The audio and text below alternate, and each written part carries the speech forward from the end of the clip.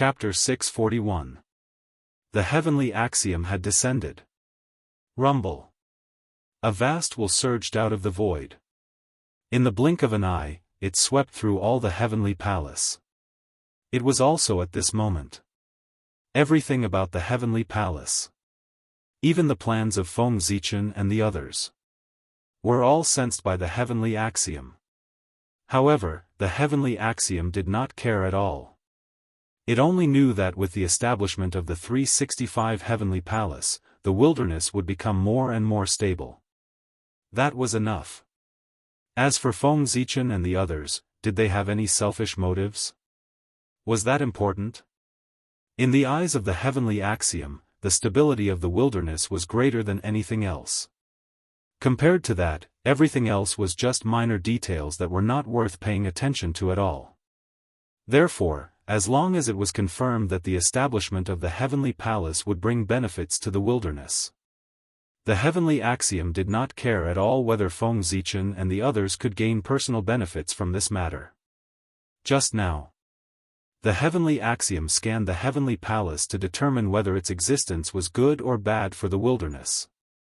And the result was obvious.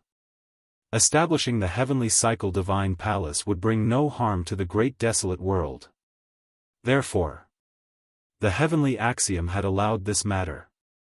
Whoosh! Beams of divine light bloomed from the heavenly palace.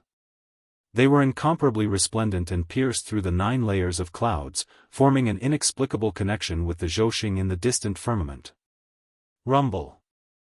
At this moment, the stars trembled, each radiating a dazzling light. Unparalleled star power gushed out of their bodies and poured into the corresponding universal palace. Roar, roar, roar. With the support of the star power, the heavenly palace immediately changed. Blurry figures slowly appeared in the palace. They were ancient and mysterious, as if they were strolling in from the past and were about to walk into the present. Those were illusory figures of the heavenly cycle star gods. Every Zhouxing would give birth to an innate star god. They were the sons of the stars and the natural lords of the stars. At this moment, the illusory figures of the heavenly cycle star gods were born in the heavenly palace. This meant that they had obtained the approval of the Zhouxing and could borrow the power of the Zhouxing's origin. At the same time, this also meant that the galaxy cosmic light array had taken shape. In front of the Ziwei Divine Hall, Xiaohao looked at the universe Divine Hall that was glowing with divine light. He suddenly formed a seal with both hands, pointed at the void, and issued a command. Galactic Cosmic Light Array, rise. As soon as he finished speaking, a change occurred. The divine light that shot into the sky from the universal sacred palace suddenly began to shrink. In the blink of an eye, it had completely shrunk back into the sacred palace. Then, as if it had been compressed to the extreme, the divine light suddenly exploded. Accompanied by countless mysterious runes, it swept in all directions. Dazzling divine light and endless runes flooded the entire untainted land in the blink of an eye. Buzz buzz buzz, the stars in the sky trembled. Boundless astral energy descended and was absorbed by the complete heaven sacred palace. With this assistance, the divine light runes aura skyrocketed and connected into one in an instant. Subsequently, an astonishing change occurred. Rumble, the entire Yorwilds was buzzing, and the myriad Daoists were trembling. They seemed to be trembling, but at the same time, they seemed excited. Numerous shocking phenomena were born. Amidst the shocking rare phenomena, a vast, ancient, magnificent, and illusionary figure silently descended. Pangu's shadow. No, to be precise, it was Pangu's godly figure. He appeared so suddenly and stood silently in the sky above the 360 universal sacred palaces, silently guarding the untainted land. But even so, the moment Pangu's godly figure appeared, his imposing figure still made people unable to look directly at him.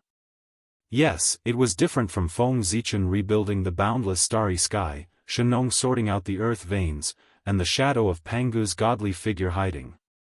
This time, the the shadow of Pangu's godly figure clearly appeared on the untainted land. It allowed the myriad races, the powerful beings, and even the chaos demon gods to clearly sense his existence. This was done deliberately by Feng Zichen. His purpose was to deter those with ulterior motives. He wanted to make it clear to the world, the untainted land was protected by Pangu's godly figure. Anyone with ulterior motives had to extinguish their thoughts that they should not have. Otherwise, under Pangu's axe, there would be no life. That is, Pangu's father god? When they suddenly saw the appearance of Pangu's godly figure, not to mention the experts of the myriad races, even the powerful beings who were secretly watching this place were shocked. In the untainted land, no matter who it was, there was an insurmountable peak in their hearts. That was Pangu. In the hearts of all living beings in the untainted land, Pangu's father god was an invincible existence. Known, unknown, as long as it existed, no one could compete with it except for the great Tao. From this, it could be seen that Pangu's position in the hearts of all living beings in the untainted land. Therefore, when they suddenly saw the manifestation of Pangu's godly figure, everyone could not help but be so excited that they could not control themselves. Those powerful beings were still fine because they were old enough and had experienced many great calamities of the world. Therefore, they had more or less seen the manifestation of Pangu's shadow. Therefore, in their hearts, they were more surprised than excited.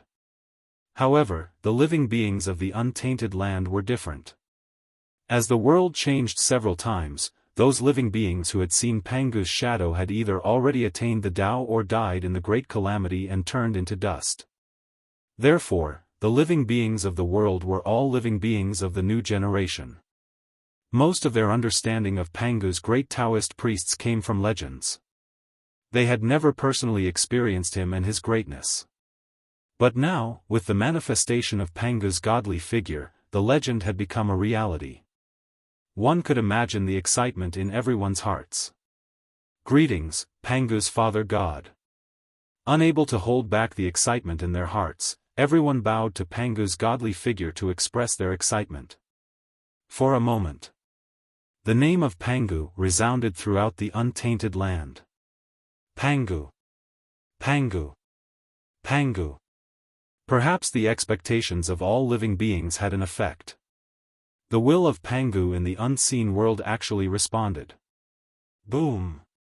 An incomparably vast power suddenly erupted in the depths of the void, spreading out at a speed that surpassed time and space and thought. In an instant, it swept through the entire untainted land. Whoosh! At this moment, time and space seemed to have stopped.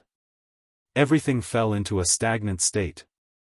It was not until an angry roar resounded throughout the untainted land that everyone came back to their senses. Pangu, the name Pangu was filled with endless hatred.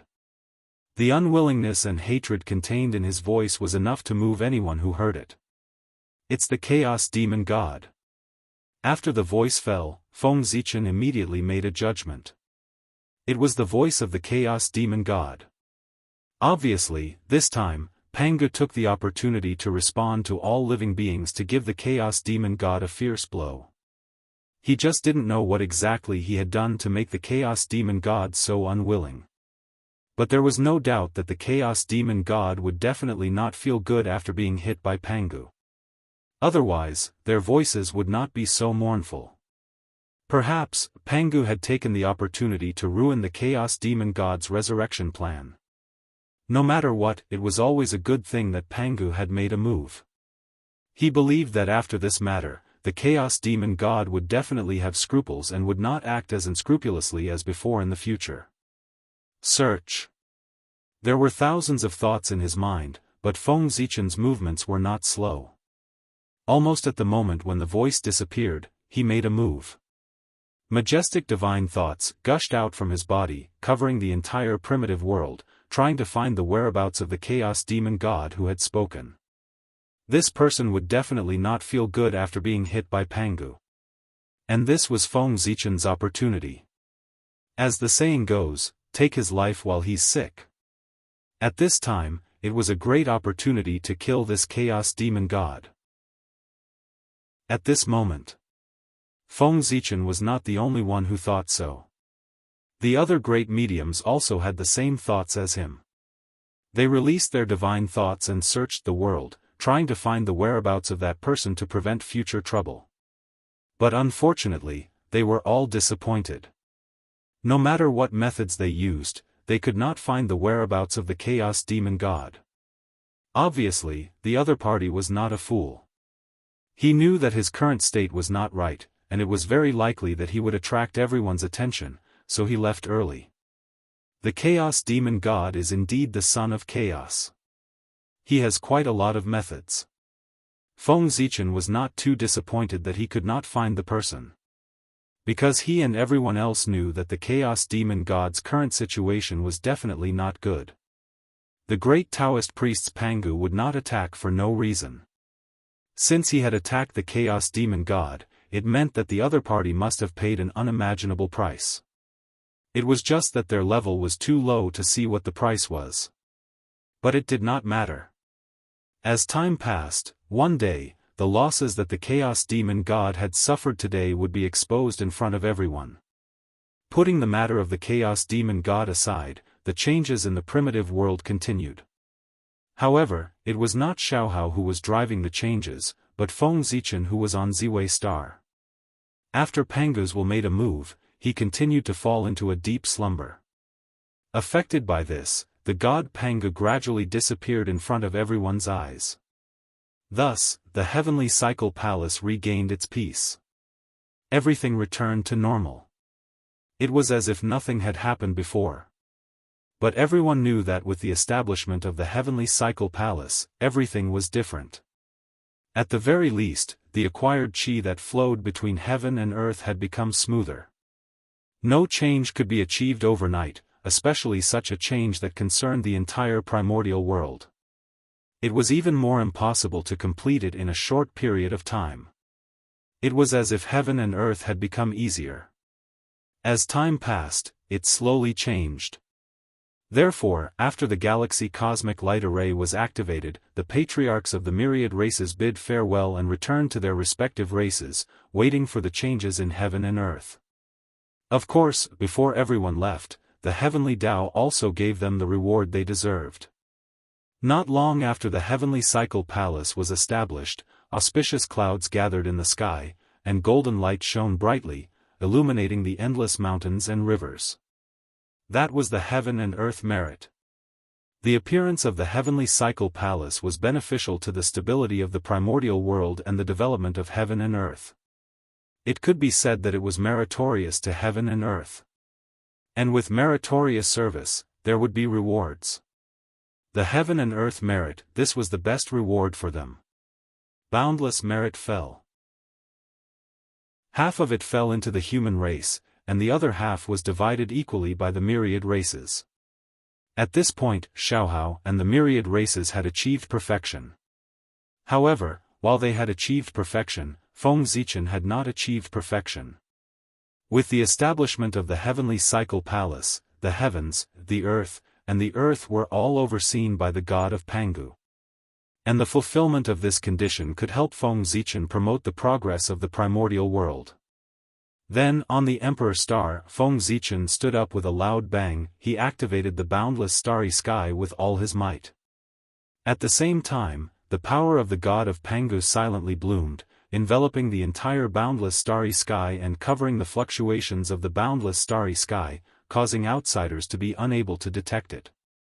That's it, let's verify my great Tao. With a low voice, Feng Zichen activated the power of the boundless starry sky and resonated with the heavenly cycle palace on the ground and the earth spirit veins underground. Buzz, buzz, buzz, in the spacetime that no one noticed, the god of Pangu in the boundless starry sky, the god of Pangu in the primordial world, and the god of Pangu underground quietly appeared.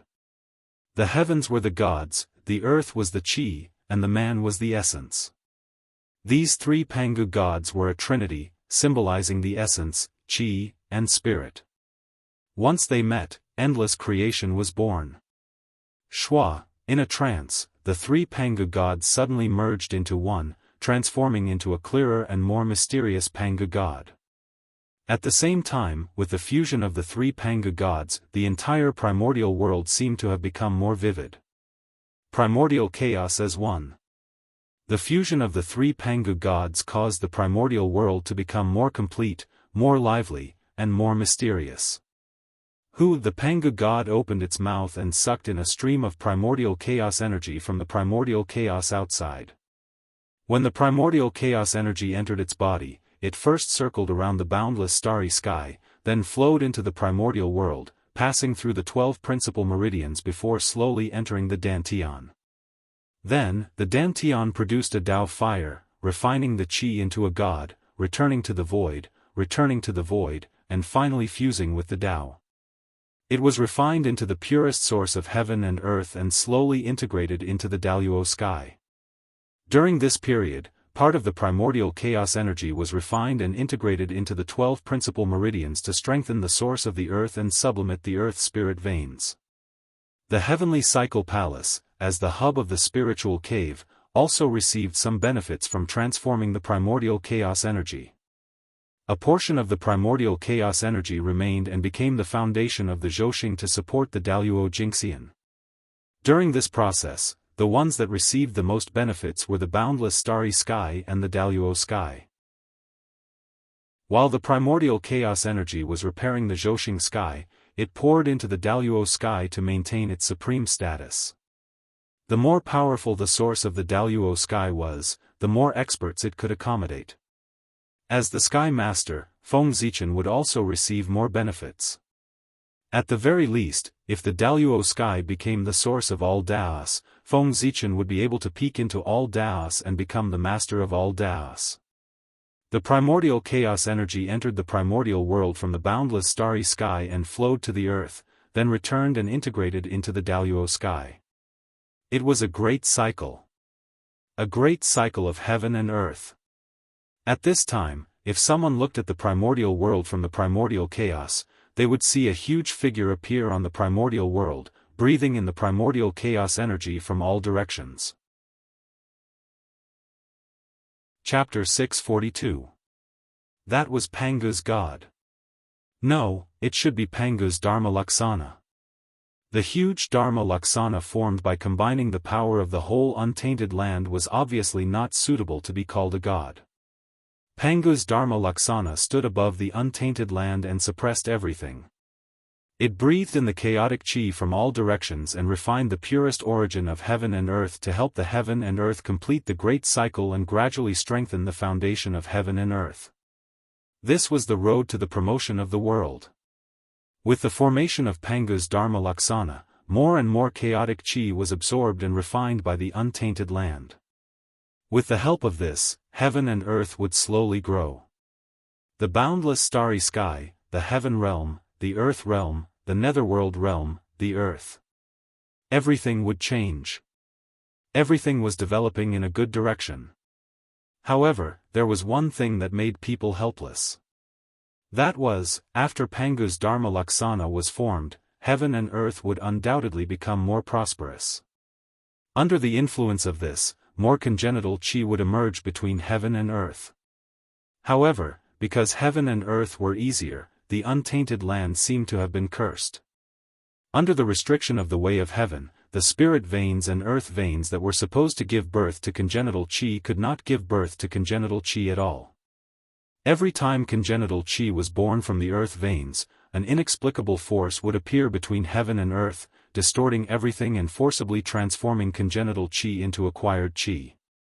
After the untainted land was shattered several times, the way of heaven finally made up its mind to use coercive means to restrain the power on earth. Transforming congenital Qi into acquired Qi was the best and most effective method that the way of heaven thought of. Why did Feng Zichen expel the great medium and the human tribe expel the experts of the 10,000 tribes without any hindrance? The reason was that the way of heaven acquiesced to all of this. The way of heaven was very happy to see Daoist Jingxian and the existences above Daoist Jingxian leave the untainted land one after another.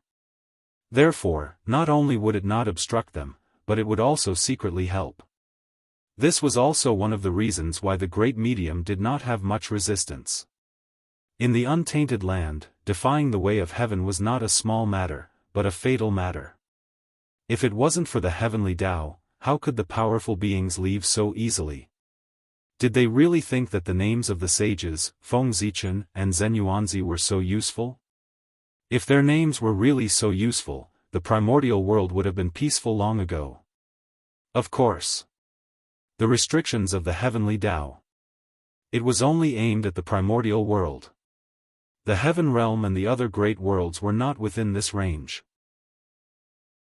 Otherwise, if the heavenly Tao dared to convert all the connate qi in the entire primordial world into postnatal qi, then, the great mystical abilities who had lost hope would not mind fighting to the death with the heavenly Tao and dragging the entire world into destruction. Severing my path is worse than killing me.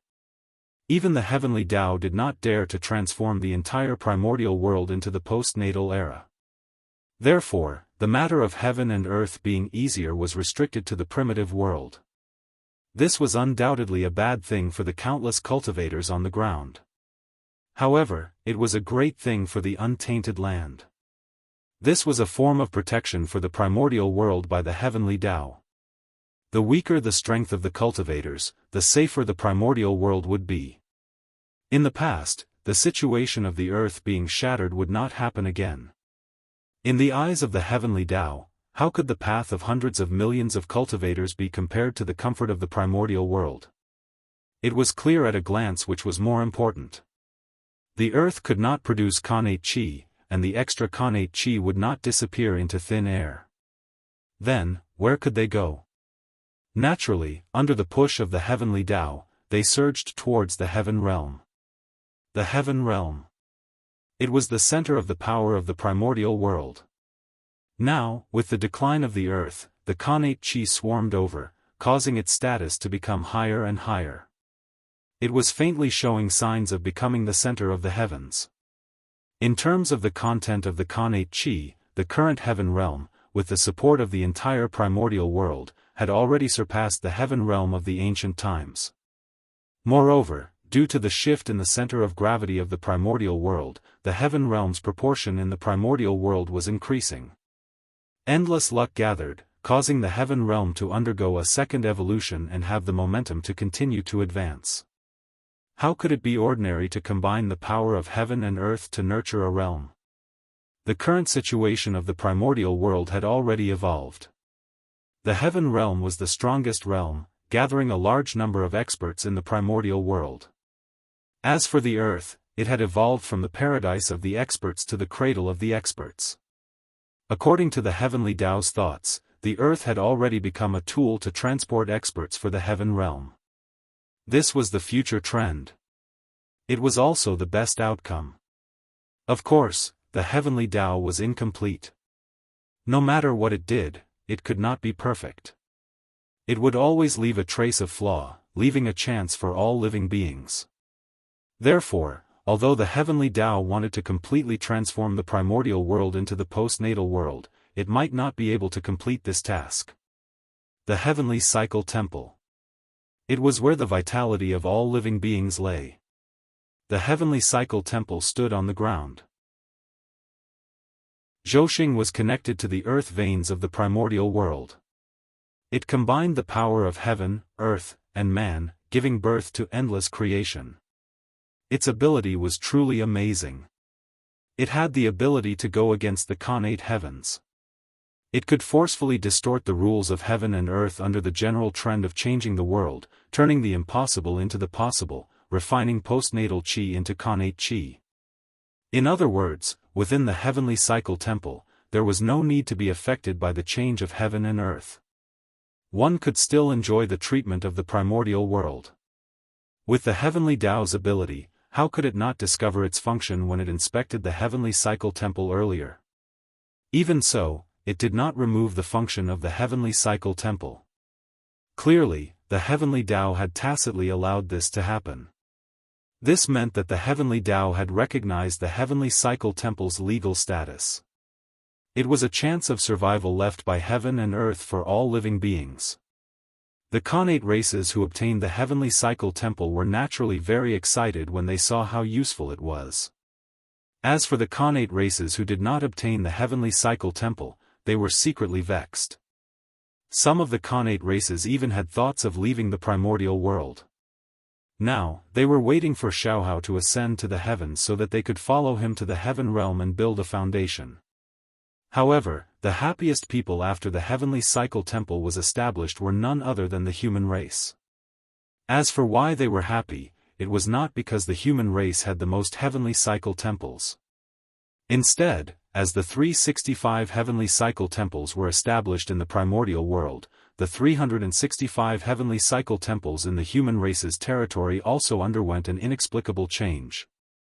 The two Heavenly Cycle Temples, one big and one small, one positive and one negative, corresponded with each other.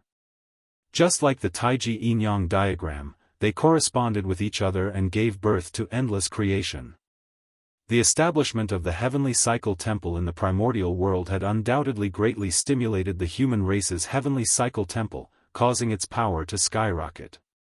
One could see that under the influence of the Heavenly Cycle Temple in the primordial world, the human race's Heavenly Cycle Temple suddenly emitted a resplendent divine light.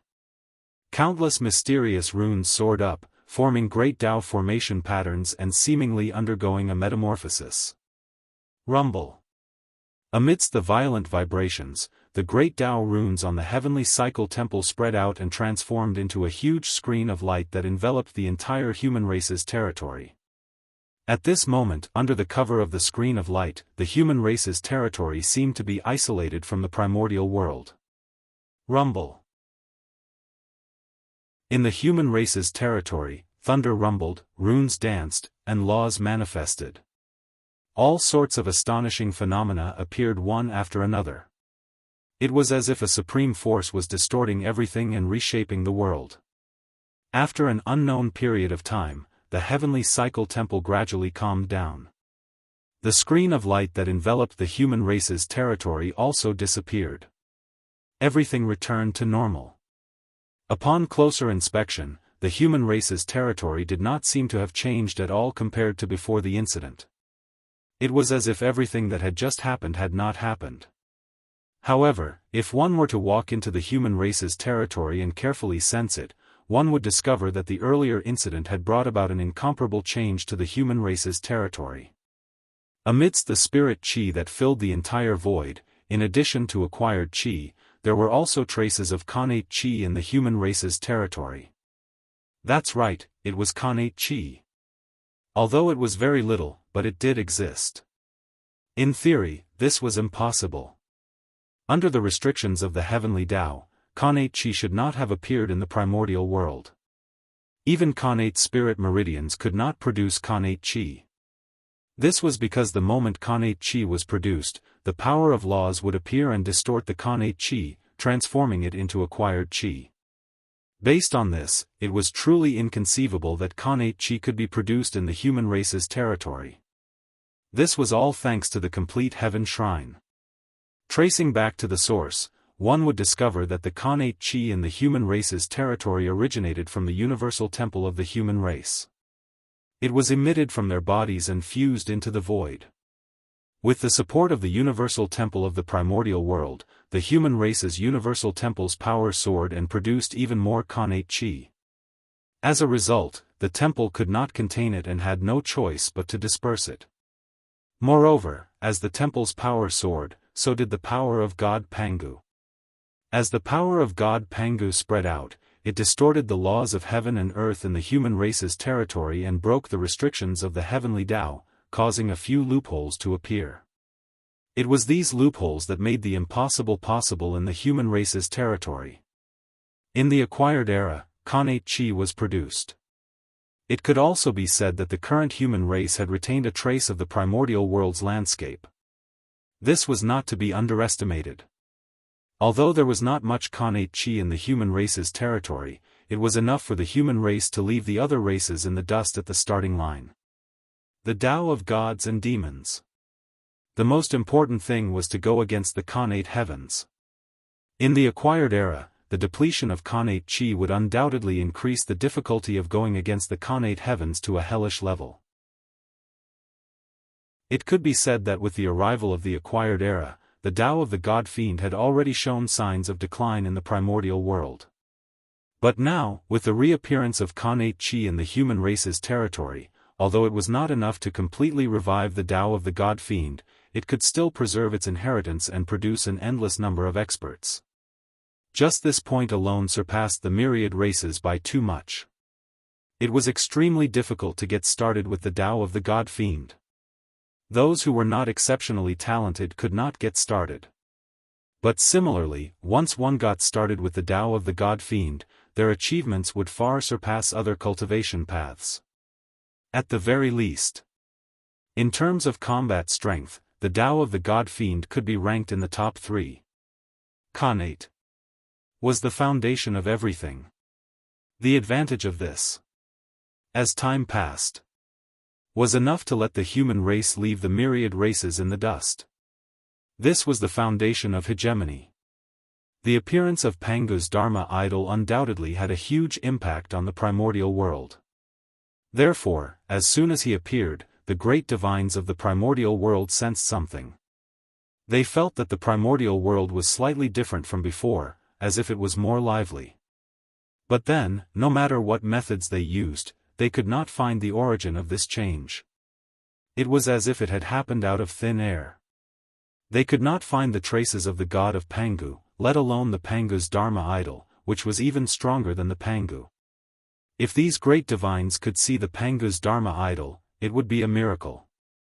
After being unable to find out the origin of the change for a long time, everyone had no choice but to give up and bury their doubts deep in their hearts.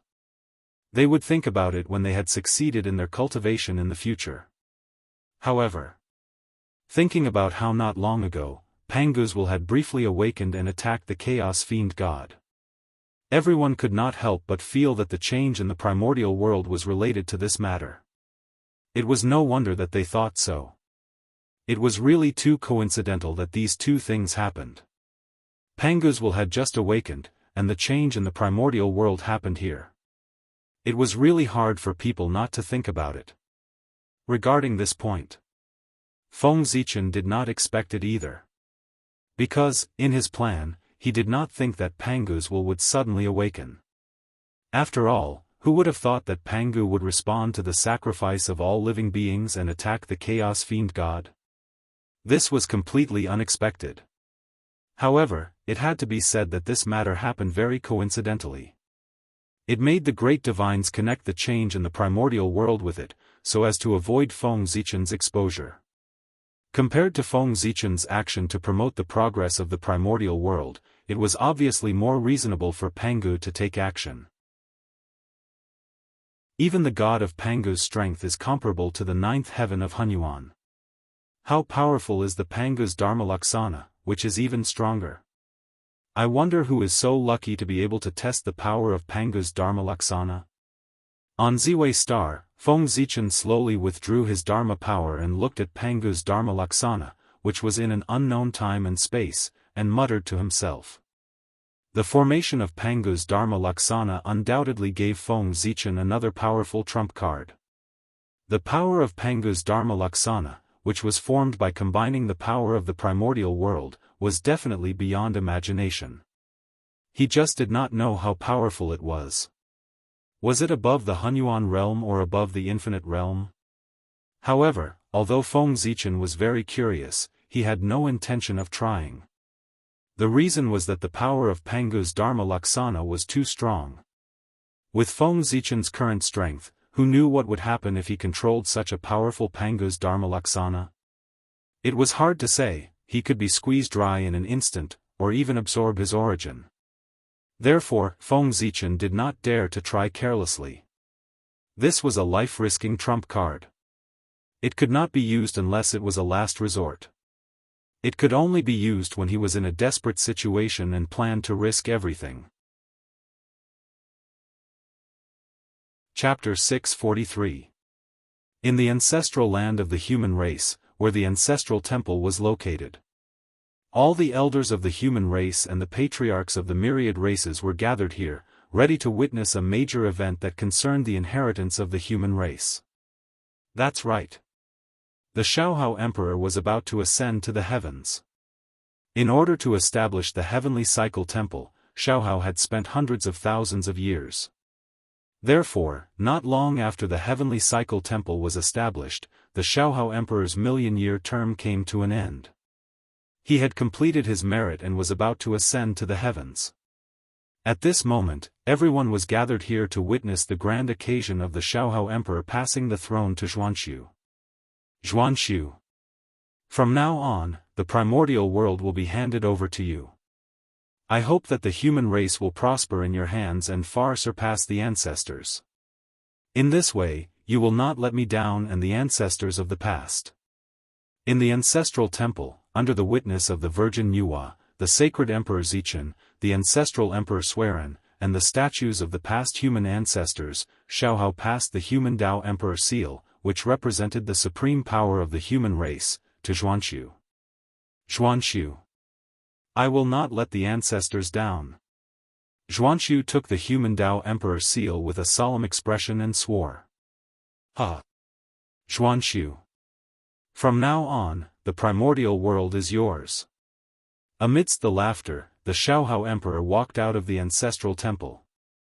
And with his footsteps, strands of seven-colored auspicious clouds appeared under his feet, slowly lifting him up into the air. Everyone. Is there anyone who is willing to travel with me? In the air, Xiaohao first took a deep look at the mountains and rivers of the primordial world before asking the crowd below. Xiaohao had been in power for 1,000,000 years, so it was impossible for there to be no loyal subordinates under him. Moreover, these people had all made great contributions to him. Now that he was about to ascend to the heavens and enjoy the limitless supreme karmic position, he naturally had to give these people a future so that he would not let them down. And the heavenly court.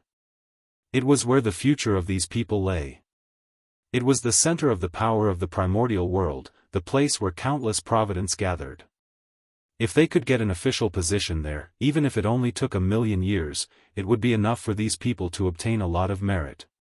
These days, as the world became more and more perfect, merit became harder and harder to obtain. As for becoming an official in the heavenly court, that was the best way to gain merit as far as he knew. Heavenly court. It was the place that maintained the operation of heaven and earth.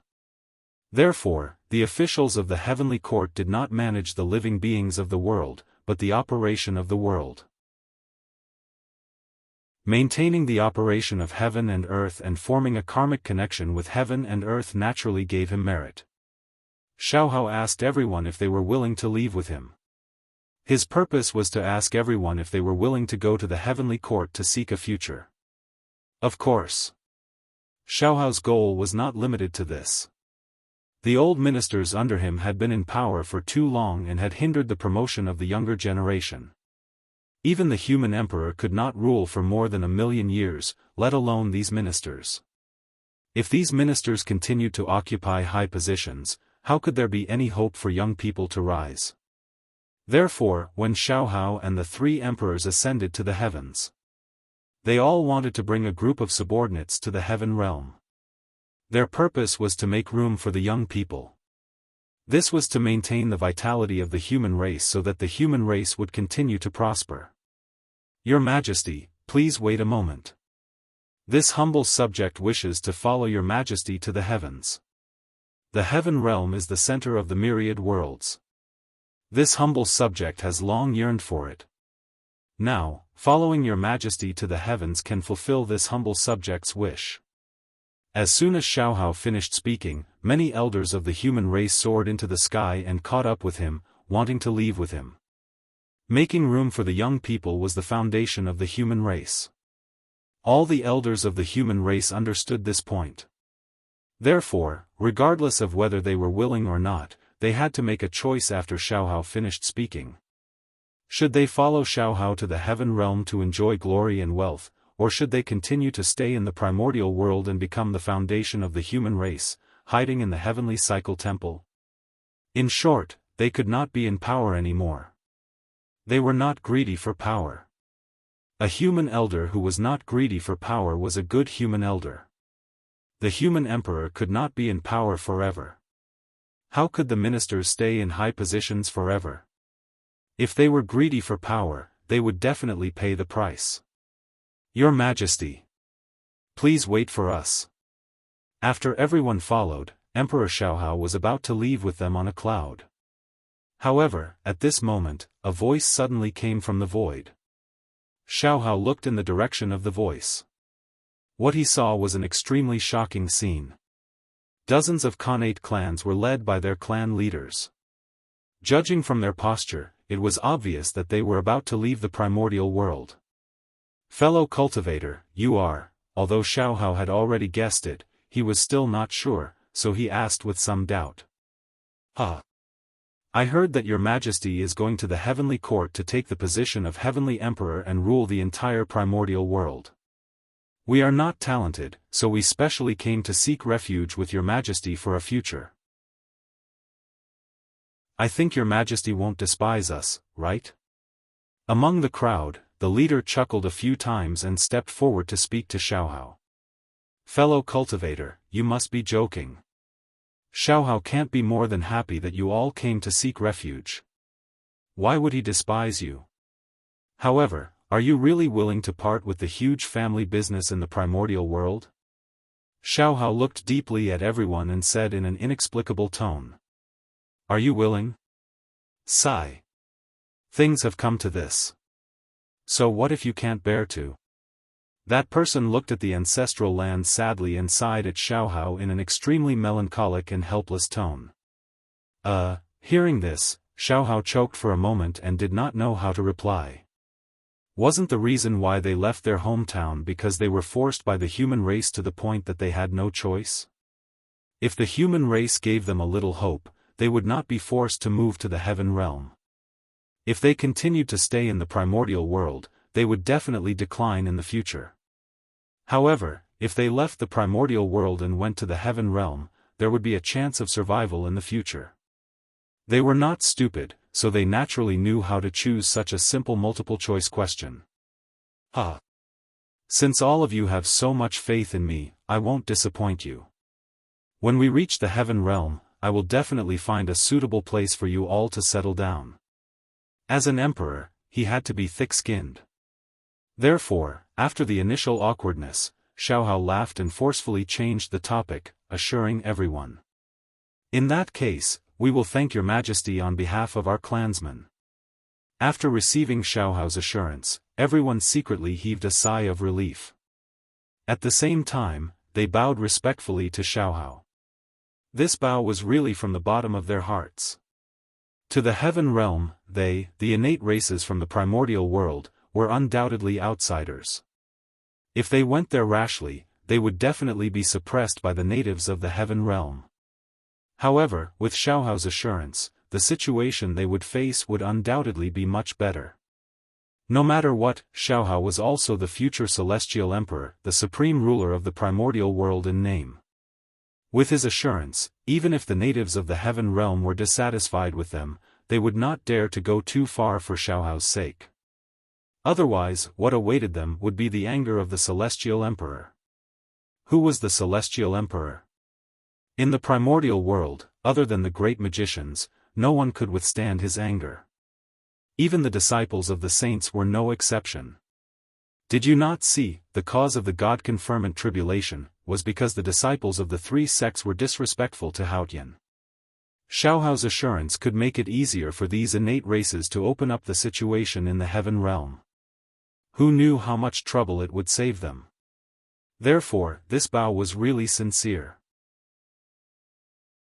After accepting everyone's bow, Xiaohao rode a cloud and left with everyone. At this point, the primordial world ushered in the rule of Zhuanshu. That's right, there was no mistake, it was the primordial world, not the human race. Just as Xiaohao said to Zhuanshu, the primordial world is yours, not as Xianyuan said to Xiaohao, the human race is yours. The difference between the primordial world and the human race was the difference between the 3 emperors and the 5 emperors. During the period of the 3 emperors, although the 3 emperors were strong enough, the human race was obviously not strong enough. Although they could be considered the top of the primordial world, they could not be called the ruler of the primordial world. Therefore, the three emperors ascended the throne. First, they were the emperors of the human race. Then, after countless efforts, they became the emperors of the primordial world. During the period of the 5 emperors, after many years of operation by the 3 emperors, the human race's strength had long undergone a huge change. They could be said to be the true overlord of the primordial world. Therefore, with the legacy of the 3 emperors, once the 5 emperors succeeded the throne, they were the emperors of the primordial world. They were not like the 3 emperors, who needed to suppress the 10,000 races before they could become the emperors of the primordial world. That was also why the 5 emperors were inferior to the 3 emperors. Compared to the 3 emperors, the 5 emperors had too many advantages. The difficulties they had to face were far less than the 3 emperors period. All the major obstacles had long been swept away by the 3 emperors. The 5 emperors only needed to develop step by step and they could lead the human race to glory. The contributions of the 3 emperors were not only beneficial to the current world, but also to the future. In the heavenly courts, powerful experts gathered. Regardless of whether they were in hiding or still active in the primordial world, as long as they were not in seclusion, they were all gathered here. Even the heavenly Tao had sent down a wisp of will to pay attention to this place. And all of this, it was all because of the handover of the celestial emperor. Compared to the change of the human emperor, the change of the celestial emperor was undoubtedly grander and more solemn. Even the heavenly Tao had to descend personally. After all, the celestial emperor's identity was there. He was the highest in the primordial world and incomparable.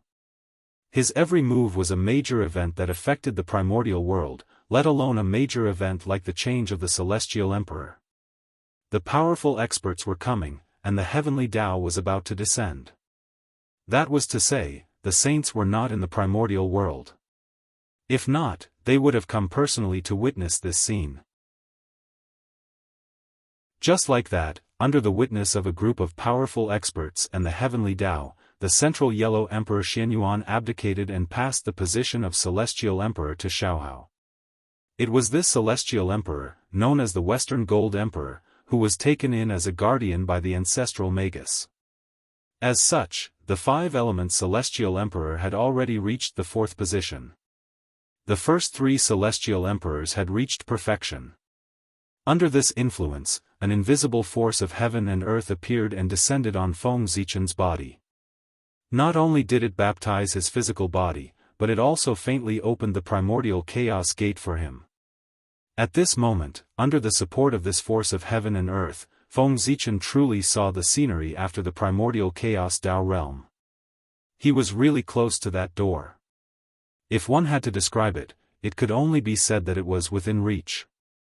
However, there was always a little bit missing, causing him to be unable to truly push open that door and advance to the primordial chaos Daoist Jingxian.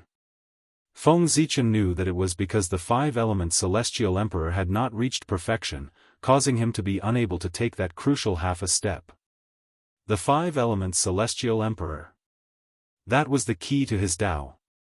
Once the 5-element celestial emperor reached perfection, Feng Zichen, who had facilitated this matter, would be able to obtain boundless luck and break through to the realm of the primordial chaos Daoist Jingxian in one fell swoop.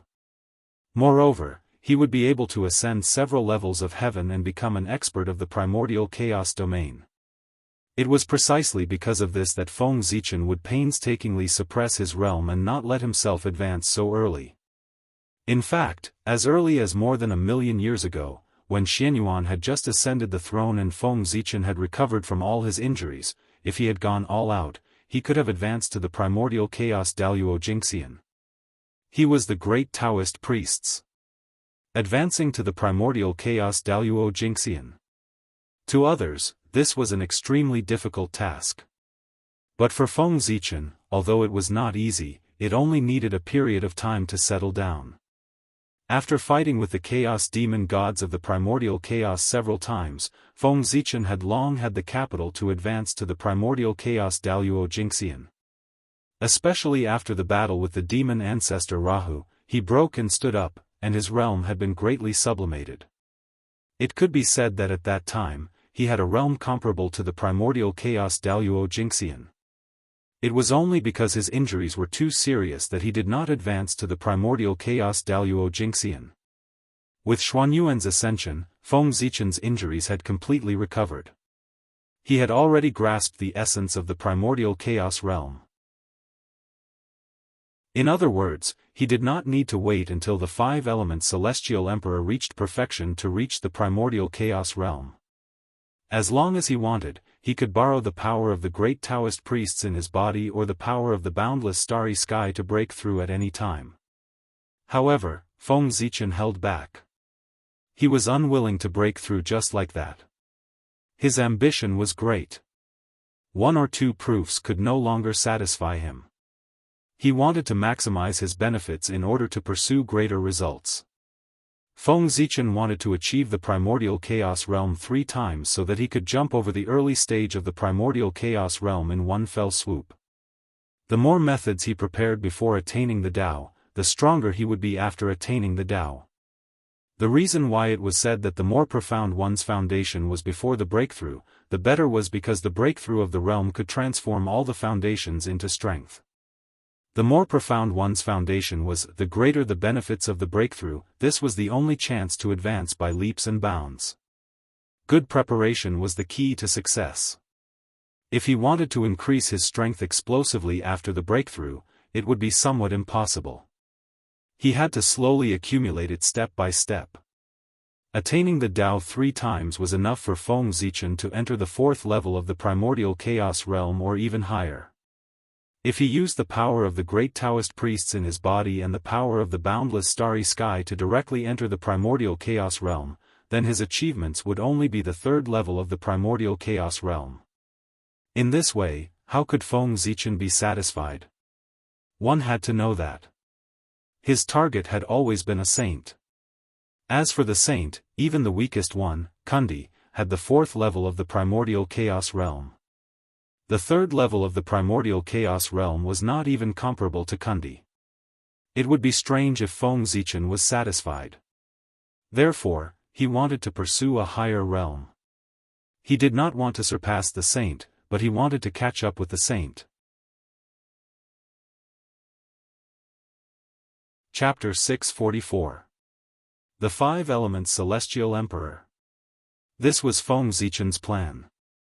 Using the power of heaven and earth to achieve the Tao. Transforming these 3 supreme powers into resources for his own advancement would definitely push Feng Zichen to the 4th level of primordial chaos or even higher. He would catch up with the saints in one fell swoop and become an existence that truly stood at the peak of the primordial world. Therefore, Feng Zichen could not break through. Even if he could easily break into the primordial chaos domain with his current foundation, as long as the 5-element celestial emperor was not perfected, he would not be able to break through. To be honest, this feeling of forcefully holding back from breaking through was not good. The power of the primordial chaos was right in front of him, constantly attracting Feng Zichen's mind, tempting him to take a step closer. How many people could resist the temptation of becoming stronger? However, for the sake of a stronger future, Feng Zichen could not help but endure. It was only 3 million years. He had endured such a long time, so he did not care about this little bit of time. It was just the time for seclusion. He could endure it for a while. He could not let any accidents happen that would cause him to suddenly break through and enter the primordial chaos domain. As a result, all his years of hard work would be wasted. During the reign of Emperor Xiaohao, he felt that the human race had oppressed the myriad races too much, so he gave them preferential treatment to appease their hearts. Under this influence, the myriad races were able to recuperate and recover some of their strength. After their strength increased, the old habits of the myriad races resurfaced. They secretly started to cause trouble in the primordial world. Of course, although the strength of the myriad races had recovered some, they were still far from being comparable to the human race. Therefore, on the surface, the myriad races did not dare to cause trouble. However, in the dark, they kept making small moves. During Xiaohao's reign, the myriad races did not dare to go too far because of Xiaohao's prestige. However, after Zhuanqiu succeeded the throne, his reputation for benevolence spread throughout the primordial world. As a result, the myriad races thought that he was a good person and inevitably had fewer scruples when they caused trouble. In addition, there was also a feud between the myriad races. In the past, because they were dealing with the human race together, they could not attack their allies, so these feuds were temporarily put aside.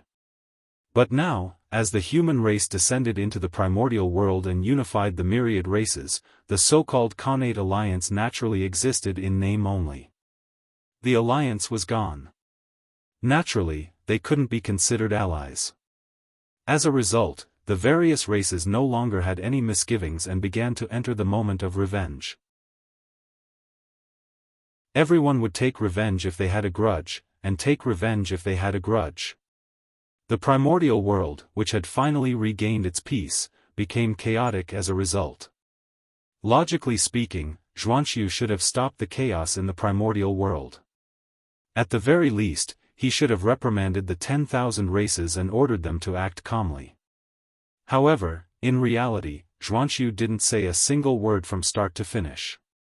It was not because he did not want to care, but because the current Zhuanqiu was completely unable to free up his hands and feet to mediate the relationship between the 10,000 races. The matters of the human race were enough for him. How could he have other thoughts to consider the myriad races? Something is wrong with the human race. The friction between the myriad races continued, and the human race was not peaceful either. The hidden danger buried in the Xianyuan period suddenly erupted not long after Zhuanqiu succeeded the throne. It was this trouble that restrained all of Zhuanqiu's energy, so that he had no time to take care of the myriad races. What trouble could the human race, who was already the overlord of the primordial world, cause if the heaven realm did not interfere? Naturally, the answer came from within. When a race became invincible, its enemies would move from the outside to the inside. In other words, the human race was on the verge of civil strife. Back then, after the human emperor Xianyuan defeated Qiyu, in order to appease the hearts of the mutants, he did not attack the Jiuli tribe ruthlessly. Instead, he scattered them into the various tribes. This method was indeed excellent at that time. The Jiuli tribe was scattered and could not condense into a large force.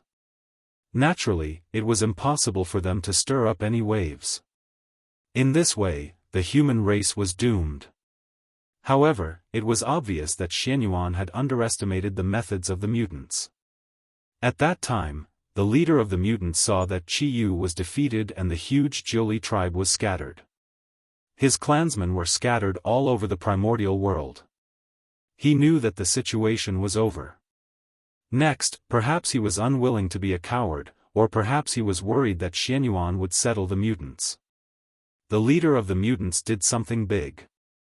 It had to be said that the leader of the mutants was also a figure. He combined the witchcraft he learned from the witch clan with the medical skills passed down by Shenong and created the witch doctor lineage. This method combined the strengths of the two lineages. It had an incredible ability. Compared to pure medical skills, its ability was much stronger. However, it had a fatal flaw, and that was that the witch doctor technique could only be practiced by those with the bloodline of the witch clan. Just this point, it restricted most people. If not for this, the leader of the mutants could have become an ancestor and gathered supreme luck. In the future, he might have the possibility of becoming a great magician and achieving his own glory. However, it was this restriction that greatly reduced his achievements. It was fortunate that he could become a quasi-saint, not to mention a great magician. After creating the witch doctor technique, the leader of the mutants, oh no, it should be said that he was the ancestor of the witch doctor. The ancestor of the witch doctor passed down the witch doctor technique to the witchman lineage. It was this move that caused the witchman lineage, whose status had declined after the defeat of the Civil War, to greatly increase their importance in the human race. Not only did their status increase again, but they even faintly had the tendency to be on par with the royal family. After all, who could guarantee that they would never be injured? After the witch doctor technique spread, the status of the witchman lineage in the human race gradually became prominent, and they even obtained a great right to speak. The power of the witchman lineage could be explained by one thing. At this time, there were countless human tribes of all sizes in the primordial world, and most of these tribes had their own witch doctors.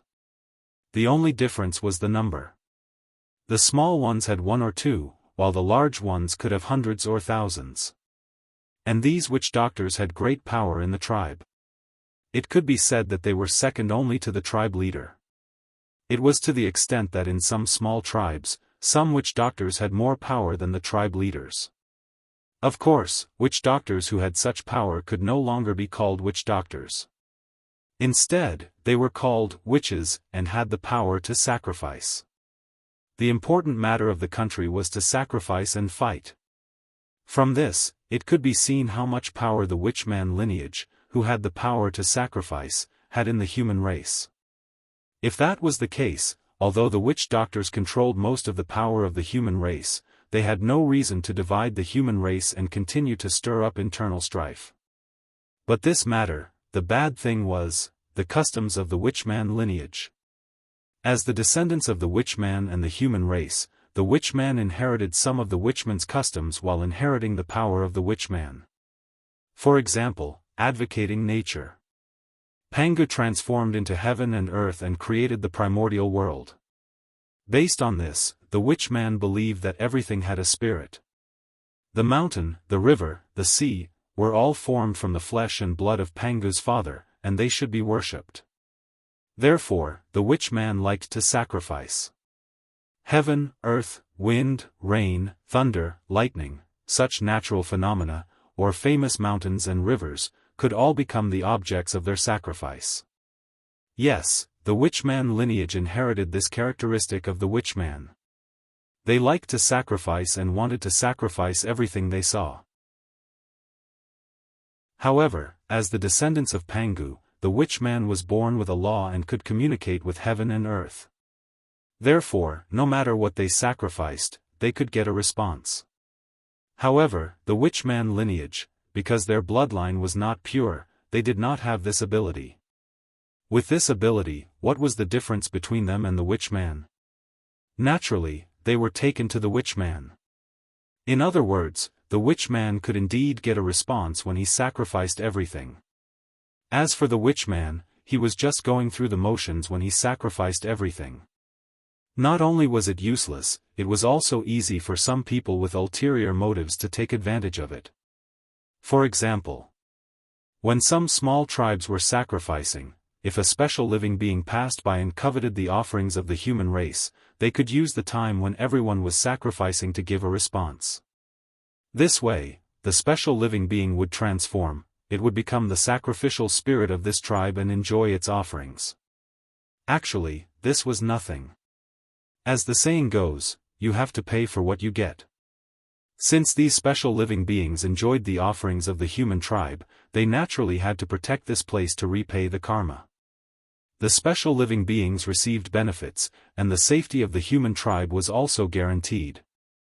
This was a good thing that was mutually beneficial, and they should not be too worried. However, the problem was that there were evil gods, chaos demon gods, wreaking havoc in the primordial world. It was inevitable that the chaos demon gods would sense the random sacrifices of the human tribe. This gave the chaos demon gods a chance to interfere in the primordial world. The chaos fiend celestial was naturally the best at bewitching people. It was because the chaos demon gods were powerful enough. With the size of the primordial world, no one could resist such a powerful temptation. As for karma, if it was the karma of the chaos, they might have some concerns. However, they would not care about the karma of the primordial world. In the heart of the chaos demon gods, they wanted to destroy the primordial world. How could they talk about karma with them? What was there to talk about? The primordial world was gone. What karma was there? The primordial world had returned to ruins, and everything had returned to zero. Naturally, there was no karma.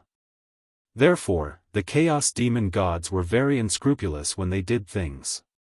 Under the bewitchment of the Chaos Demon gods, it was not surprising that anything would happen. For a moment, in the primordial world, monsters were everywhere, and it was a complete mess. Moreover, under the bewitchment of the chaos, the conflicts between the various tribes began to intensify. As a result, the internal strife of the human race was not chaotic. The situation was even more chaotic than that of the myriad races. And this was the current situation of the human race. When there were more people, there were more problems. The internal conflicts of the human race were much more complicated than those of the myriad races. Xianxia had a headache because of this. To be honest, this kind of thing was really not Xianxia's fault. Even among brothers, there were times when they were not on good terms. Needless to say, the relationship between the major tribes had long been so far apart. It would be strange if there were no disputes. Even without the instigation of the Chaos Demon gods, conflicts between the major tribes were bound to happen. The difference was only a matter of time. The instigation of the Chaos Demon gods could only be said to have further intensified the conflict, causing it to erupt in advance. This was unavoidable. It was also a conflict that had accumulated over countless years. It could erupt at any time. Xianxia could only say that he was unlucky to have caught up with this matter during his term.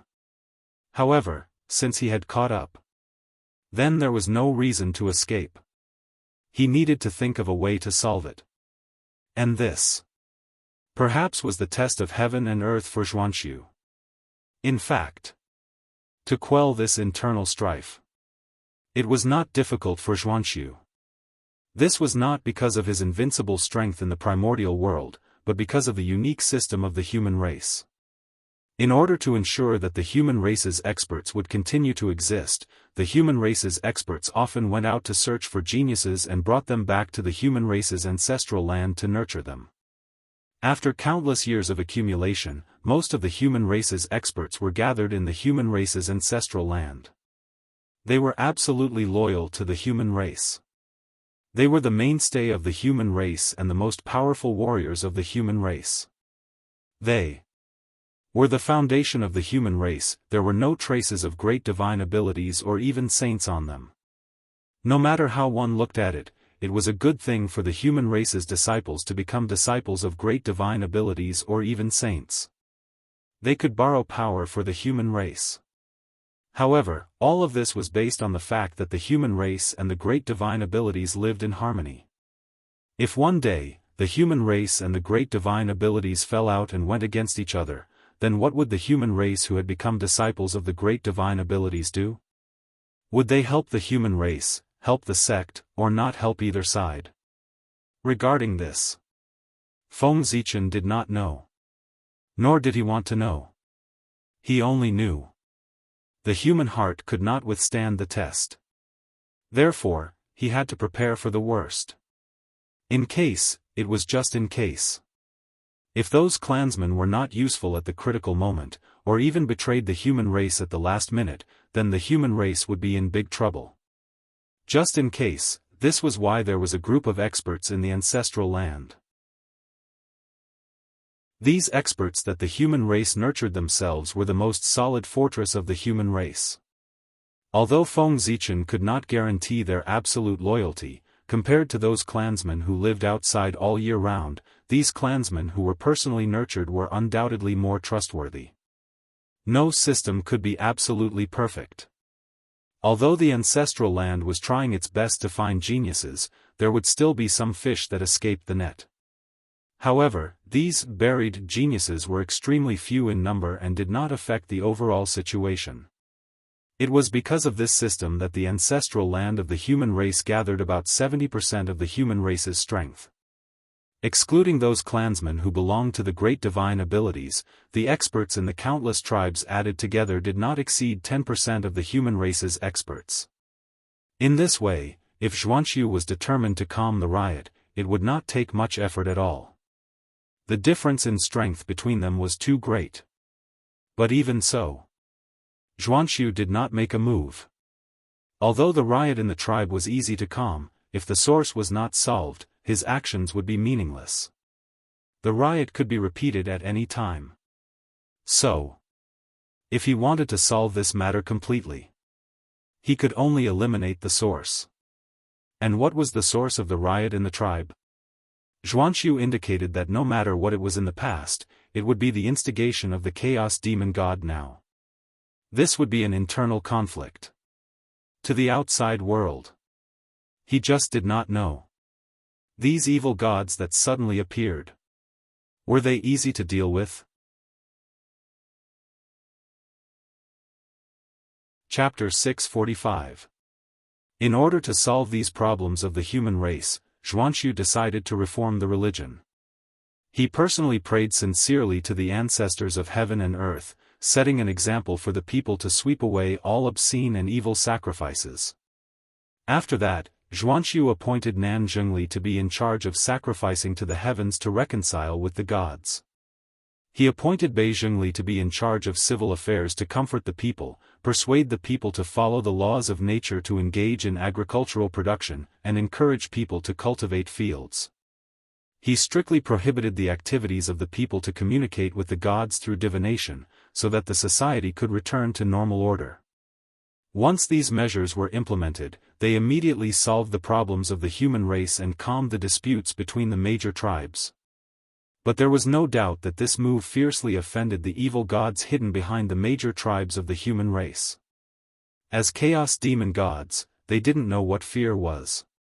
Even if Xuanxiu was the destined human emperor and the supreme ruler of the primordial world, he could not scare the chaos demon gods. They had been wronged, they would definitely take revenge. Therefore, not long after Xuanxiu was sacrificing, evil gods appeared from time to time in the primordial world, causing chaos in the human world, forcing Xuanxiu to suppress them. Fortunately, the evil gods that appeared in the early stages were all small characters, the minions of the chaos demon gods. Although there were many of them, their strength was not high. It was very easy to deal with them, and they could not stir up any big waves. Therefore, Xuanxiu did not expend any effort to quell the calamity of the evil gods. However, he did not relax because of this. On the contrary, he became even more worried. Because he knew that with the character of the chaos demon god, he would not do nothing after suffering such a huge loss. But now, there was no fluctuation. It was obvious that he was holding back some big move. This big move must be extremely fatal to the human race. It was because of this that Xuanxiu was particularly anxious during that period of time. After all, the threat of the chaos demon god. Who would not be afraid? Even Feng Zichen, after offending the chaos demonic celestial, hid in the boundless starry sky for millions of years and did not dare to come out. It was not until his life-saving means were upgraded that he dared to continue to stir up trouble.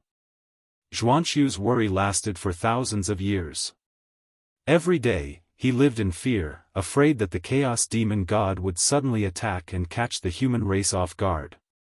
For this reason, Xuanxiu pulled his defense to the highest level and was always vigilant of the movements in the void, in case he couldn't react in time when the chaos demon god attacked. However, doing so would undoubtedly consume a huge amount of mental energy. In just 10,000 years, Xuanxiu's face showed signs of weariness. He seemed to have aged a lot. Such a situation was almost impossible for a cultivator of Xuanxiu's level. He was an existence comparable to a half-step primordial chaos expert. He had transcended time and space and stood at the end of the river of time. No matter how much time passed, it couldn't take away even a trace of his time. But even so, he still looked old. From this, it could be seen that in the short 10,000 years, Xuanxiu's mind had been greatly consumed, which had already affected his Taoist body.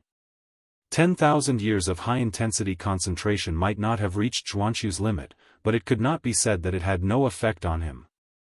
The most direct manifestation. Xuanxiu was very tired, very tired. It was also at this moment that Xuanxiu realized that he seemed to have done something stupid. In this world, there was only the principle of being a thief for 1,000 days. There was no such thing as guarding against a thief for 1,000 days. He was waiting here for the Chaos Demon God to come and attack the human clan. If he didn't come, not only would he have wasted his energy, but he would also have wasted a lot of time. Especially in his current situation, it would be fine if the Chaos Demon God didn't come. If he came, it would be wrong if he could only use 80% of his strength. Before the battle, he had already lost half of it. In this case, how could he fight? Being forced to defend meant that the human clan had fallen into a passive state. This was not good. Passive. It was not the style of the human clan. Taking the initiative was. At this moment, Xianxia had an idea in his heart. He decided to change his strategy and turn passive into active to seize the initiative. And Xianxia's idea was very simple. It was to implement the great plan of heaven and earth isolation. Once heaven and earth isolation succeeded, from then on, humans and gods would be separated. It would be difficult for the powerful to interfere in the primordial world. At that time, if the Chaos Demon God wanted to deal with the human clan, what they would have to face was not the human clan, but the laws of heaven and earth of the entire primordial world. Well, wasn't the Chaos Demon God holding back a big move? This was something that the human clan could not stop. Since that was the case, the human clan would be more straightforward and completely ignore the Chaos Demon God. They only hoped to complete the plan of heaven and earth isolation before the Chaos Demon God attacked. In this way, no matter what methods the Chaos Demon God had, he would not be able to hit the human clan. In this way, wouldn't the crisis of the human clan be resolved? Cutting off all risks from the source was the only way to ensure that everything was fine. Xianxia was also a man of action. This was not, just as he had an idea in his heart, after a short rest, he directly put it into action. And the first thing he had to do was to calm the disputes between the myriad clans. If he wanted to complete the plan of heaven and earth isolation, at the very least, he had to stabilize the primordial world first. What could be done in the chaotic primordial world? And it was not difficult for Xianxia to restore peace to the primordial world. The myriad clans were not the human clan. He did not have so many scruples when attacking them. He could directly use his powerful strength to intimidate them. In the end, the primordial world was still a place where strength spoke. If one was strong, they could do whatever they wanted. Therefore, it was fine if Xianxia did not speak. However, once Xianxia spoke, the myriad clans that had been in conflict immediately quieted down and did not cause any trouble. For a moment, the chaotic primordial world immediately returned to peace with Xianxia's voice. The dignity accumulated by the 4 generations of human emperors had long penetrated into the hearts of the living beings of the myriad clans, causing them to not dare to resist the orders of the human clan. Of course, other than forcefully suppressing them, Xianxia also had some gentle methods to calm the disputes between the myriad clans. However, although those methods were gentle, they were too time-consuming. And now, the Chaos Demon God would come at any time. Xianxia did not have the time to slowly waste time with the myriad clans. Naturally, he chose the method that would take the shortest time. Since the myriad clans had been calmed, Xianxia did not stand on ceremony with them. He directly asked them to send representatives to worship the heavens and earth together to promote the plan of heaven and earth isolation. Heaven and earth isolation. As the name implied, it was to cut off the connection between the heavens and earth. How should one put it? If it was only to restrict ordinary immortals, then this matter would be very simple. There was no need to use the power of the entire myriad clans. Only Xianxia alone would be enough. However, from the beginning, the purpose of the plan of heaven and earth isolation was not to restrict ordinary immortals, but all immortals, as well as the high and mighty great divine abilities. After heaven and earth isolation, humans and gods would be separated. This person referred to ordinary living beings and cultivators who had yet to become immortals. and that God referred to the immortal path and all living beings above it. It was naturally very difficult to do this. Not to mention Zhuanqiu, even the power of the entire human clan was far from being able to do this. The strength of the great divine abilities could be seen from their means that could destroy the heavens and earth. The difficulty of restricting the power of such figures outside the primordial world could be imagined. It could not be done without integrating the power of the entire primordial world. Therefore, Zhuanqiu called upon the myriad clans to worship the heavens and earth together with him to borrow the power of the heavens and earth to promote the implementation of heaven and earth isolation. Without the help of the myriad clans, Zhuanqiu could not exert the power of heaven and earth isolation to the greatest extent. Of course. Under normal circumstances. Even with the help of the myriad clans. It was very difficult for Zhuanqiu to do this. After all, the great divine abilities of the primordial world were not made of clay. All of them had extremely good tempers. They could watch Zhuanqiu push the heaven and earth isolation to proceed without doing anything. They would definitely be unhappy and would even secretly destroy it. However, that would only happen under normal circumstances. The current situation was obviously not normal. Because the heavenly Tao was disappointed in the great divine abilities. The great divine abilities might not be willing to see the heaven and earth isolation, but the heavenly Tao was definitely willing to see it. Zhuanqiu's actions were following the heavens. Naturally, the heavens were helping him. How could he fail? If those great divine abilities dared to interfere, they would be going against the heavens and would be punished by the heavens. Especially when their butts were not clean to begin with, if the great divine abilities dared to go against the heavens, the outcome would be even more worrying. And the great divine abilities of the primordial world. Were their butts clean? That was obviously not clean. One had to know that during the Great Magi Demon War, it was not only the ancestral shaman, Di Jun, and Tai Yi who interrupted Mount Buzhou. There were also the contributions of these great divine abilities. To be honest, there were too many great divine abilities at that time. Almost all the famous and unknown great divine abilities of the primordial world were included. This meant that the great divine abilities of the primordial world, one after another, almost all of them were burdened with the crime of destroying the world. How great was the crime of destroying the world? It was enough for those great divine abilities to die thousands of times. Although the heavenly Tao did not settle this matter because those great divine abilities had acted in time to remedy the situation and made a great contribution in saving the world. However, there was no settlement. It did not mean that this matter was over just like that. The heavenly Tao had always remembered. It was waiting for those great divine abilities to make a mistake and settle the score. The origin of a great divine ability was even greater than a major kiliacosm. If it returned to the world, who knew how many benefits it would bring to the world? The heavenly Tao had been coveting this for a long time. Now, he was not afraid that the great divine abilities would make mistakes. Was afraid that they would not make mistakes. Under such circumstances, all the great divine abilities were in danger. How could they dare to easily touch the heavenly Tao's eyebrows? Wouldn't that be giving the heavenly Tao a handle so that they could cause trouble for themselves?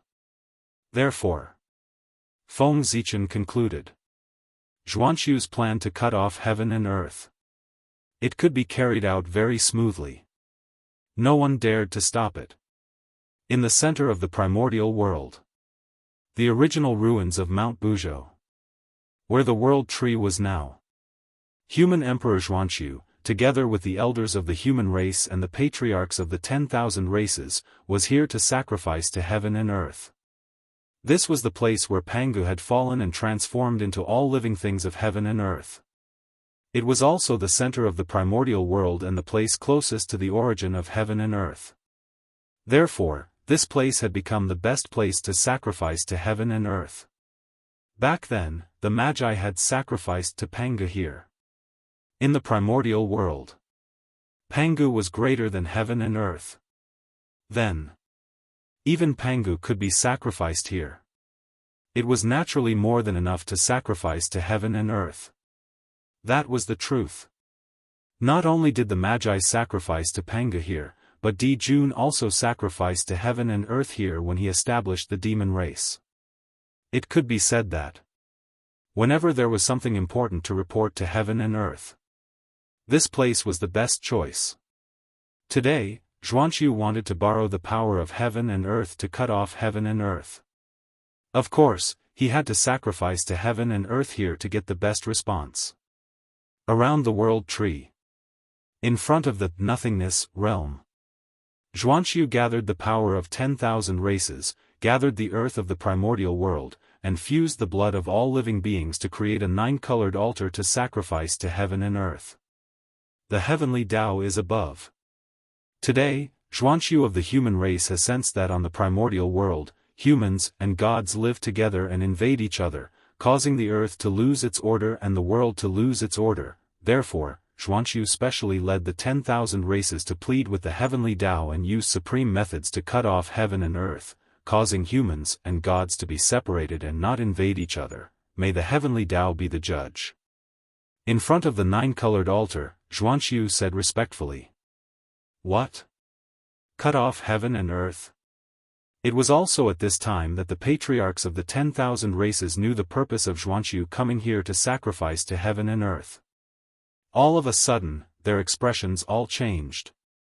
Cut off heaven and earth, no matter how they looked at it, it was not a good thing for the 10,000 races. Therefore, if Xuanqiu told the 10,000 races in advance, they would definitely not agree. Who knew what kind of trouble they would cause? Considering this, Xuanqiu thought about it and decided not to tell the patriarchs of the 10,000 races about this matter. He directly called them over to sacrifice to heaven and earth. In this way, once it was an established fact, even if the 10,000 races wanted to go back on their word, it was too late. In fact, it was indeed the case. The patriarchs of the 10,000 races felt that it was difficult to get off the tiger. If they had known Xuanqiu's purpose, they would not have come even if they were beaten to death. But now, they were already here. It would be difficult for them to leave now. Especially at this moment, when things had already reached the final step, they could not leave. If they left now, not to mention how Xuanqiu would take revenge on them later. Just say that the heavenly Tao in the sky would not let them off now. It would definitely let them know the consequences of using the heavenly Tao. When one's cultivation reached the Tai Jingxian, they could be considered to have obtained the Tao. They could sense the existence of the heavenly Tao in the unseen world. And to be able to become the leader of a clan, their strength was at least at the late stage of the Tai Jingxian realm. Therefore, the patriarchs of the 10,000 races could clearly sense that after Xuanqiu's sacrifice, the heavenly Tao was getting more and more excited. Didn't the heavenly Tao's performance mean that Xuanqiu's actions were in accordance with the heavens? In this case, how could the patriarchs of the 10,000 races dare to leave just like that? Wouldn't that offend the heavenly Tao? Compared to the great divinities, the Tai Jingxian was undoubtedly more afraid of the heavenly Tao. That was because the great divinities had the ability to fall out with the heavenly Tao. If the great divinities were really forced into a corner, they would really dare to perish together with the heavens and earth. As for primordial unity golden immortals, it was obvious that they could not do that. Therefore, with their low strength, they could only be at the mercy of the heavenly Tao. Chapter 646. Resist? It was impossible to resist. Even if he was courting death, this was not the way to find it. Therefore, at this point, no matter how unwilling the patriarchs of the myriad races were, they did not dare to leave just like that. They could only brace themselves and cooperate with Xuanqiu to worship heaven and earth. To please the heavenly Tao. I hope the heavenly Tao will be enlightened. In front of the 9-colored altar, the patriarchs of the myriad races suppressed the unwillingness in their hearts and pretended to be pious as they shouted behind Xuanqiu. Rumble. The moment the myriad races bowed, a nine-colored brilliance bloomed on the altar and surged into the sky. That was the power of sacrifice. The moment the power of sacrifice rushed into the depths of heaven and earth, an inexplicable change occurred in the primordial world. Endless phenomena appeared, covering the sky and the sun. This was the manifestation of the human path. The myriad races. In addition to the human race, almost all the living beings in the primordial world were sacrificing to heaven and earth together. The first to be alarmed was naturally the human path that was closely related to it, not the high and mighty heavenly Tao. Rumble. The manifestation of the human path was accompanied by endless power. The resplendent human path radiance scattered across the entire primordial world, illuminating the hearts of everyone. Has the human path manifested? It seems that the absolute heaven and earth is about to begin. On Ziwei Star, Feng Zichen looked at the changes in the primordial world and said silently. At the same time, he quietly released his spiritual will to envelop the entire primordial world to prevent the chaos demon god from suddenly attacking and ruining the plan of the human race. To be enemies with the heavens, the powerful beings did not dare to, the living beings of the primordial world did not dare to. But the chaos demon god definitely dared to. Therefore, the chaos demon god had to be guarded against. As for whether it would affect Feng Zichen after the absolute heaven and earth, it definitely would not. He was the great of Ziwei, the supreme ruler of heaven and earth, one of the supreme rulers of the primordial world. How could a mere absolute heaven and earth restrain him? In fact, not only Feng Zichen, but also the other four heavenly gods, as well as the top existences who occupied the karmic rank of heaven and earth, would not be restricted by the absolute heaven and earth. In the end, the absolute heaven and earth was pushed by the primordial world. And the top existences with the karmic rank of heaven and earth were all chosen spokespersons of heaven and earth, they were their own people.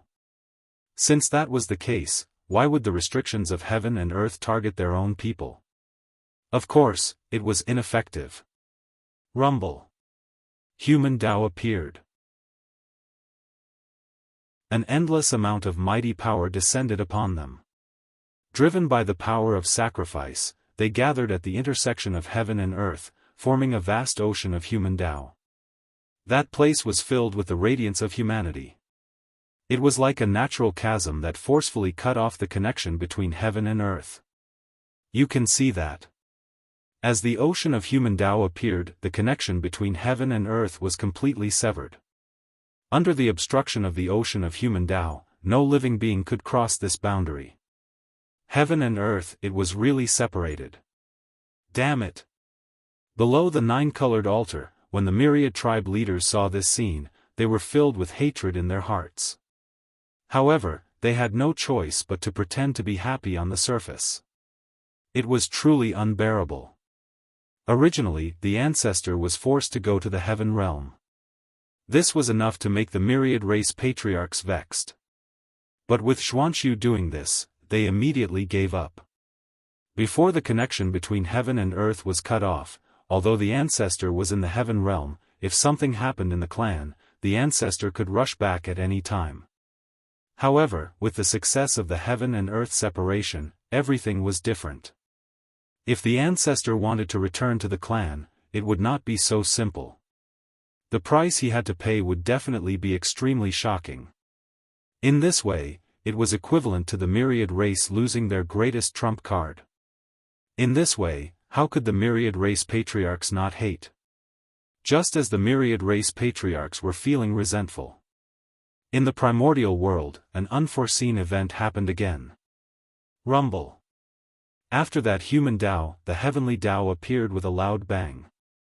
Endless majesty covered the entire primordial world, causing people's hearts to tremble. Swish swish swish, the heavenly Tao appeared, and the myriad Tao rumbled. Endless laws spread out and gathered at the intersection of heaven and earth. Outside the ocean of human Tao, an even more vast and boundless sea was formed. A sea formed entirely of laws. A sea of laws. What?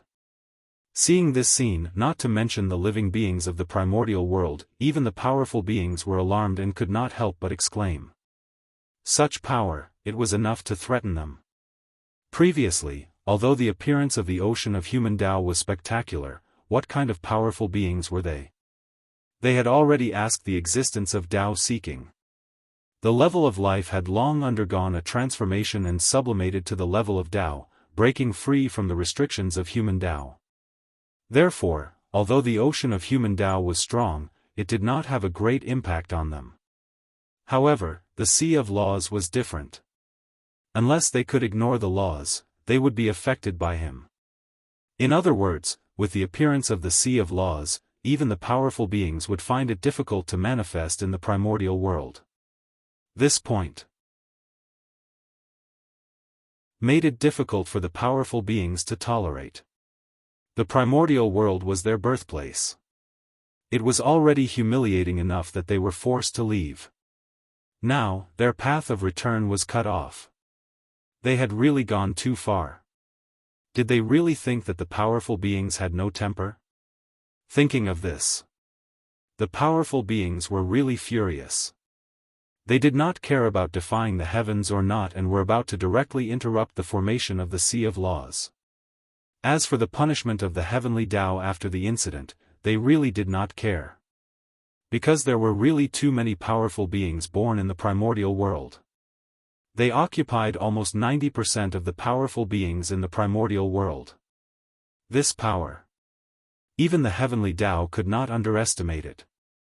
The law could not punish the masses.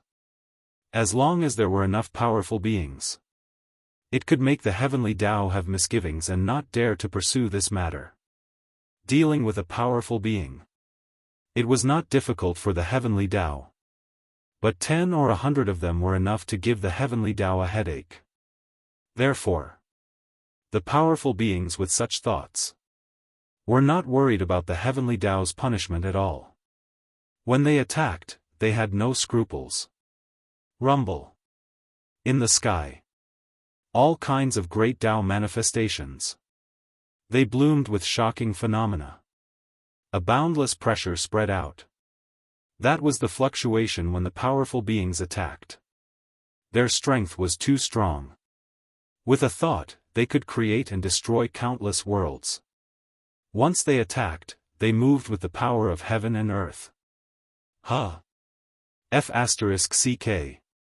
Feng Zichen, who was on guard against the Chaos Demon God, did not wait for the Chaos Demon God to attack. Instead, he waited for the powerful beings behind him to attack. He was really shocked. Everyone joined forces, even he did not dare to take it head-on. Not to mention the sea of laws that had yet to take shape. It would probably be blown up by everyone on the spot. Fellow Daoists, please calm down. In a moment of desperation, Feng Zichen advised the crowd. Your Majesty, don't say anything. The heavenly Tao is really too much of a bully. Poor Wei and the others have followed his instructions and left the primordial world. But even so, he still refuses to let the matter rest. Today, he wants to use the hands of all living beings in the primordial world to set up the Sea of Laws to cut off poor Wei and the others' hopes of returning to the primordial world. He's really too much of a bully. Therefore, poor Wei and the others must seek an explanation today. So that the heavenly Tao knows that we are not to be bullied. As soon as Feng Zichen finished speaking, he heard a powerful being shout angrily. In the hearts of the great mystical ability users, they were truly wronged to death. They felt that the goal of the heavenly Tao was not to isolate the world, but purely to deal with them. Otherwise, why did it still want to seal the connection between the world after they retreated from the primordial world? Wasn't it cutting off their retreat?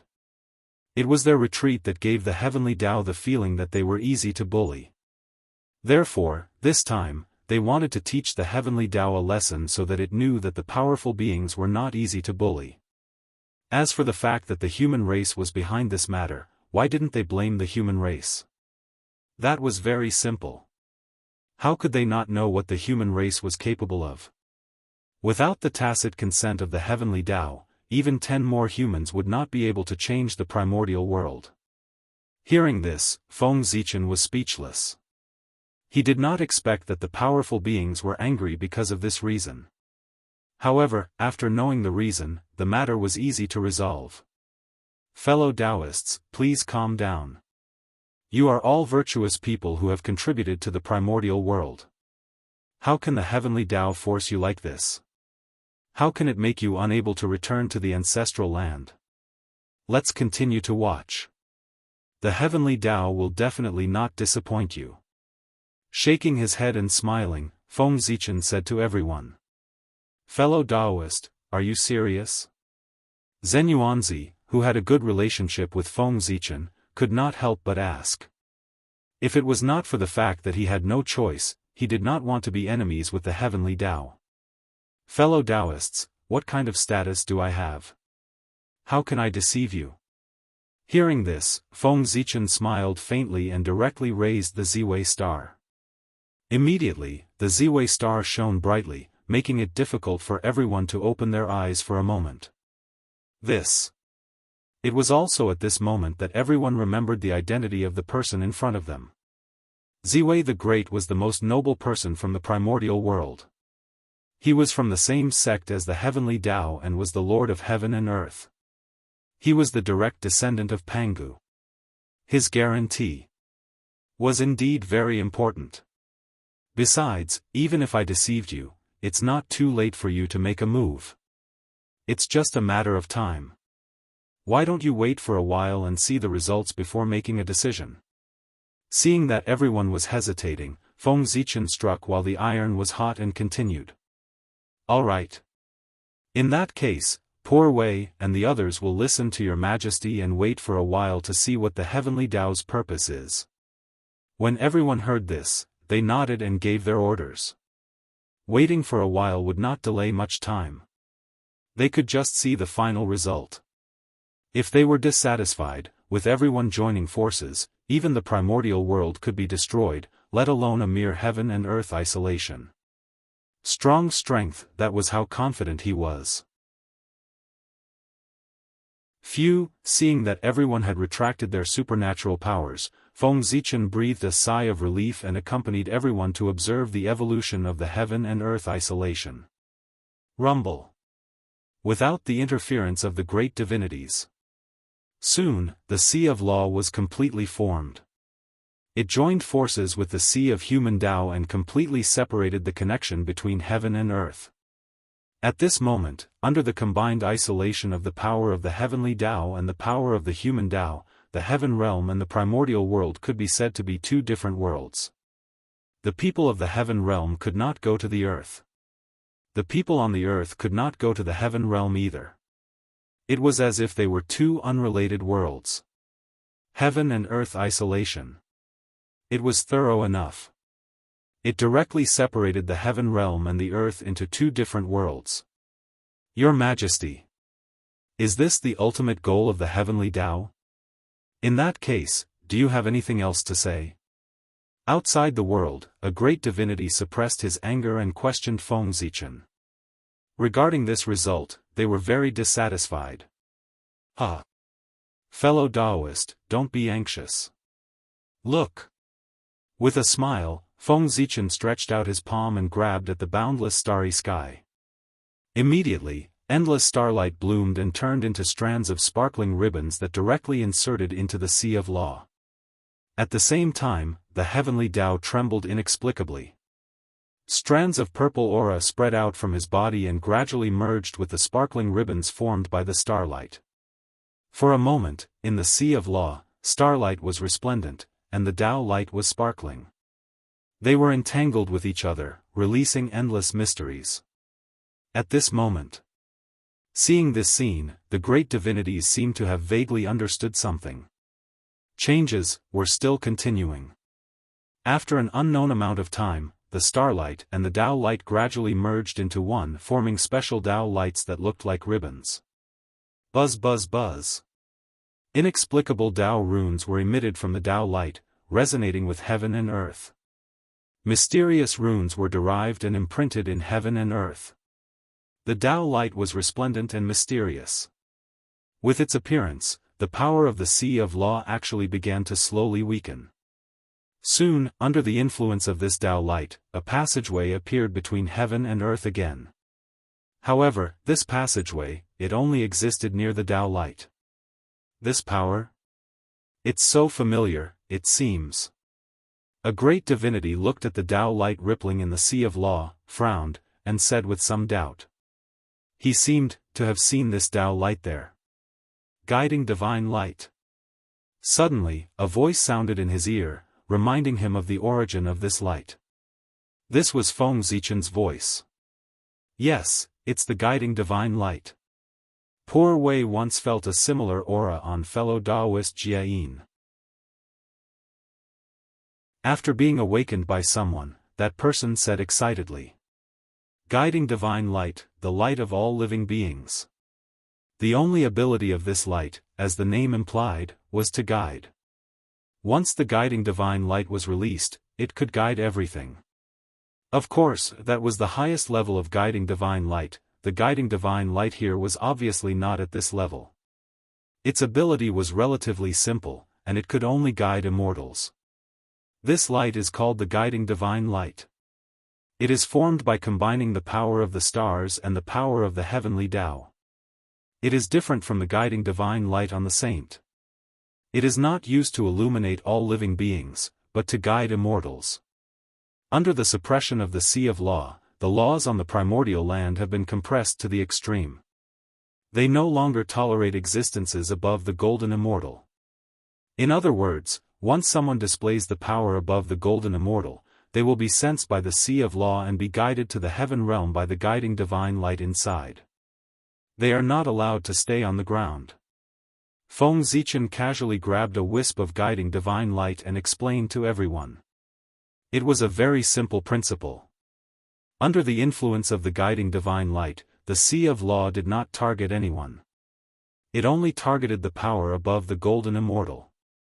As long as the power you displayed was not higher than the golden immortal, then no matter what realm you were in, you could stay in the primordial land. But once your power exceeded the golden immortal, then sorry, no matter who you were, you would be forcefully sent to the heaven realm by the guiding divine light.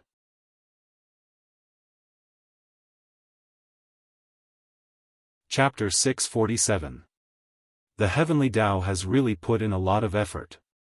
After a moment of silence, the group of powerful beings said in an inexplicable tone. Their words were already very clear. As long as they suppressed their strength below that of Tai Jingxian in the future, the Sea of Laws would not have the slightest effect on them. They could do whatever they wanted in the primordial world. The conditions had already been given. If they violated it and displayed strength comparable to Tai Jingxian, then don't blame the heavenly Tao for being merciless and forcefully bringing them out of the primordial world. Fellow Daoists, you are all virtuous people. I think you should understand the painstaking efforts of the heavenly Tao to protect the primordial world. No wonder the heavenly Tao is so serious. It's really because the tragedy that happened previously was too horrifying. Seeing that everyone was gradually accepting the facts in front of them, Feng Zichen said hypocritically. What painstaking efforts of the heavenly Tao! This plan was clearly planned by him. The heavenly Tao was just pushing the boat with the current. But now, in order to get himself out of it, Feng Zichen simply took advantage of the opportunity when everyone did not understand the specific situation and directly threw the blame on the heavenly Tao. It was no wonder that Feng Zichen was like this. It was really so big that only the heavenly Tao could take the blame. Anyway, he could not afford to take the blame. The separation of heaven and earth was undoubtedly a great thing for the primordial world. However, once this move was successful, it would definitely offend all the experts of the primordial world. Even if Feng Zichen boasted that he had countless trump cards, he would not dare to do such a thing. Therefore, he was afraid that others would discover that he was the one who planned all of this behind the scenes. Of course, he had to throw all the blame away before the incident happened. And the best candidate to take the blame, who else could it be other than the heavenly Tao? First of all, the heavenly Tao was strong enough. Other than Pangu, he was the strongest. Secondly, the heavenly Tao did not know how to speak. Even if he knew that Feng Zichen had thrown the blame on him, he would not take the initiative to explain all of this to the powerful beings. It was probably disdain. Finally, he did not have to worry about his revenge after throwing the blame on the heavenly Tao. That was because this was according to his intentions. If the heavenly Tao took revenge on Feng Zichen because of this, who would dare to work for him in the future? Your Majesty is right. Laughing awkwardly, the group of powerful beings said embarrassedly. Feng Zichen's words. It really made them unable to accept it. Who was the heavenly Tao guarding against? It was all because of them, the great magics. If the magi and demons had not gone overboard back then and shattered the primordial world, causing the heavenly Tao to be afraid, so many things would not have happened. The group of great mystic powers thought in their hearts as they were filled with regret. If they had known what was going to happen today, they wouldn't have stood aside and watched the battle between the liches and demons. Instead, they would have stepped forward to stop it. They believed that as long as they dissuaded them in time, the liches and demons would not fight at all. Moreover, even if they were to fight, the scale wouldn't be that big. At the very least, they could persuade people to fight in the chaos beyond the heavens. Not to mention how regretful everyone was. After Feng Zichen finished speaking, no one doubted his words. From this, it could be seen that Feng Zichen had successfully shifted the blame. That's right. Such an offending thing. Who would have thought that it was proposed by a human and not the heavenly Tao itself? Even if someone suspected that this method was thought of by a human, they would not suspect Feng Zichen. After all, everyone knew that great Emperor Ziwei had a promising future. He could cultivate to the primordial chaos Daoist Jingxian while staying at home. Why would he do such a thing as digging his own grave? What was the difference between becoming enemies with a group of great mystic powers and ending one's own future?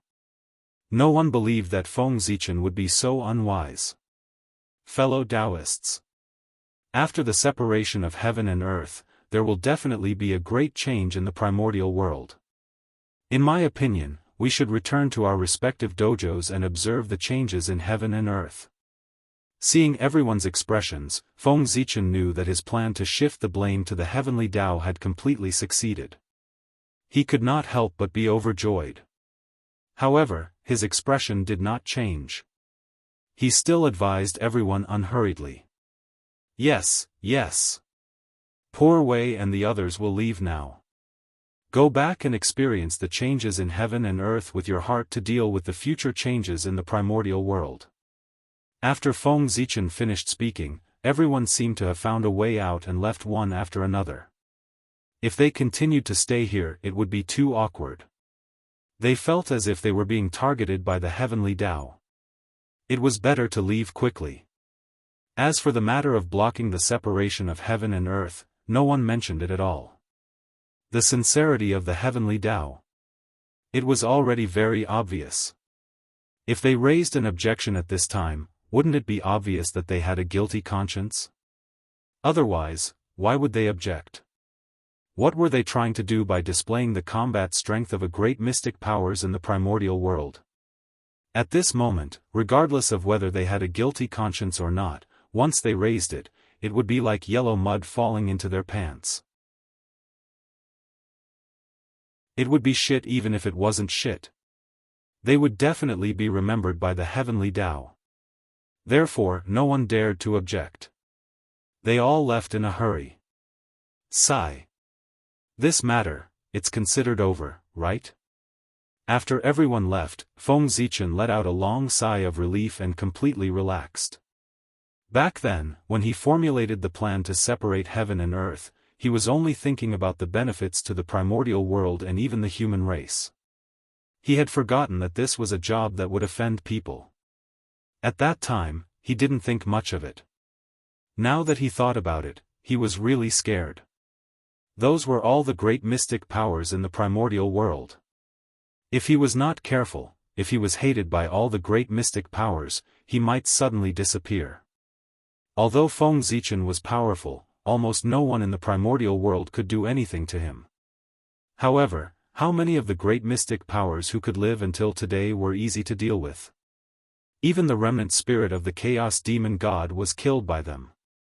Not only did they fail to possess him, but they also swallowed him and became nutrients for his growth.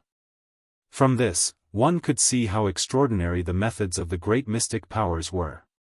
If he was targeted by them, even if he didn't die, he would lose a layer of skin. How could Feng Zichen not be afraid? Fortunately, he was witty and threw the blame on the heavenly Tao in time, saving a big trouble for the future. If he didn't mention it today, this matter would be over. Even if the great mystic powers reacted in the future, with the endorsement of the heavenly Tao, this matter would be ridiculous.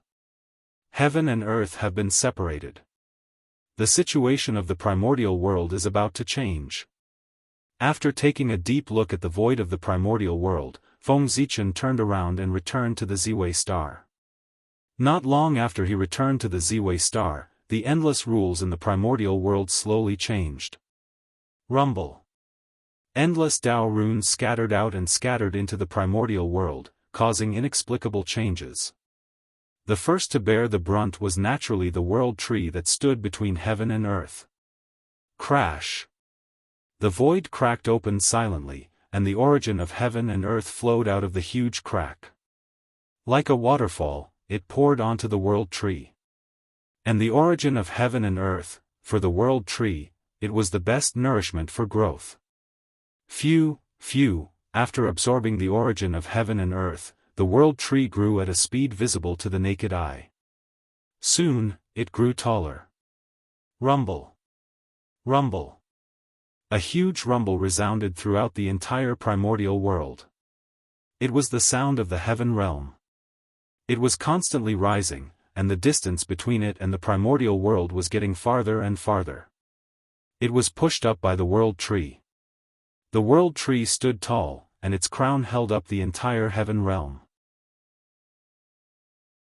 And now, as the world tree rose, the heaven realm above it would naturally be affected and rise with it. This was the beginning of the changes in the primordial world. Every time the heaven realm rose a little, the rules of the primordial world changed a little. It was still all right. Compared to before, although there were some differences, there were not many changes. However, the space-time laws of the entire world, and even the great Tao of space-time, underwent earth-shaking changes as the distance between the heaven realm and the primordial world continued to increase. The flow of time between the heaven realm and the earth gradually became unequal. To be precise, the flow of time in the heaven realm gradually slowed down. Compared to the primordial world, it seemed to be twice as slow. In other words, 2 days in the primordial world was only 1 day in the heaven realm. Moreover, this ratio wasn't fixed either. As the distance between the heaven realm and the primordial world increased, it was constantly changing. It was getting bigger and bigger. In short, this change could not be completed in a short period of time. It would take a long time to evolve. It would not stop until it reached a threshold. Not long after the separation of heaven and earth, the restrictions between heaven and earth naturally appeared in everyone's minds, allowing them to understand everything. Tai Jingxian level power is not allowed to appear. After hearing this news, the patriarchs of the myriad clans clearly heaved a sigh of relief. It was good that they did not completely cut off the connection between heaven and earth. This way, they would have a way out. Wait, below Tai Jingxian, Gold Immortal? Damn it! The human race is really good. After a while, some people seemed to have thought of something and could not help but snort coldly. The heavenly Tao was fair, it would not deliberately favor that race. Therefore, the restriction that did not allow power above the Gold Immortal level to appear was targeted at all living beings in the primordial world, including the human race. From this, it could be seen that the human race's actions were quite self-defeating. However, from another perspective, one would realize that this restriction was extremely biased towards the human race. That was because in the primordial world, the human race had the most gold immortals. After all, the human race had a larger base. Perhaps it was difficult for them to produce any experts, but with the resources of the entire primordial world, it was easy for them to produce mid to low-end experts like gold immortals. Therefore, after millions of years, there were not many Daoist Jingxian and not many Tai Jingxian of the human race. However, there were definitely countless gold immortals. Even if all the gold immortal experts of the myriad clans were added together, they would probably not be as many as the human race. This was nothing in the past.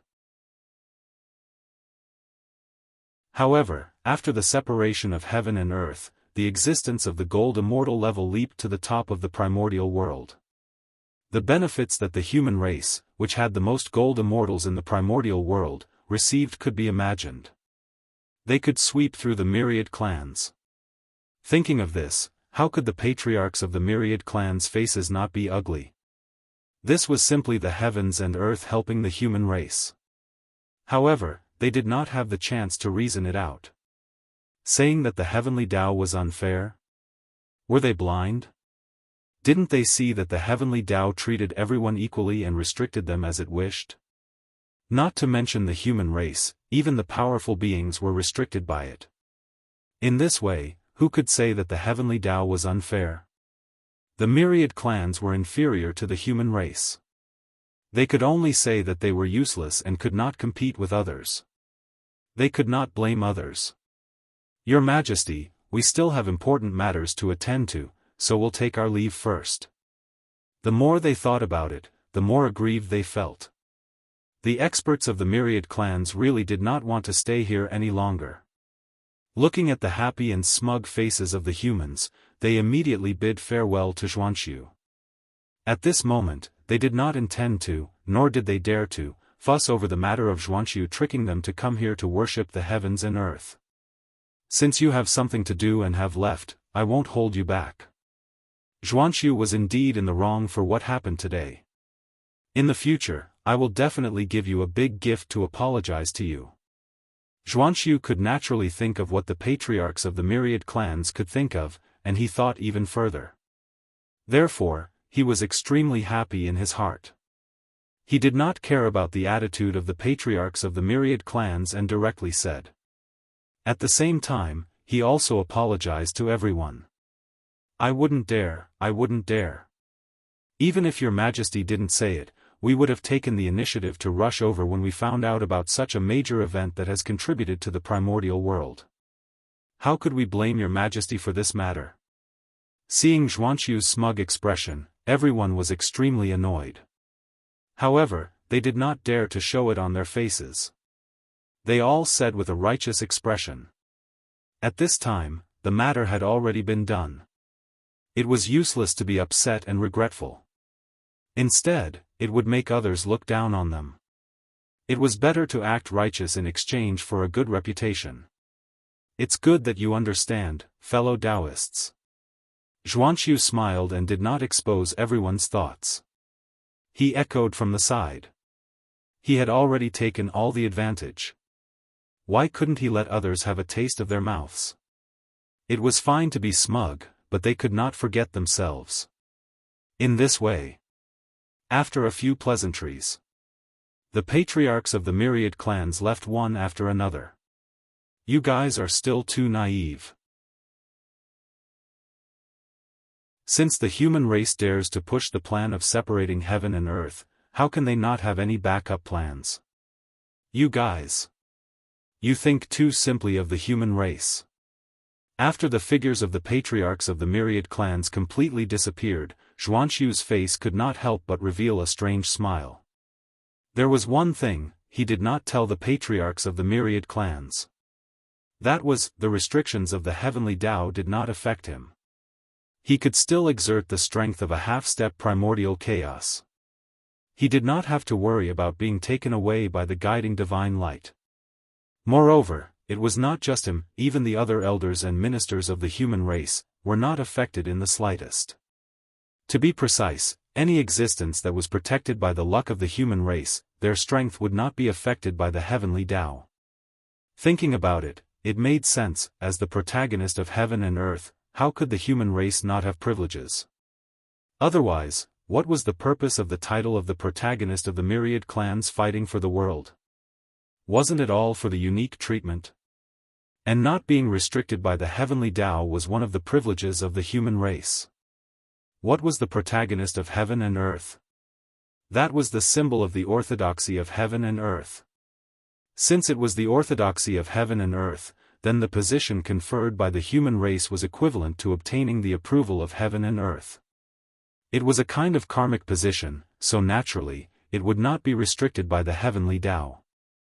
Of course, however, this was not an unlimited amount of resources.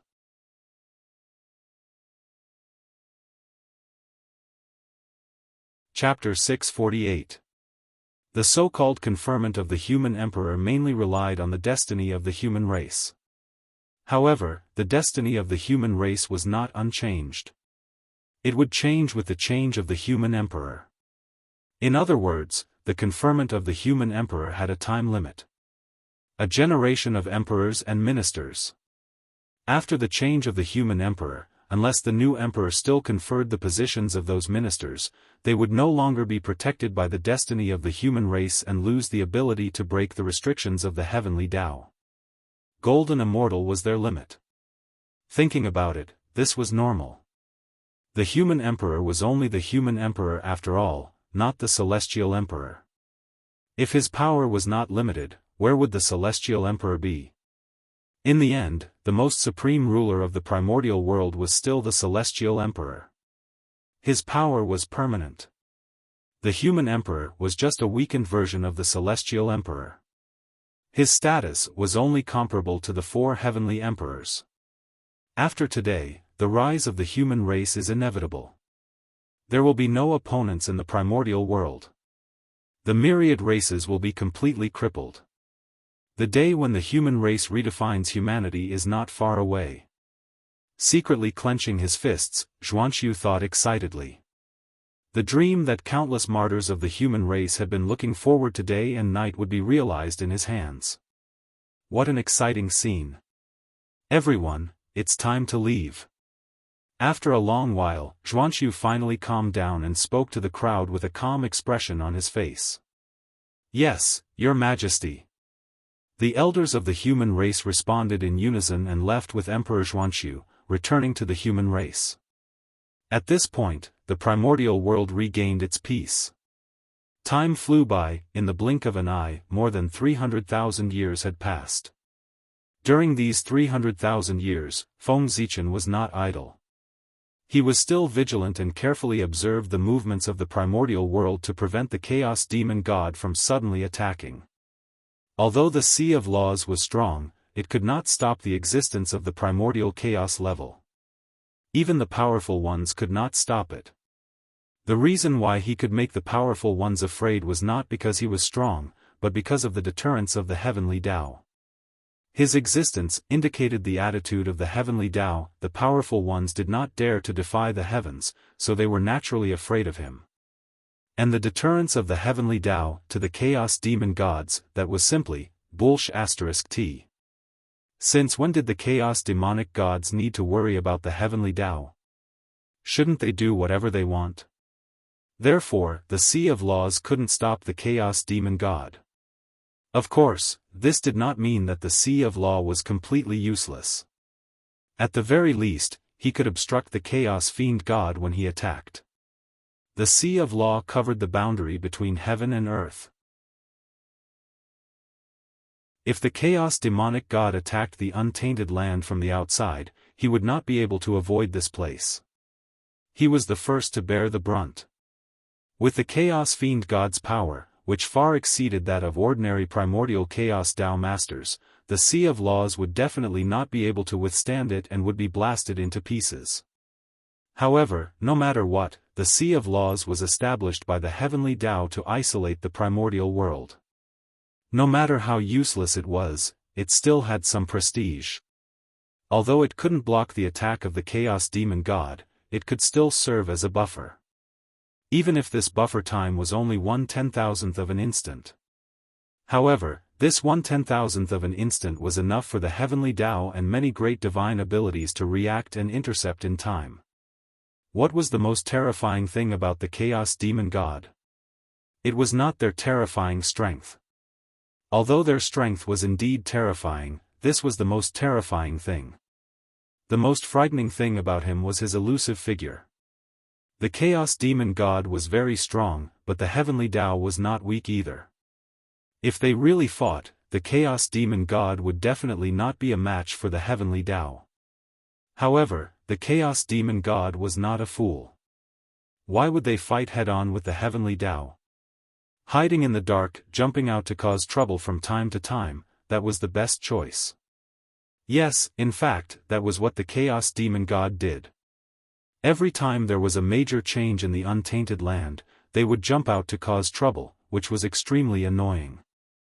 Especially when everyone was unprepared, the demon god of chaos suddenly appeared and attacked the untainted land fiercely. That was the most terrible thing. Because no one could guard against that. No one could be sure when the chaos demon god would choose to attack. An invisible enemy was the scariest. But with the Sea of Law, everything was different. No matter when the chaos demon god chose to attack, he could not bypass the Sea of Law.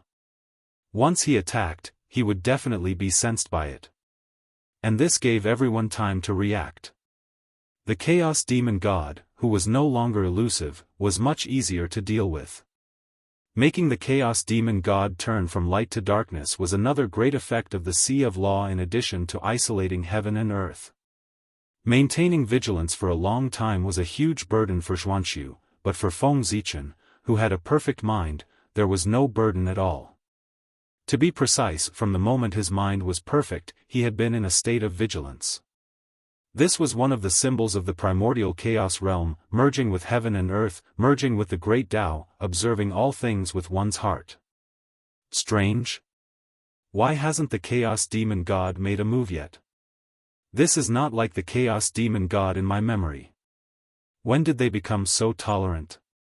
Could it be that? What's wrong with them?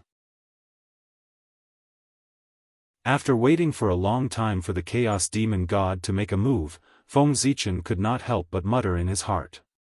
It had been 300,000 years, not to mention the Chaos Demon God taking revenge, they had not even shown their faces, and there was no news of them in the primordial world. It was as if all the Chaos Demon Gods suddenly disappeared collectively. This was very abnormal. The Chaos Demon God did not show up for a long time, either he was holding back some big move to give the primordial world a ruthless blow. Or there was something wrong with them internally, so they had no time to attack the primordial world. However, something happened to the Chaos Demon Gods collectively. Was this possible? In theory, Feng Zichen should be more inclined to the first possibility. But in fact, Feng Zichen vaguely felt that the second situation was more likely to happen.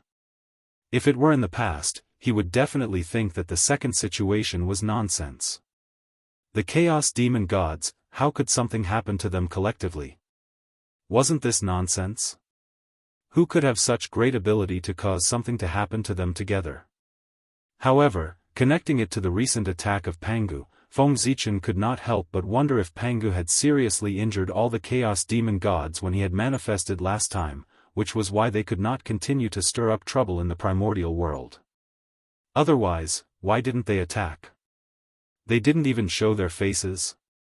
The more he thought about it, the more Feng Zichen felt that this was very likely. Thinking about it, news about the Chaos Demon Gods, when did it begin to disappear? Wasn't it after Pangu made his move? Didn't all of this mean that this matter had something to do with Pangu? It couldn't be that Pangu would attack the Chaos Demon Gods for no reason, right? There had to be a reason. And suppressing the development of the Chaos Demon God so as to give the great mediums of the primordial world a chance to catch up, wasn't that the best reason? After all, the cultivation of the Chaos Demon Gods was called recovery of cultivation. The cultivation of the great mediums was to break through the realm. The difficulty of the two sides was completely different. If nothing went wrong, the great mediums couldn't catch up with the chaos demon gods in terms of cultivation progress. Therefore, at this time, they needed to cheat for the great mediums or increase the difficulty for the chaos demon gods to prevent the strength of the chaos demon gods from surpassing the great mediums too much, causing an imbalance between the two sides. No matter what, the forces of the primordial world had to surpass the chaos demon gods. Even if they couldn't surpass them, at the very least, they should reach a subtle balance. Otherwise, if the gap between the two sides was too big, how could the great mediums play? It wouldn't be long before the entire primordial world would be swallowed by the chaos demon gods. It was probably because of this consideration that Pangu chose to attack the chaos demon gods. Thinking about it, the chaos demon gods did not appear for a long time. It was not difficult to understand. Father God is Father God. He thinks more thoroughly than others. It's really hard for the chaos demon gods. It was not easy for him to get freedom. Before he could have a good time, he was targeted by Pangu again. It's really miserable.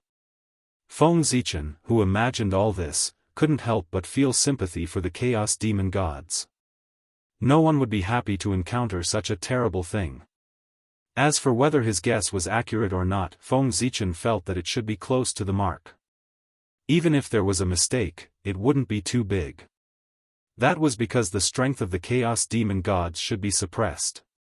Look, the chaos demon gods had just been released, and there were already more than 20 Daluo Jingxian of primordial chaos on the surface, which had long surpassed the primordial world by a lot. And this was only on the surface. Who knew how many more were hidden in the dark? If they were not suppressed, how could the great mediums of the primordial world fight with the chaos demon gods? In the end, he was still suppressed by them. At that time, it was not certain who had the final say in the primordial world. In the face of such a situation, Feng Zichen pushed others. He felt that if he were Pangu, he would definitely limit the strength of the chaos demon gods to give the great mediums a chance to surpass them. Sigh. Father God is too much. He made a move without telling us. We are guessing here and there and can't figure out his purpose. Feng Zichen sighed and said with emotion. Pangu's move directly interrupted the current rhythm of the primordial world. He didn't know how many changes it would cause. What an eventful time. However, he was about to break through, and what he needed the most was stability. At this time, there were unknown changes in the primordial world. Wouldn't it give him a headache? As for his guess, it was easy to verify.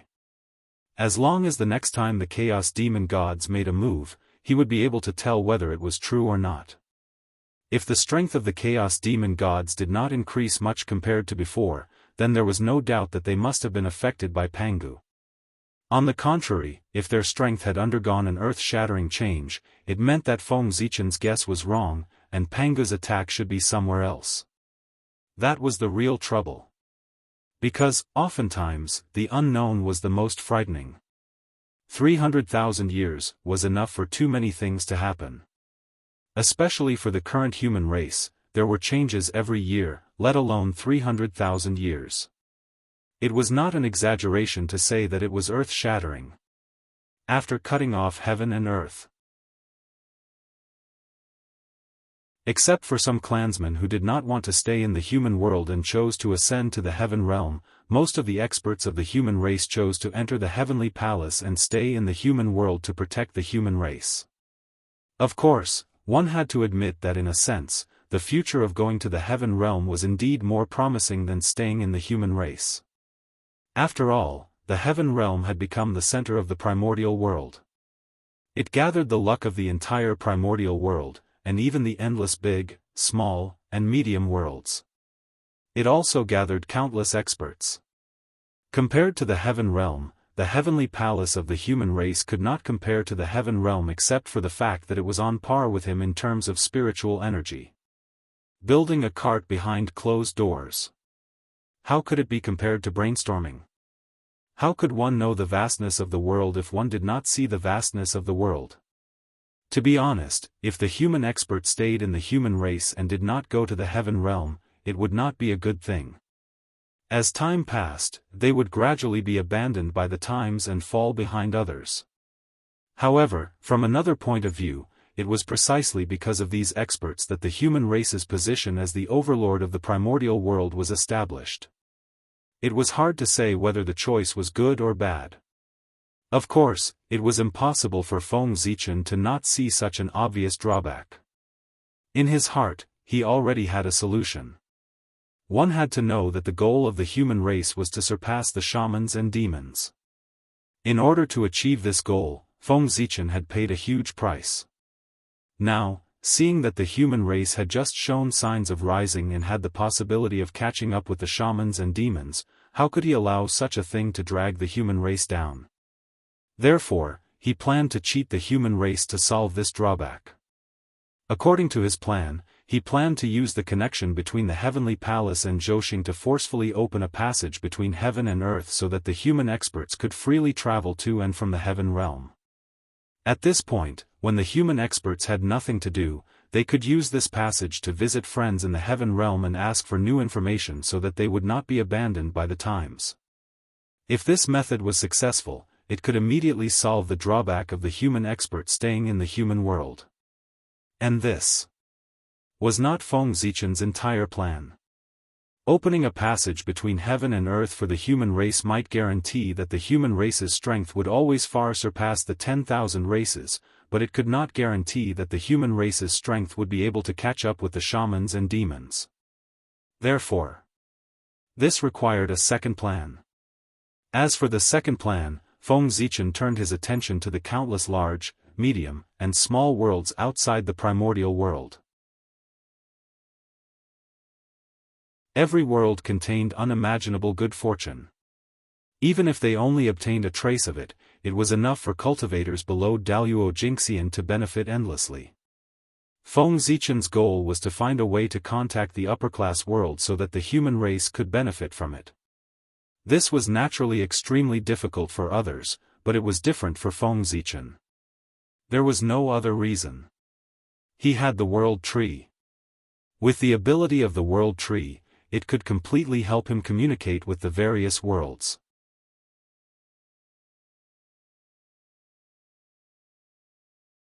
Chapter 649. If it was in the past.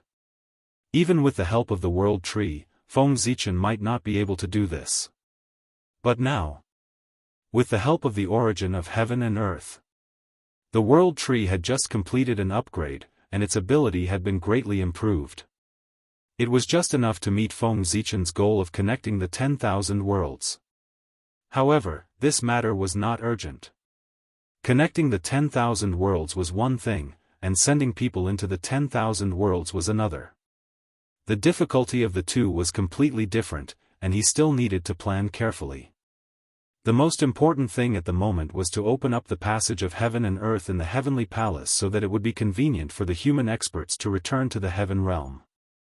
However, re-establishing contact with the 10,000 worlds this time was also of great significance to Feng Zichen. One had to know that before the demon clan slaughtered humans, he had sent many human prodigies into the upper-class world to fight for the future of the human race. He did not know how those human prodigies were doing in the upper-class world after so many years. Did he manage to forcefully take down a world, control its origin, and sit on the supreme position of the Realm Lord, as he had hoped? Of course. This was just Feng Zichen's extravagant hope. After all, the current situation was completely different from what he had imagined back then. When he had sent the human prodigies away, he had not expected the Chaos Demon God to escape and flee to the upper-class world. Just this point brought about a great change to his wonderful plan. At this moment, not to mention controlling the upper-class world, Feng Zichen's greatest request for those human prodigies was that they could survive well. For those young people, the thought of being enemies with the Chaos Demonic God was a terrifying thing. Speaking of which, Feng Zichen had sent them into the upper-class world with good intentions. His original intention was to find an opportunity for them to prove their Tao and leave some seeds for the human race at the same time. However, he did not expect that the Chaos Demon God would suddenly escape. Instead, it made them, who should have been the safest group of people, the most unsafe group. It was really sigh. All kinds of words could only turn into a helpless sigh. Who could have foreseen such a thing? In fact, becoming the Realm Lord. It wasn't completely hopeless. At the very least, Feng Zichen was looking forward to it. It should be known that in the 3,000 sectors, in addition to the human clan's supreme talents, there were also his 3 disciples. Feng Jie, Jiang Xiong, Jiang Hui. These 3 people were all people with great luck. Their talents could be said to be peerless. In the future, their achievements would be unrivaled great magics. Ever since he had taken them in as his disciples, Feng Zichen had always had high hopes for the 3 of them, believing that the human race would once again achieve glory in their hands.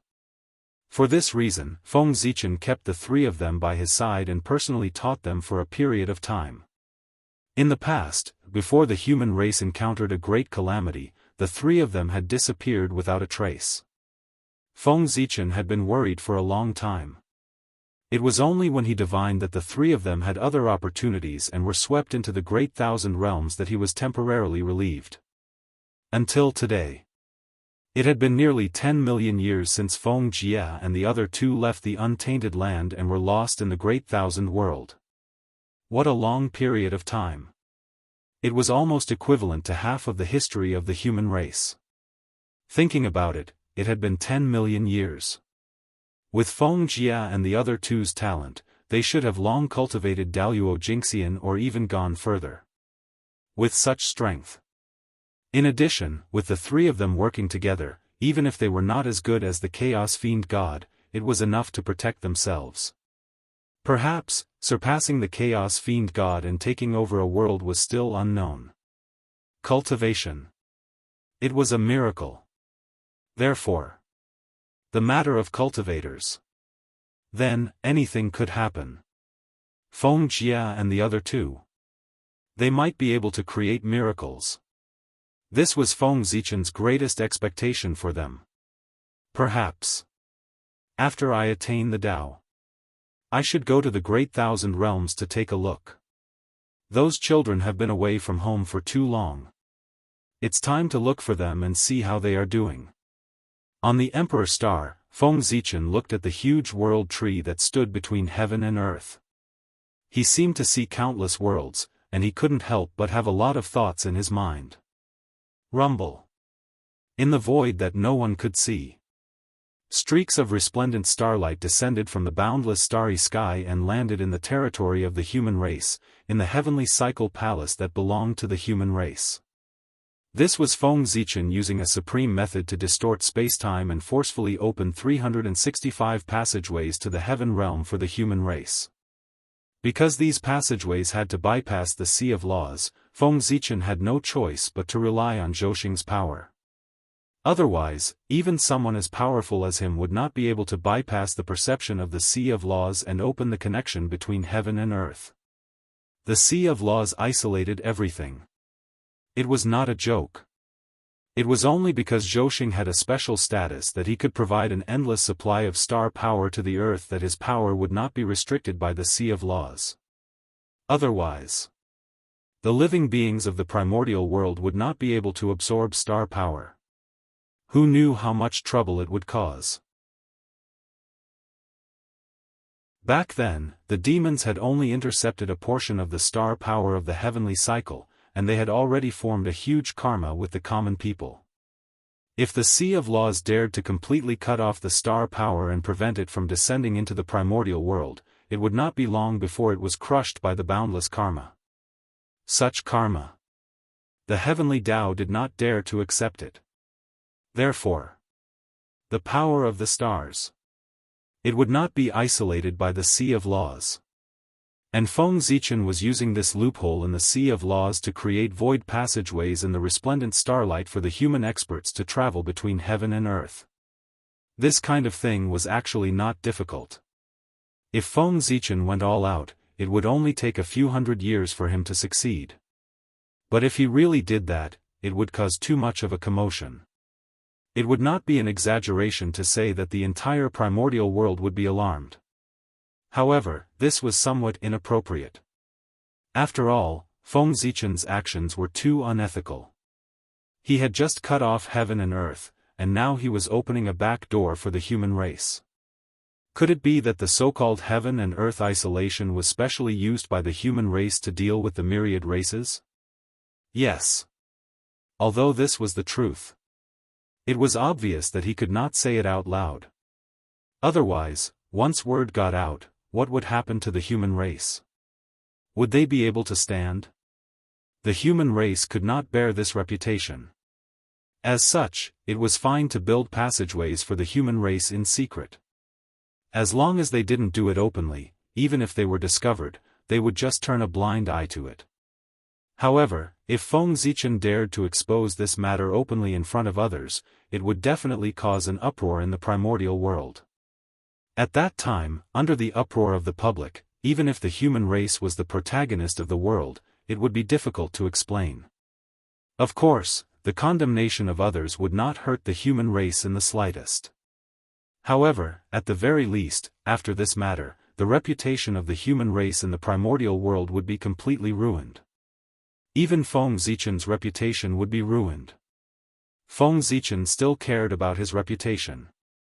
The human race also cared about their reputation. In order to care about public opinion, it was better to do such an unethical thing secretly. At most, he would just have to put in more effort. Yes. It was indeed quite troublesome. With Feng Zichen's strength, if he did not hide it and used all his strength, he could complete it in at most 100 years.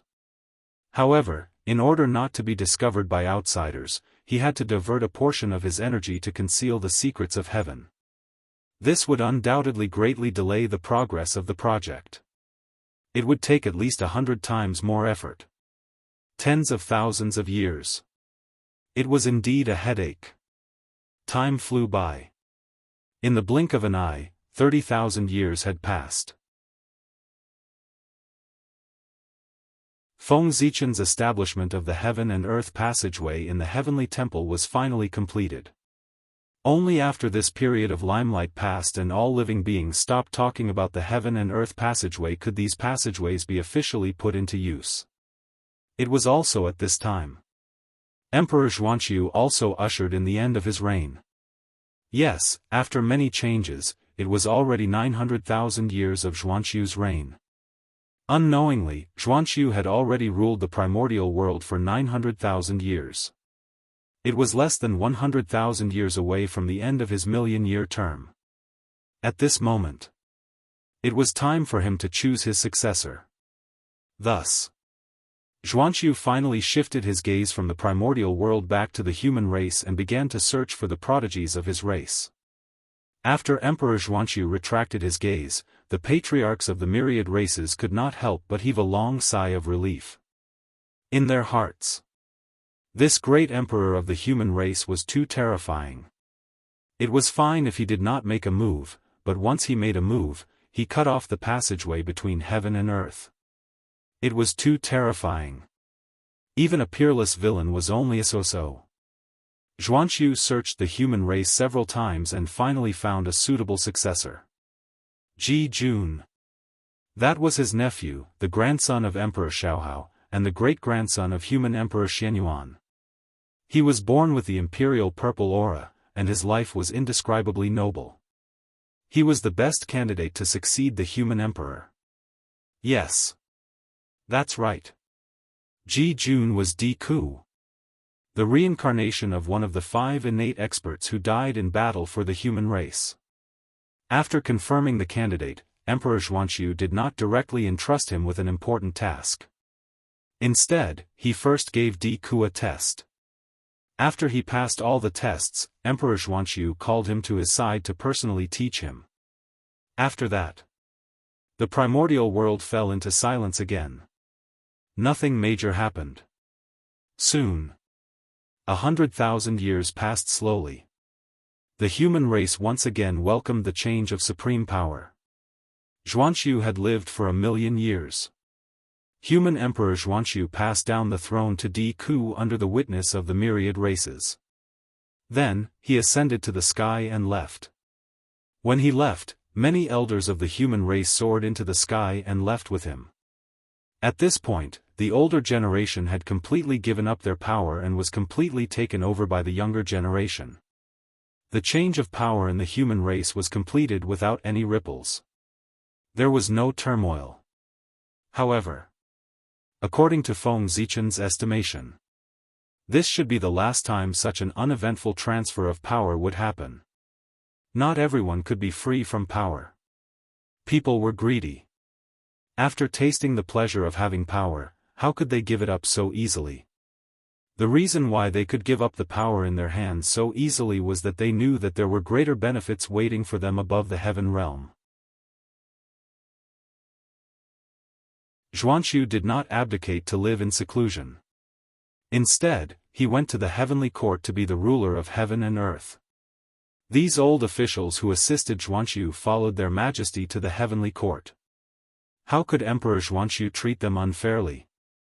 Compared to the power in the heavenly court, the power in the human race was undoubtedly less important. Therefore, they would happily hand over the power in their hands. They were the 4 batches of old people who had followed Xiaohao, Xianyuan, Shenong, and Fuxi were the same. All of them had a great future ahead of them. However, the benefits of going to the heavenly court to be an official. This was the only time. According to the plan of the 5 heavenly emperors, Emperor Xianxia would be the last heavenly emperor of the human race.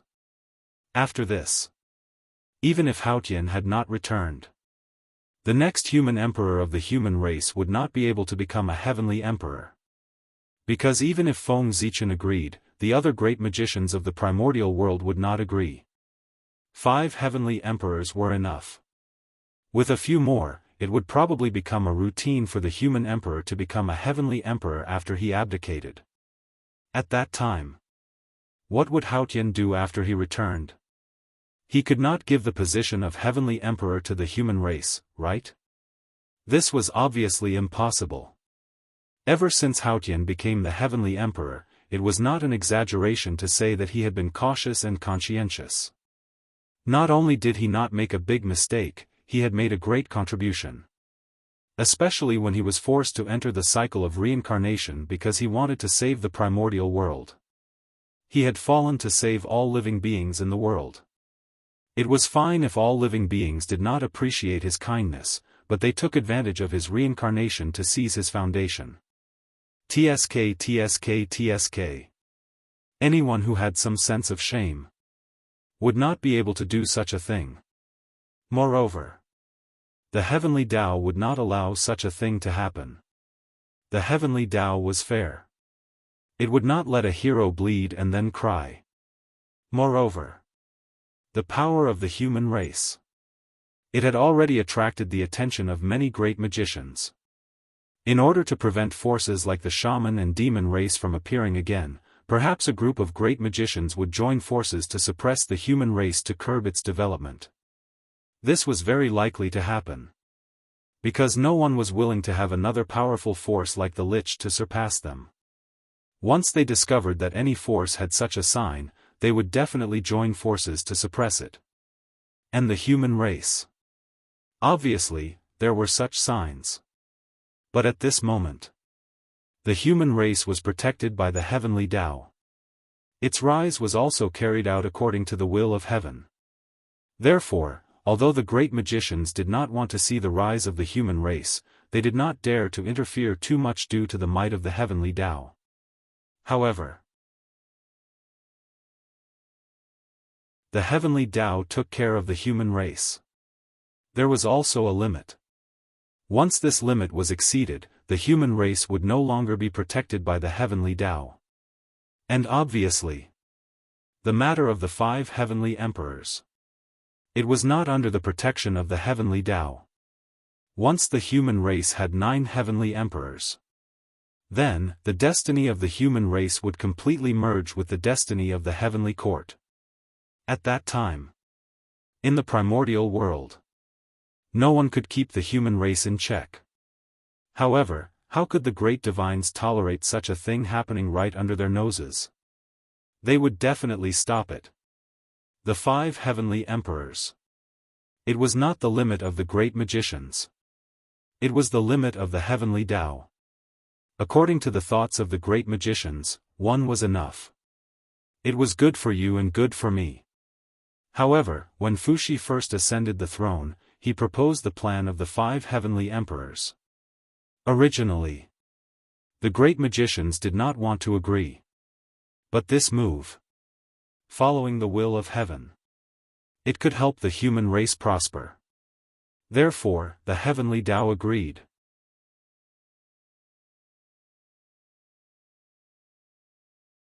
Chapter 650.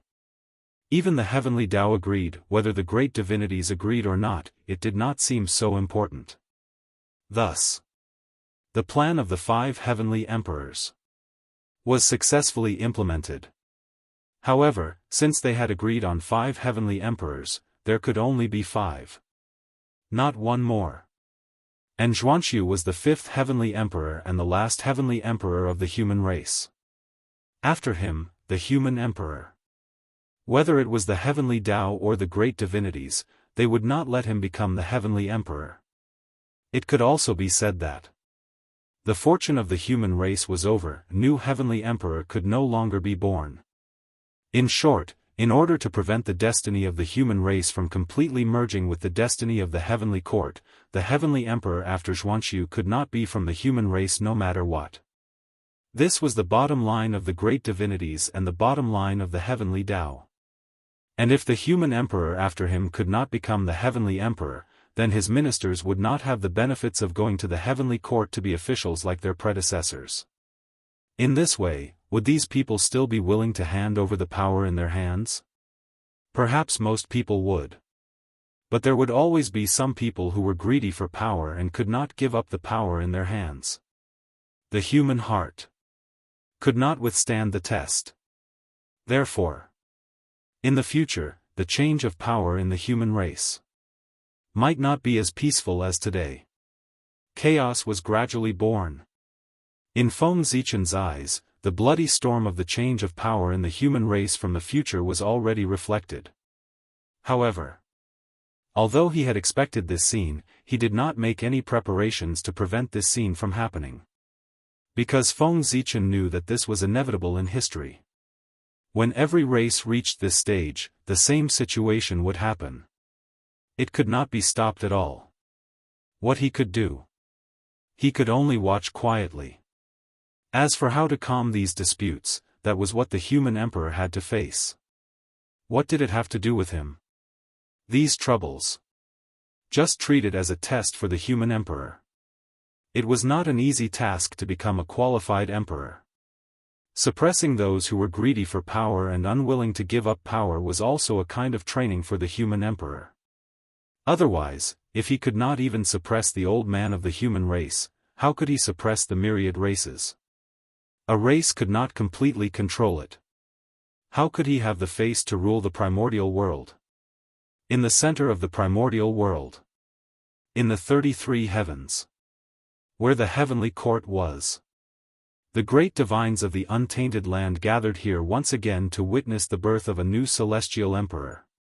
Yes. After Zhuanxu ascended to heaven, Xiaohao could be considered to have achieved perfection. It was also time to pass the supreme position of heavenly emperor to Zhuanxu to complete the inheritance of the 5 heavenly emperors. After a series of shocking phenomena, the transfer of power in the heaven court was completed smoothly. The West Heaven Emperor Xiaohao abdicated and was succeeded by the great emperor of the human race, Zhuanxu. In history, he was known as the Black Emperor, also known as the Mystic Emperor. He was the celestial emperor of the north and had the ancestor sorcerer Gonggong as his guardian. He. 5 celestial emperors? How naive. On the North Star, Feng Zichen looked at the great masters who had left after the banquet ended and couldn't help but sneer in his heart. The thinking of these great divine abilities people was very good. After the 5 celestial emperors, the position of celestial emperor would no longer be fated with the human race. However, the truth was not as simple as they thought. Knowing that the 9 celestial emperors of the human race would benefit immensely, how could Feng Zichen not have a backup plan to facilitate this matter? Those great divine abilities people of the primordial world only saw the 5 emperors of the human race on the surface, but they did not expect that other than the 5 emperors, the human race also had 3 supremes of heaven and earth in the dark. That's right. It was Feng Zichen. And his 2 incarnations. Great Emperor Zhongtian Ziwei. Great Emperor Gaochen Tianhuang. Great Emperor Southern Extremity. A total of 3 supremes of heaven and earth. Even the human emperor was qualified to become a celestial emperor, let alone the 3 supremes of heaven and earth. According to Feng Zichen's plan, after Zhuanqiu abdicated, if Haotian still did not return, he would recommend the 4 supremes to temporarily take over the position of celestial emperor to maintain the operation of the primordial world. The 4 supremes took turns. One person ruled the heavenly court for an era. No one could say that it wasn't the case. This was how it should be. The 4 supremes temporarily took over the position of celestial emperor. No matter how one looked at it, it was more suitable than the human emperor becoming the celestial emperor. It was also more in line with the law. To be reasonable. The original intention of the 4 supremes' appearance. It was a supplement to the celestial emperor. Now that the position of celestial emperor was empty, it was reasonable for the 4 supremes to temporarily fill in the vacancy. There were too many unreasonable things about letting the human emperor become the celestial emperor. That was why people found fault with it. What if it were the 4 supremes? Who would dare to find fault with it? Did they want to go against the heavenly Tao? After all, in a sense, the 4 supremes were also a kind of celestial emperor. Back then, the reason why the human emperor was chosen to be the celestial emperor and not the 4 supremes was not because everyone was unwilling, but because the conditions did not support it. What was the situation at that time? At that time, the calamity of the fiend ancestor had just passed. The 2 supremes, Haotian and Gaochen, had fallen. The great emperor of the South Pole was seriously injured and had to go into seclusion to recuperate. The Earth Empress was trapped in the netherworld and could not escape. Only the great emperor of Ziwei could barely appear, but he was also seriously injured. With the situation of these 4 supremes at that time, they could not even move freely. How could they take on the role of celestial emperor and maintain the operation of the primordial world? Therefore, letting the human emperor take on the role of celestial emperor became the only choice out of desperation. However, after a change. At that time, the 4 supremes were seriously injured and could not perform the duties of celestial emperor. But today, 5 million years later, their injuries had been recuperated for a long time. Even if they had not fully recovered, they should be more or less healed. Therefore, at this time, it was time for them to shoulder the burden. Enter the heavenly court. Call themselves celestial emperors. Rule the world. The 4 supremes appeared. They wanted to take over the position of celestial emperor. Among the many powerful beings, who dared to say no? Not to mention that the righteousness was in their hands, with the 4 supremes working together, their strength was almost invincible in the primordial world. Even the demon ancestor Rahu could not contend against them. With them. How could they compete with them? If they did not say no, they would be suppressed by the 4 supremes in an instant. Haotian was not here. The 4 supremes were in power on behalf of the celestial emperor. This was a matter of course. Outsiders could not interfere. Even if the saint was still here, he couldn't say a single word of no. Therefore, even if they knew that the North Star Emperor was from the human race, those powerful beings could not stop him. Unless they were willing to bear the anger of the 4 supremes. There was only one more celestial emperor. Even with all of them, there were only 6. They were still 3 away from the 9 celestial emperors. 3 celestial emperors were enough. Since that was the case, there was no need to offend the 4 supremes for the position of celestial emperor. Just give it to them. Yes. It was not worth offending the 4 supremes for the position of celestial emperor. It was not the most important 9th supremes. It was fine to give it to them. It was not a problem. But unfortunately, those powerful beings did not know. If they compromised, they would not give 1 celestial emperor, but 3 celestial emperors. The 4 supremes. Read as 4 people. It was the same person. The great emperor of Ziwei, the North Star Emperor, and the great emperor of the South Pole were in one. They were all the same person. This matter was a top secret of the primordial world. Very few people knew about it. There were only 2 or 3 people. Those powerful beings were not familiar with Feng Zichen, so how could they know about this? Therefore, if the plan went smoothly, the powerful beings of the primordial world, he was afraid that Feng Zichen would set him up badly. When the 4 supremes finished their rotation, there would not be 5 celestial emperors of the human race, but 8. They were only 1 step away from the extreme 9 supremes.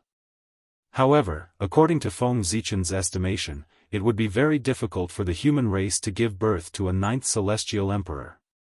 Because, after the 4 supremes finished their rotation, it was time for Haotian to return from his tribulation. Even if he did not want to return, the heavenly Tao would let him return. How could a dignified celestial emperor be trapped in the cycle of reincarnation? Whose face would he be embarrassing? The primordial world, and even the heavenly Tao's face. After the demonic tribulation, Haotian entered the cycle of reincarnation. While healing his injuries, he also accumulated merit and rightfully took charge of the heavenly court.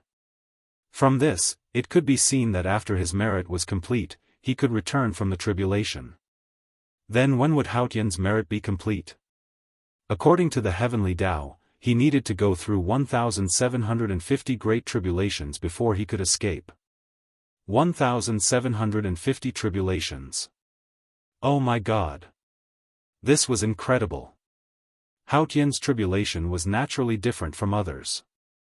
Every tribulation would take a period of time, which was 129,600 years.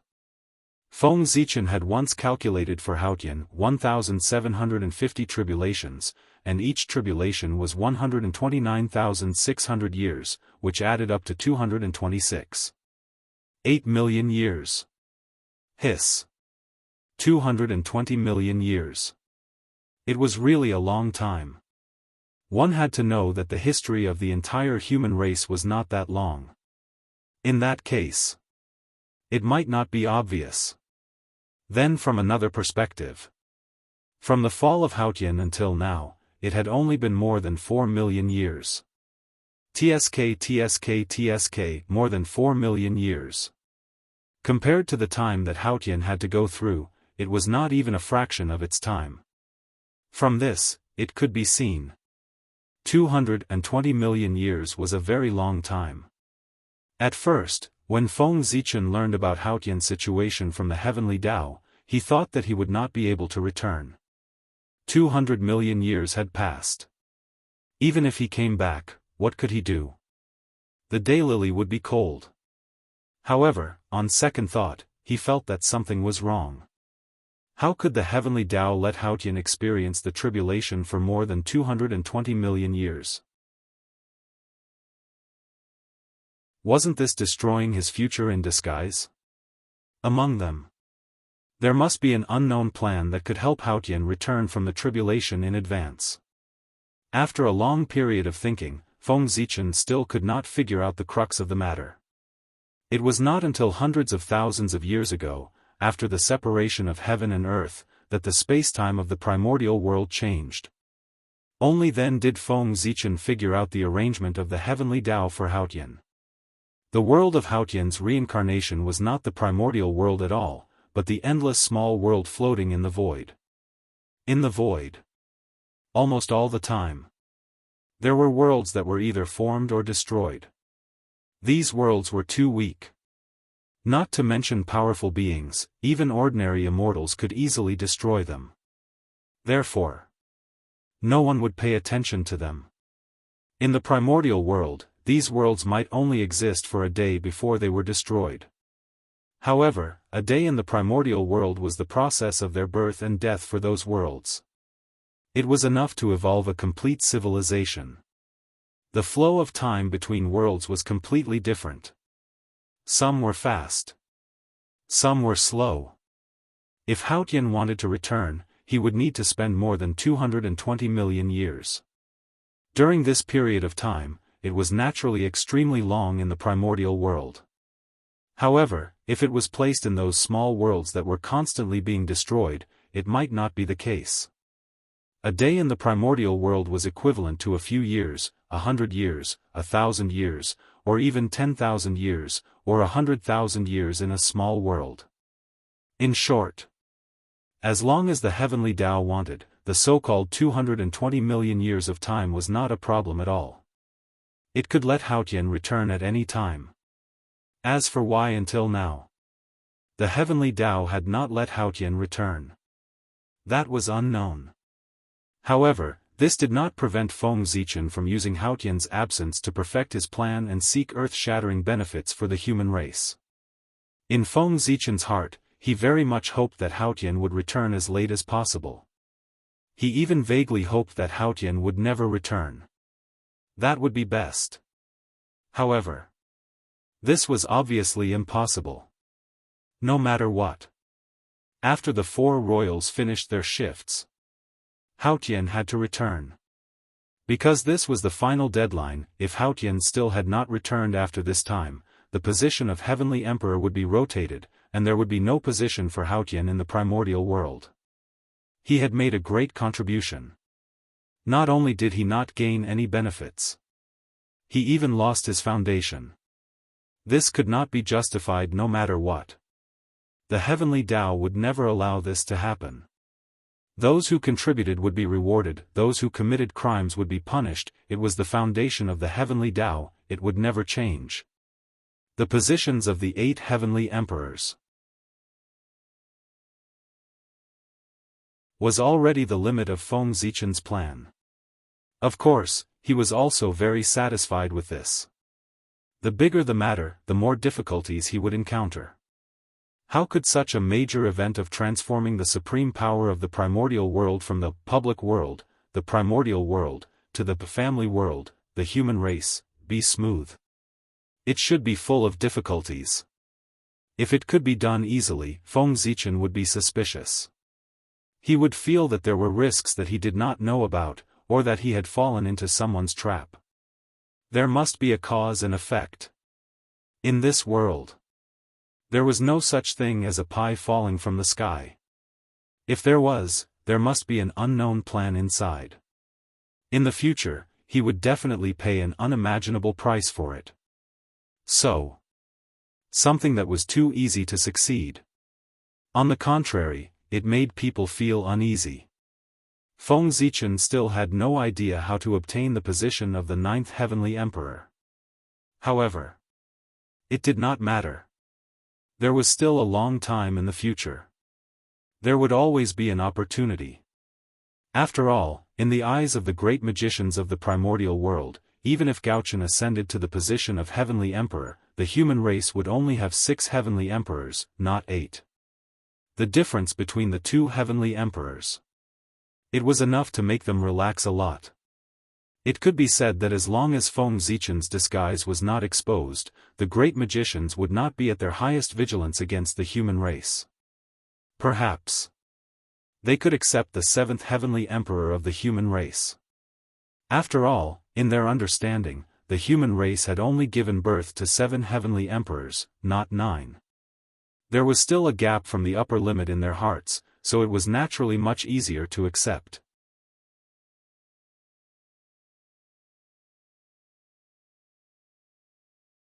Chapter 651.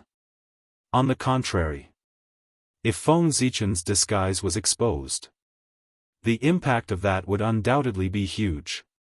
Not to mention how everyone would look at Feng Zichen. After this matter was exposed, they would definitely keep an eye on the human race and would definitely not give them the possibility of a celestial emperor appearing. At that time, the human race would definitely become the target of public criticism and the target of suppression by the great magics. After all, 6 and 8. Those were two different concepts. The former gave people a feeling that there was still room for negotiation, while the latter could directly bring people a sense of urgency. The pressure could be imagined. The matter of the Celestial Emperor. Feng Zichen only thought for a while, then he withdrew his thoughts and returned to the Emperor Star. Although the matter of the Celestial Emperor was related to the future of the human race and was extremely important, that was the future. Right now, he had more important things to deal with. That was, he was about to attain the Tao. With Xuanxiu's ascension to the throne, Feng Zichen was less than 1,000,000 years away from attaining the Tao. Less than 1,000,000 years was not a long time.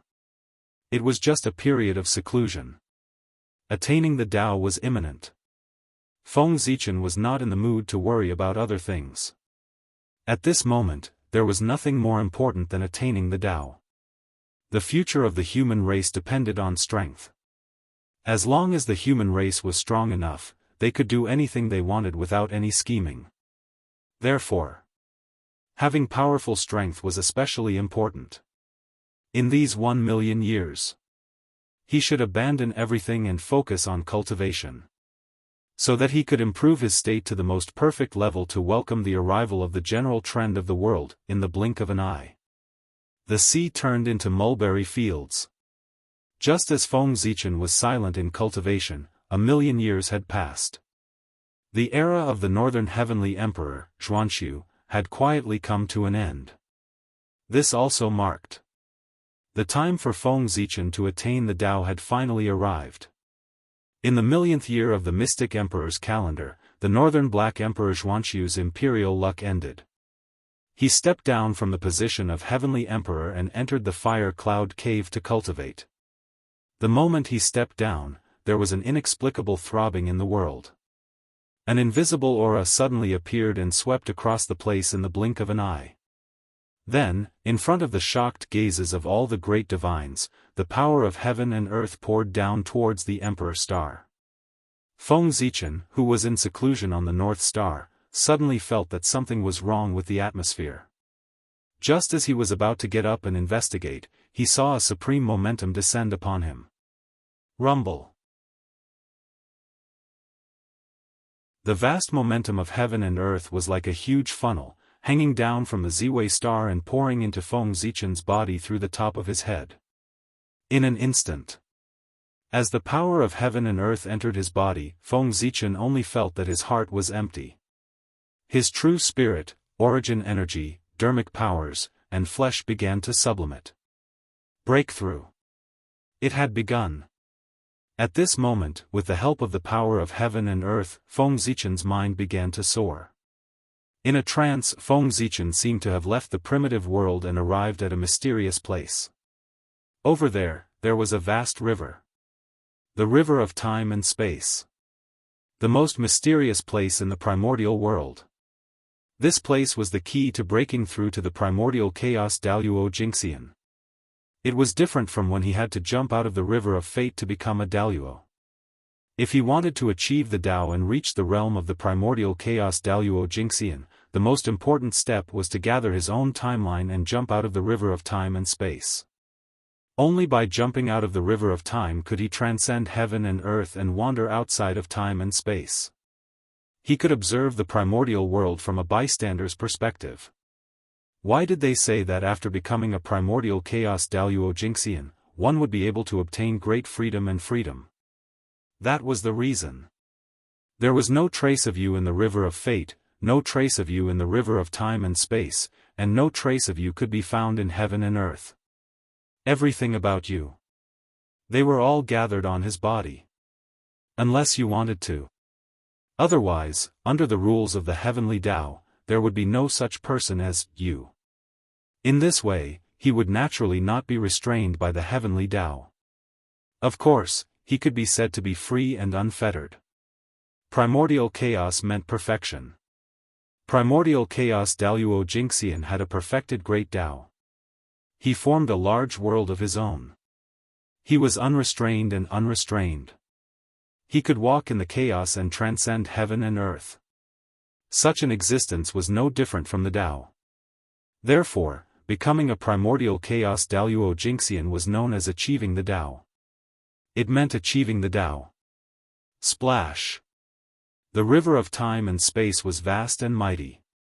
It flowed endlessly towards the unknown void as if there was no end. And Feng Zichen? He stood quietly on the river of time and space, looking at the waves on the river with an extremely indifferent gaze.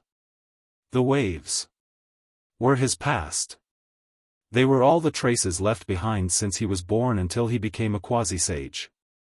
Under the reflection of the river of time and space, the scenes of his past appeared in his mind one by one. Sigh. What a nostalgic time.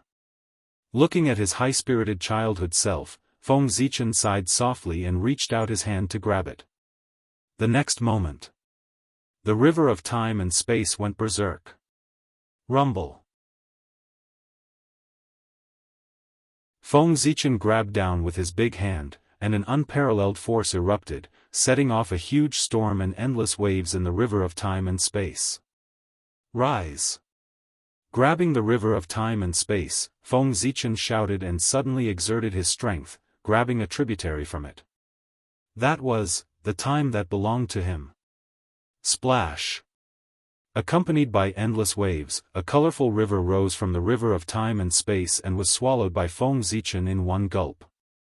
At this point, in the river of time and space, there was no trace of Feng Zichen. If a supreme expert looked down at the river of time and space, he would find that there was no trace of Feng Zichen, whether it was the past, the future, or the present. It was as if this person had completely disappeared from the primordial world. Gathering the timeline in one body, without the past, present, and future, he was primordial chaos Daoist Jingxian. At this time, Feng Zichen could already be said to be primordial chaos Daoist Jingxian. Whoosh, a huge sense of weightlessness came. Feng Zichen could not help but be absent-minded for a moment. When he came back to his senses and looked back, he found that he had already returned to the Ziwei star. This, is it done? After carefully sensing it, Feng Zichen found that his body had undergone an earth-shattering change. Whether it was his origin, his physical body, or his mana, they were undoubtedly much stronger than before. It could be said that, the current him, it would have been easy for him to crush his former self. Achieving the Tao, to him, it was so simple. It was so simple that Feng Zichen thought it was a dream. It was not until a long while later that he was sure that it was true. He had really achieved the Tao. That was right. His situation was different from others. In order to achieve the Tao, he had really prepared too much. Not to mention his identity as the great Taoist priests, just the vast power of heaven and earth was enough for him to achieve the Tao easily. With such conditions, it was normal for him to achieve the Tao easily. On the contrary, it would be abnormal if the path to achieving the Tao was filled with difficulties. Who asked Feng Zichen to have the advantage? Was it too much? The great Taoist priests, the ancestor of the innate sword Tao, the four gods, the boundless starry sky, first level of the primordial chaos? After sensing his own state, Feng Zichen confirmed his realm. He had barely reached the peak of the first level of the primordial chaos, far from what he had imagined. But it didn't matter. Because his foundation had begun to exert force. The power of the stars, come. The power of the innate sword Tao, come. The power of the Pangu God, come. Taking advantage of the fact that the power of heaven and earth had not left, Feng Zichen no longer held back and completely released the restrictions in his body. Immediately, all kinds of supreme powers appeared. They poured into Feng Zichen's body to help him break through his limits and cultivate to a higher realm. Even the power of the great Daoist priests, which was buried deep in his bloodline, was still gushing out. It cultivated his bloodline to speed up his transformation. Whoosh! Without a sound, the Pangu god appeared. No. No. It was not the Pangu god in the boundless starry sky, but the projection of the Pangu that was formed from the entire primordial world. Just as Feng Zichen was breaking through, he appeared to help Feng Zichen. Rumble. A mysterious and great power appeared and poured into Feng Zichen's body. It constantly baptized his bloodline and body, causing it to constantly move closer to the Pangu Dao body. Apart from that, there was also the power of the Khanate sword Dao, the power of Zhouxing, the power of the Emperor on the Ziwei star, and more supreme powers.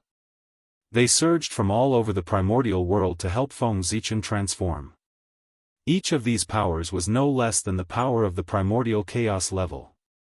Some of them even reached the level of the late-stage primordial chaos level.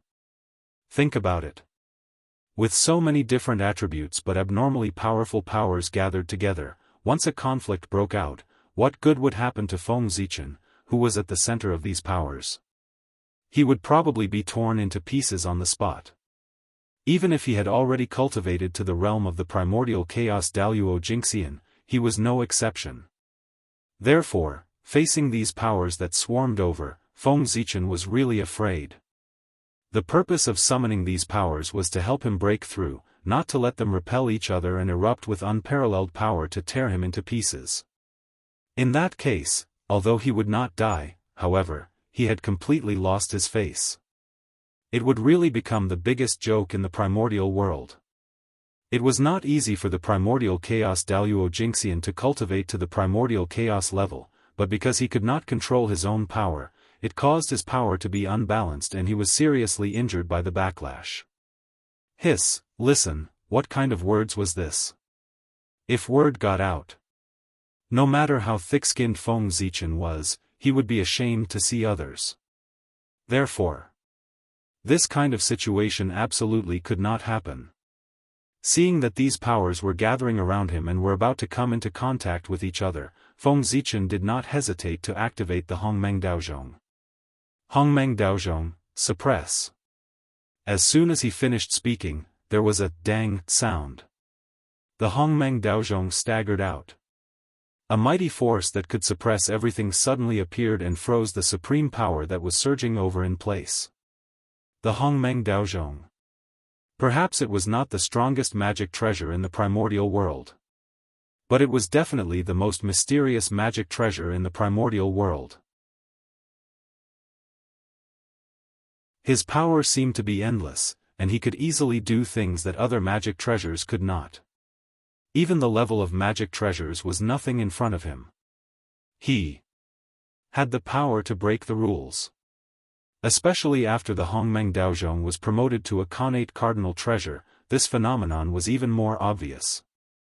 Therefore, not to mention suppressing the power of the primordial chaos level, even the real primordial Daoist Jingxian could be suppressed by him.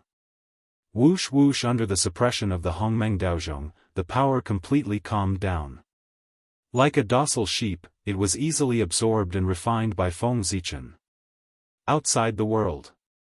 On the projection of Pangu standing above the primordial world, there was an endless Dao rune circulating. Following an inexplicable connection, it flowed into Feng Zichen's heart. That was the profound meaning of Pangu's Dao body. The primordial world had received a lot of favors from Feng Zichen. Therefore, when he was breaking through, Pangu's projection had a reaction and displayed all the mysteries of Pangu's Dao body in front of him to help him condense Pangu's Dao body. This was Pangu's repayment to Feng Zichen. The heavenly Dao would not mistreat those who had contributed, let alone Pangu. The goals that he had been pursuing were now all displayed in front of him. One could imagine the excitement in Feng Zichen's heart. However, compared to before, the current Feng Zichen, his attitude towards Pangu's Dao body had undoubtedly changed greatly. In the past, he had been copying everything. He wished that he could copy all the mysteries of Pangu's Tao body onto himself. Now, he was no longer the ignorant youth from back then. Instead, he was a supreme overlord who shocked the primordial world. His thoughts had been sublimated, and he had a deeper understanding of the Tao. The strongest might not be the best. But what suited him was definitely the best. Although Pangu's Tao body was strong, it still belonged to Pangu. If he completely copied Pangu's Tao body, then his highest achievement in his life would only be to reach the level where Pangu was. Indeed, at the level where Pangu was already the peak that all living beings in the primordial world could not reach. However, how could Feng Zichen, who had Hongmeng Daozhong, be willing to do so? He had even greater ambitions. One had to know that when the Tao of Hongmeng reached the end, it could be compared to the great Tao. This was a higher level than Pangu. And this was Feng Zichen's goal. He wanted to become an existence that surpassed Pangu. Since that was the case, it was somewhat inappropriate to copy Pangu's Tao body. Therefore, when reversing Pangu's Tao body, Feng Zichen combined the Tao that he cultivated and integrated his own insights. Moreover, regardless of whether he comprehended it or not, he imprinted the runes that represented the Tao of Hongmeng on Hongmeng Daozhong into his own body. He tried to use this method to evolve the legendary Hongmeng's Tao body.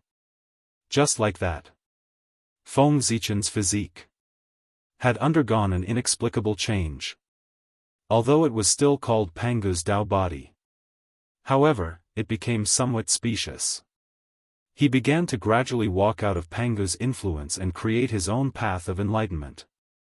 The path of enlightenment. Just like that. As time passed, Feng Zichen's strength was getting stronger and stronger. From the first level of primordial chaos to the second level of primordial chaos, the third level of primordial chaos, he had been advancing rapidly. And such a big commotion on the Emperor Star naturally alarmed the great mediums who were in seclusion.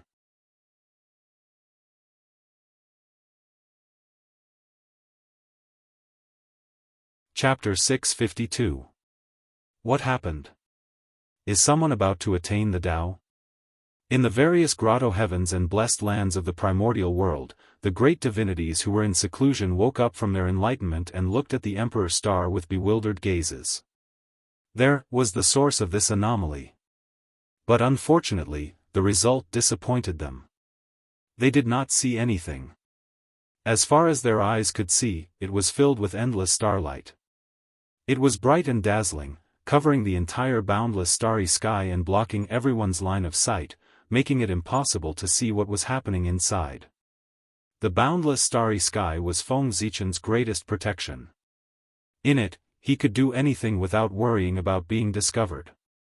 This was even more obvious after he reshaped the boundless starry sky. In the boundless starry sky, there were Feng Zichen's imprints everywhere, causing his control over the boundless starry sky to reach its peak. Even the powerful heavenly Tao found it difficult to interfere. Therefore, as long as he was willing, then with the vastness of the primordial world, no matter who it was, they would not be able to detect what was happening in the boundless starry sky. This time, if it were not for the fact that Feng Zichen's attainment of the Tao was too great and alarmed the entire primordial world and exceeded the range of the boundless starry sky, this matter would not have been known by the entire world. He reckoned that it would pass by quietly. However, achieving primordial chaos Daoist Jingxian was a huge matter in the primordial world. It was only second to the attainment of the Tao by a saint. The myriad Tao of heaven and earth, the billions of laws, the endless spacetime, and so on had to be sensed and sensed. It was not an exaggeration to say that it was a grand occasion in the primordial world. Since that was the case, such a huge matter that shocked the primordial world, how could it be hidden from the public? Primordial chaos, that was the supreme Tao fruit, the peak that a cultivator could reach. The phenomenon that was created when it was born was spontaneously formed by heaven and earth. It affected every tributary of the long river of spacetime and could not be hidden at all. Unless, whose power, could be so strong that it could cover the entire long river of spacetime. But obviously, that was impossible. To be honest, the power of the river of time and space wasn't very strong. Daoist Jingxian could manipulate time and space at will, let alone a great divine power. But at the end of time and space, there was an inconceivably majestic existence. It was his existence that made the river of time and space unshakable. Pangu. It was a light name, but it was heavier than Mount Buzhou. It was enough to suppress the entire chaos. Rumble. In the sky above the Emperor Star. Innate Daoists gathered together, billions of laws appeared, and boundless Daoists spread out, turning this place into a world of Daoists. At the same time, Feng Zichen, who was in a state of enlightenment, suddenly looked up to the sky and roared. Ah! Amidst the long roar, a surge of great power rose from Feng Zichen's body. In an instant, it swept through the heavens and the earth, shaking the past, present, and future. Then, a purple river that was more than 3,000 miles long gushed out of Feng Zichen's body, crossing the sky and the earth. Instantly, the world fell silent, a mysterious aura quietly appeared, it constantly merged with the Daoists that filled the world, as if they were corroborating each other. Whoosh whoosh Daoists were merging with each other, an invisible throbbing spread, like the pulse of the world, endless mystery. The purple river that rose from Feng Zichen's body wasn't a real river, but a Dao. If one looked carefully, they would discover that what flowed in the purple river wasn't a drop of river water, but a bright innate rune. This was a long river completely formed by innate runes.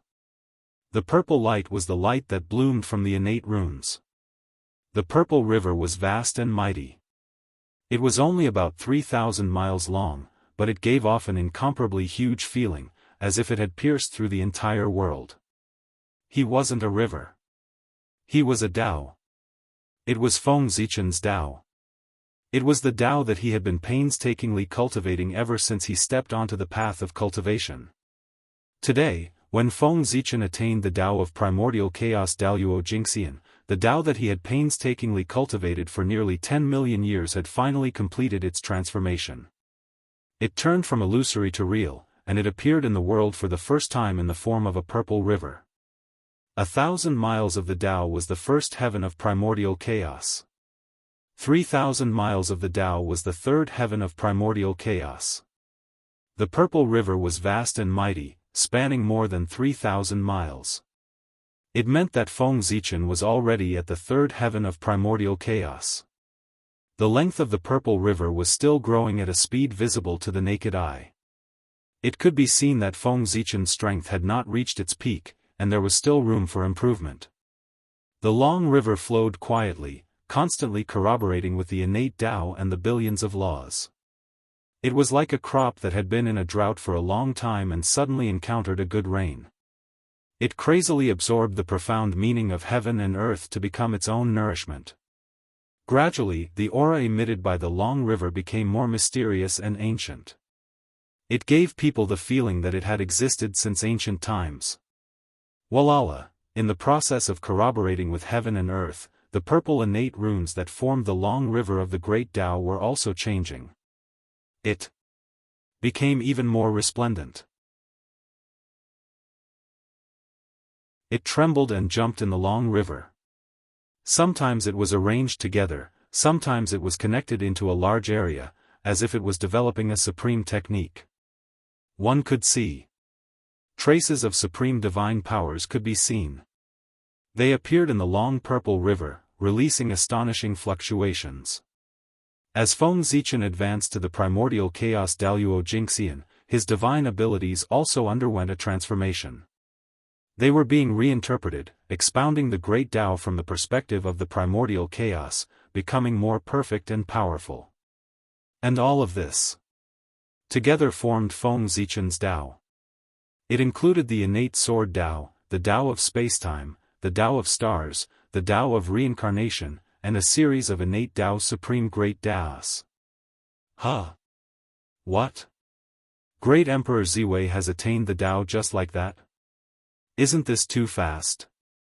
In the primordial world, the powerful beings who could vaguely see what had happened from the shocking phenomenon of heaven and earth could not hide the shock in their hearts. They could not help but mutter in a daze. They could not see what was happening in the boundless starry sky, but they were not blind. It was not like they could not see the phenomenon that affected the entire primordial world outside the boundless starry sky. Coincidentally, such a phenomenon, it also made everyone feel that it was particularly familiar. It was just like when Donghuang attained the Tao. The scene of Donghuang attaining the Tao was a scene that the powerful beings would never forget in their lives. It was even more profound than the Tao ancestors' unification and the saints' attainment of the Tao. Because it was Donghuang's attainment of the Tao that allowed them to know that their path ahead was not cut off. Above the quasi-saint, it was not just the saint, there was also the primordial chaos Daoist Jingxian. It was precisely because of this that they remembered the scene of Tai attaining the Tao so vividly. As a result, when they saw the phenomenon that affected the entire primordial world, they were roughly certain that Feng Zichen had attained the Tao. After confirming this, everyone's feelings could be said to be particularly complicated. They felt that they had lived their entire lives in vain. Fast, too fast. It was really too fast. How many years had it been since the birth of great Emperor Ziwei? It had been less than an eon. And it was in less than an eon that he had achieved what others had not achieved even after spending several eons of time. He had cultivated to the realm of primordial chaos Daoist Jingxian, leaving everyone far behind. How could this not be shocking? But, while they were shocked, the group of powerful beings felt that this was a matter of course. It seemed that great Emperor Ziwei attaining the Tao was not something that was unacceptable. It was a matter of course, a matter of course. This contradictory feeling really made the hearts of the great divines feel extremely strange. And the reason why they felt this way was because Feng Zichen's performance was too dazzling. From the moment he appeared and saved the primordial world, Feng Zichen had done too many earth-shattering things along the way. Not to mention the high and mighty primordial chaos Tao Master, more than one of them had fallen at his hands. Even the legendary demon ancestor Rahu had suffered a loss at his hands. Such an existence brought too much shock to everyone, so much so that in the end, everyone was already numb. They thought that no matter how great his achievements were, it was a matter of course. So, after discovering that Feng Zichen had attained the Tao, everyone was shocked, but they also felt that it was a matter of course. They were really shocked to the point of numbness. Compared to Feng Zichen's previous amazing performance, it was not too much of an exaggeration for him to achieve Tao in less than an eon. A few chaos demon gods at the level of primordial chaos Daoist Jingxian had been killed by him. Wasn't it a joke to say that such a figure could not attain the Tao? In the face of such a situation, those great mediums could at most sigh and say, as expected of the orthodox Pangu, a noble existence of the same sect as the heavenly Tao. His cultivation talent is indeed terrifying. That was the end of it. What followed next was endless envy and anticipation. With the second, would the third be far away? After Feng Zichen attained the Tao, the day when they attained the Tao would not be far away. This was not a joke, but a fact. The path of primordial chaos of the great mediums of the primordial world had been completely opened by the remnant spirits of the chaos demon gods that they had devoured. They only needed an opportunity. They could take one step closer and cultivate to the realm that they had always dreamed of. Cultivation was without time. In the blink of an eye, 10,000 years had passed. And Feng Zichen finally woke up from his cultivation. At the same time, this also marked his breakthrough. This time was about to come to an end. Phew. Fourth level primordial chaos? It's a little low. Feng Zichen let out a long breath and said with some dissatisfaction. While he was speaking, behind him, the shadow of a long purple river that spanned more than 4,000 miles was faintly discernible. The great Tao was more than 4,000 miles long. It represented the fourth heaven of primordial chaos. In other words, after converting all his foundations into strength, Feng Zichen became a fourth heaven of primordial chaos expert. The cultivation of the middle stage of primordial chaos was not considered weak even in the entire primordial world. It could not be said Saint Juan-Ti was at this realm. Logically speaking, Feng Zichen should be satisfied with this strength. But in fact, he was very dissatisfied with his current cultivation. Because, with the help of many supreme forces, he should have broken through to the sixth heaven of primordial chaos in one fell swoop. He should have become a top expert among the saints. But because of an accident, Feng Zichen's dream of the sixth heaven of primordial chaos was completely shattered. And that accident originated from the Hongmeng runes that he engraved into his body. At the beginning of the breakthrough, in order to try to evolve the legendary Hongmeng Dao body, Feng Zichen had once engraved the runes that represented the Hongmeng Dao on Hongmeng Daozhong's body. They were engraved on his body. At that time, he had just had a flash of inspiration and made an attempt. But he did not expect that he would really succeed. The runes that represented the Hongmeng Dao were easily imprinted on his body by him. And as his cultivation broke through, they completely merged into one. At first, when the Hongmeng runes entered his body, Feng Zichen was very excited about it. He thought that it would definitely bring him an astonishing transformation. After all, that was Hongmeng. It was the beginning of everything. But in the end, it undoubtedly disappointed Feng Zichen.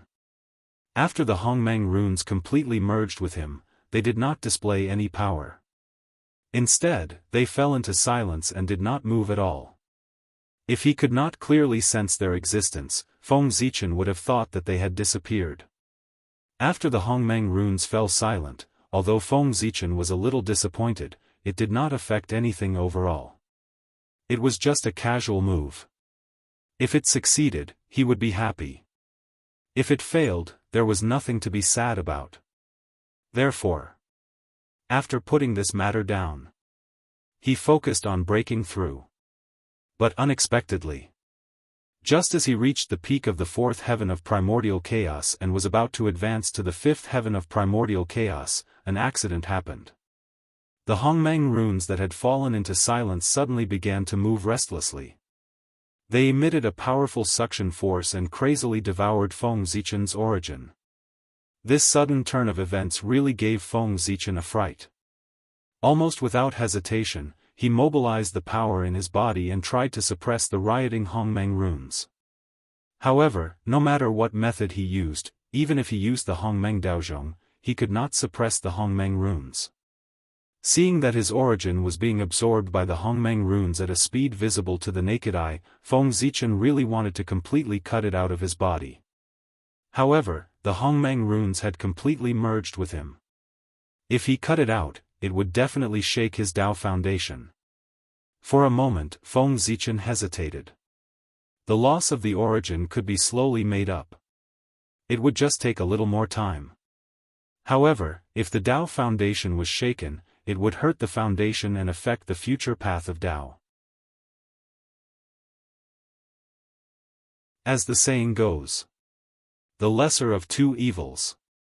In this way, how to choose between the two? Wasn't it obvious? Therefore, Feng Zichen gritted his teeth. He allowed the Hongmeng runes to devour his origin. Let him devour. With the boundless starry sky and Pangu's projection as his backing, what Feng Zichen did not lack the most was the innate origin. He did not believe that a mere Hongmeng rune could suck him dry. Of course.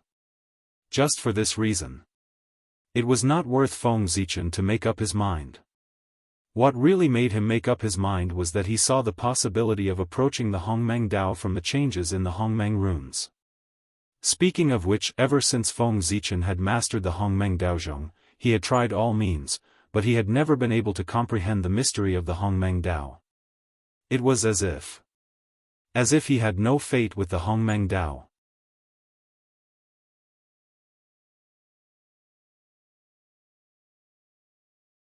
Chapter 653.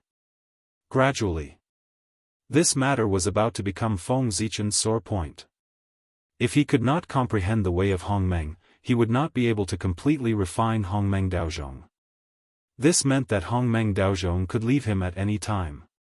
This made Feng Zichen very uneasy. It could be said that he was able to achieve what he had today mainly because of Hongmeng Daozhong.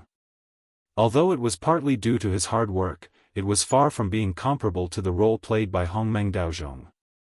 In the primordial world, there were many people who worked hard. There were also people who worked harder than Feng Zichen. Why didn't others achieve so much? Not to mention anything else. Let's talk about the great magicians of the primordial world. Could it be that they didn't work hard enough? They had persisted in cultivating for hundreds of millions of years without relaxing. It could be said that they worked hard enough. But what about the achievements they had achieved? It was far from as high as Feng Zichen. And all of this was brought by Hongmeng Daozhong. It could be said that there was no Hongmeng Daozhong. There was no Feng Zichen today. Therefore, in Feng Zichen's heart, he naturally valued Hongmeng Daozhong very much. He did not want him to be lost in his hands. Although with his current strength, even without Hongmeng Daozhong, he could still dominate the primordial world and pursue a higher realm. However, the existence of Hongmeng Daozhong would undoubtedly allow him to take fewer detours, reduce a lot of risks, and cultivate to a higher realm faster. Therefore, this treasure could not be lost. And a treasure like Hongmeng Daozhong. In his own hands, it was better than in the hands of others, right? Hongmeng Daozhong had transformed into a primordial treasure in his hands. It must not be taken away by outsiders and become a wedding dress for them. It was because he was worried about Hongmeng Daozhong that Feng Zichen ignored his own safety when the Hongmeng runes mutated and allowed them to devour his innate origin. This was the first time he had seen the Hongmeng runes change. Therefore, no matter the outcome, he would let it continue to change. Because this might be the only opportunity for him to peek into the mysteries of Hongmeng's Dao. There was movement. It was better than nothing. If the Hongmeng runes continued to remain dormant, Feng Zichen did not know when he would be able to see the mysteries of the Hongmeng Dao. And there was movement. This represented an opportunity. This was like a huge gamble. He won. They would be able to comprehend the mysteries of the Hongmeng Dao and obtain endless opportunities. He lost. Although his life would not be in danger, his strength would be greatly reduced due to the fall of his source energy. But Feng Zichen did not care anymore. With the boundless starry sky and Panga's projection behind him, no matter how much source energy he lost, he could make up for it in an extremely short period of time. So, he could afford to gamble. Moreover, he might not lose. Faintly, Feng Zichen had a feeling. The mutation of the Hongmeng runes should be a good thing for him. After all, the Hongmeng runes had already merged with him. The two of them were bound together for good and ill. Harming him. Not only would the Hongmeng runes not gain any benefits, but they would also pay an unimaginable price. Just like that. Time ticked by, second by second. In the blink of an eye, it was 10,000 years later. At this time, the Hongmeng runes seemed to have eaten their fill. They stopped devouring Feng Zichen's source and retracted into their bodies. They lay there quietly, motionless. As the Hongmeng runes regained their calm, Feng Zichen also woke up. He had to wake up. His breakthrough had come to an end.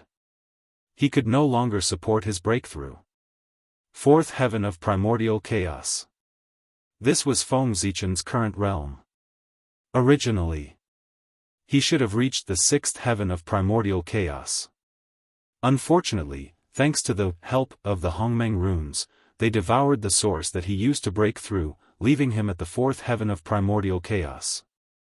This was also a blessing in disguise. At the very least, He still maintained the cultivation of the fourth heaven of primordial chaos. He did not fall, did he? According to the devouring speed of the Hongmeng runes at that time, Feng Zichen was really afraid that his strength would fall. Is this Hongmeng? Feng Zichen, who woke up from his enlightenment, said in a daze. The price of 2 heavens was not in vain. After the Hongmeng runes devoured the source, they also gave Feng Zichen some information about the Hongmeng Dao. Although this information was still somewhat obscure and difficult to understand, it was much better than not understanding anything before. In Hongmeng Daozhong, with the help of the creation jade disc fragment, Feng Zichen finally sorted out some clues from this information and comprehended a trace of the mystery of the Hongmeng Dao. Don't underestimate this trace of comprehension. As the saying goes, everything was difficult at the beginning. But as long as he started, the next step was not so difficult. Comprehending a trace of the mystery of the Hongmeng Dao was equivalent to entering the door. Next, with the help of Hongmeng Daozhong, sooner or later, Feng Zichen would be able to completely comprehend the Hongmeng Dao. Moreover, the Hongmeng runes in his body. Since the first change could happen, then there would definitely be a second change, a third change, a fourth change, and this would be the best help for Feng Zichen to comprehend the Hongmeng Dao. My Dao has been completed. After comprehending the Hongmeng Dao, Feng Zichen's heart was abnormally excited. Even the unhappiness of not reaching his realm had been diluted a lot. If his realm was not enough, he could slowly increase it. But there were not many opportunities to comprehend the Hongmeng Dao. If he missed it, who knew if there would be a next time? As soon as he comprehended the primordial Dao, Feng Zichen could not wait to cultivate it. Soon, he was lost in the boundless Taoist rhyme. Then, he was woken up by Hongmeng Daozhong. The most difficult thing about cultivating the Hongmeng Dao was that if one was not careful, there was a danger of being assimilated by the Hongmeng Dao. Hongmeng, the beginning of being. Anything that existed, whether it was a person or an object, originated from him. Therefore, he had the ability to assimilate all things. The most powerful part of the Hongmeng Dao was also the most dangerous part of him.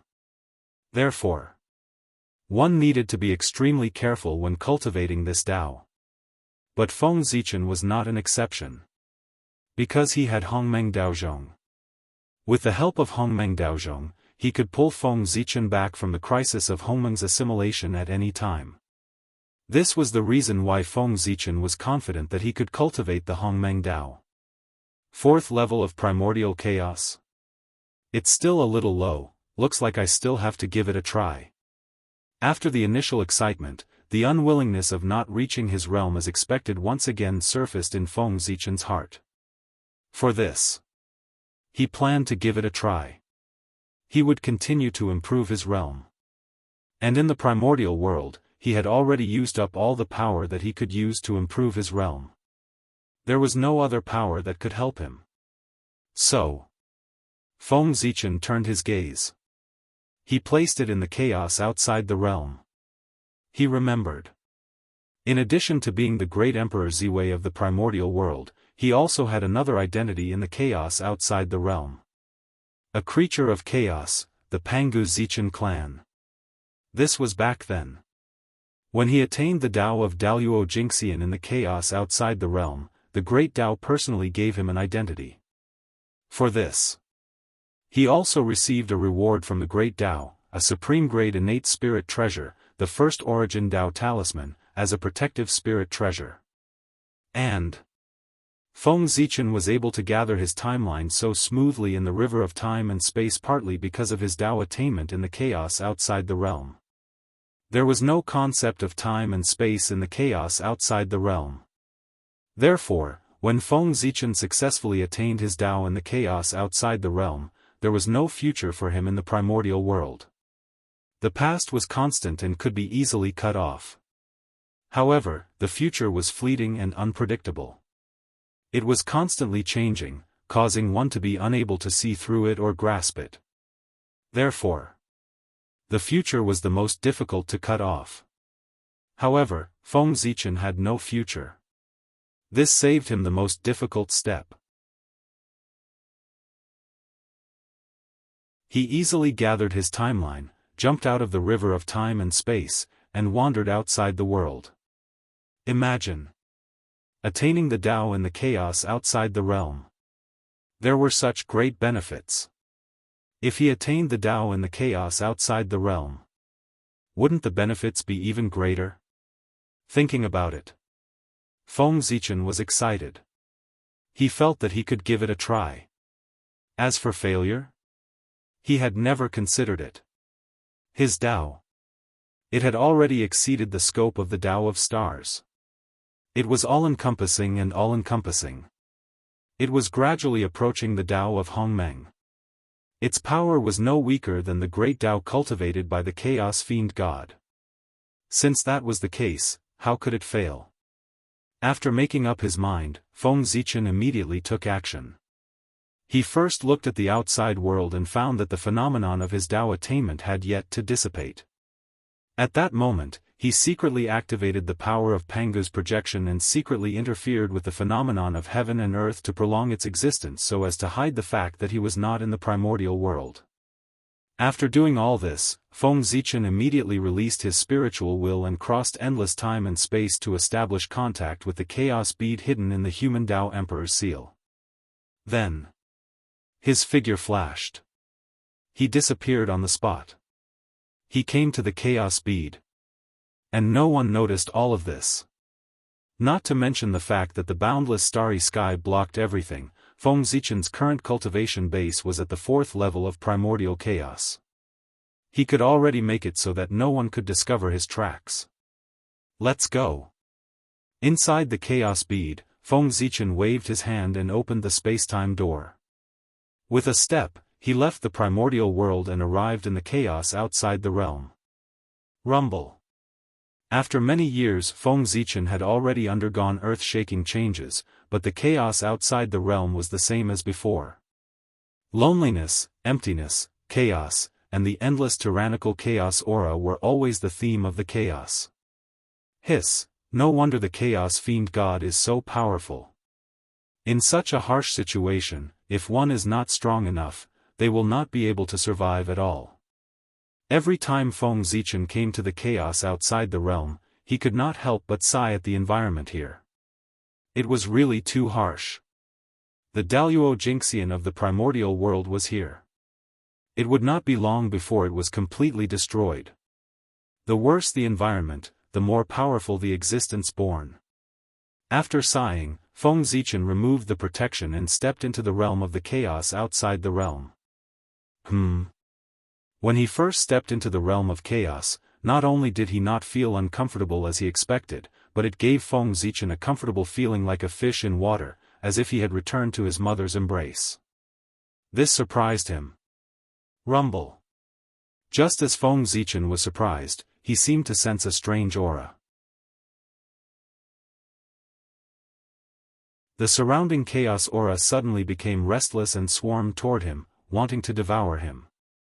Humph. Displeased, Feng Zichen was about to take action to suppress the chaos aura that was surging over when he saw a mysterious divine light blooming from his body. Shwa, wherever the divine light shone, the restless chaos aura seemed to be tamed and floated obediently beside Feng Zichen. This is, in a trance, Feng Zichen seemed to understand something and reached out to touch his eyebrows. There, he did not know when, suddenly, a mysterious imprint appeared on it. And that mysterious divine light was emitted from this mark. Zichen mark. It was the name of the mark. At the same time, it was also the symbol of Feng Zichen's identity as a chaos creature. This was the mark of life that the great Tao gave to Feng Zichen. It was his real name. It could also be said to be the name of a god. It's been a long time since I've been to the chaos outside the realm. I forgot that as a chaos creature, how could I be afraid of a mere chaos aura? They should be the ones who should be afraid. With a chuckle, Feng Zichen opened his mouth and inhaled fiercely. He actually swallowed all the chaos aura that hovered around him. This is the real chaos aura. The power contained in it is many times richer than the chaos aura in the chaos outside the realm. Smacking his lips, Feng Zichen said with some emotion. After his strength reached the realm of primordial chaos, the Khanate aura could no longer meet his daily needs for cultivation. Only the chaos aura could allow him to continue to improve. However, after the chaos aura of the primordial world was filtered by the sky curtain, although the danger was greatly reduced, the power contained in it was undoubtedly weakened by a lot. It was far from being comparable to the pure chaos aura in the chaos outside the realm. It was no exaggeration to say that cultivating here for a day was better than cultivating in the primordial world for a year. It's time to find an opportunity to take back the chaos bead. Thinking of the benefits of cultivating in the chaos outside the realm, Feng Zichen decided to take back the chaos bead to make it easier for him to cultivate here. Originally, even if this didn't happen, he would have taken back the human Dao Emperor seal after the 5 emperors. A Khanate treasure. How could it always be in the hands of others? Forget it. Business is more important. Let's achieve the Dao first. Knowing that his time was limited, Feng Zichen didn't delay any longer and decided to achieve the Dao first. Rumble. A long purple river of more than 4,000 miles surged out of Feng Zichen's body in a mighty manner. Following the connection between them, it rumbled toward the origin of chaos. There was the mark left behind by Feng Zichen when he attained the Dao. Just as Feng Zichen had thought, his attainment of the Dao this time was very smooth. His great Dao was easily imprinted on the origin of chaos and existed with it. Just like last time, as Feng Zichen imprinted his great Dao on the origin of chaos, the great Dao in the unseen world immediately reacted. Wisps of mysterious power hung down and gathered the chaos aura in all directions, turning into a huge furnace of the great Dao. It enveloped Feng Zichen and slowly refined him. This was the great Dao personally helping him to be reborn and reconstruct his Dao body with supreme power.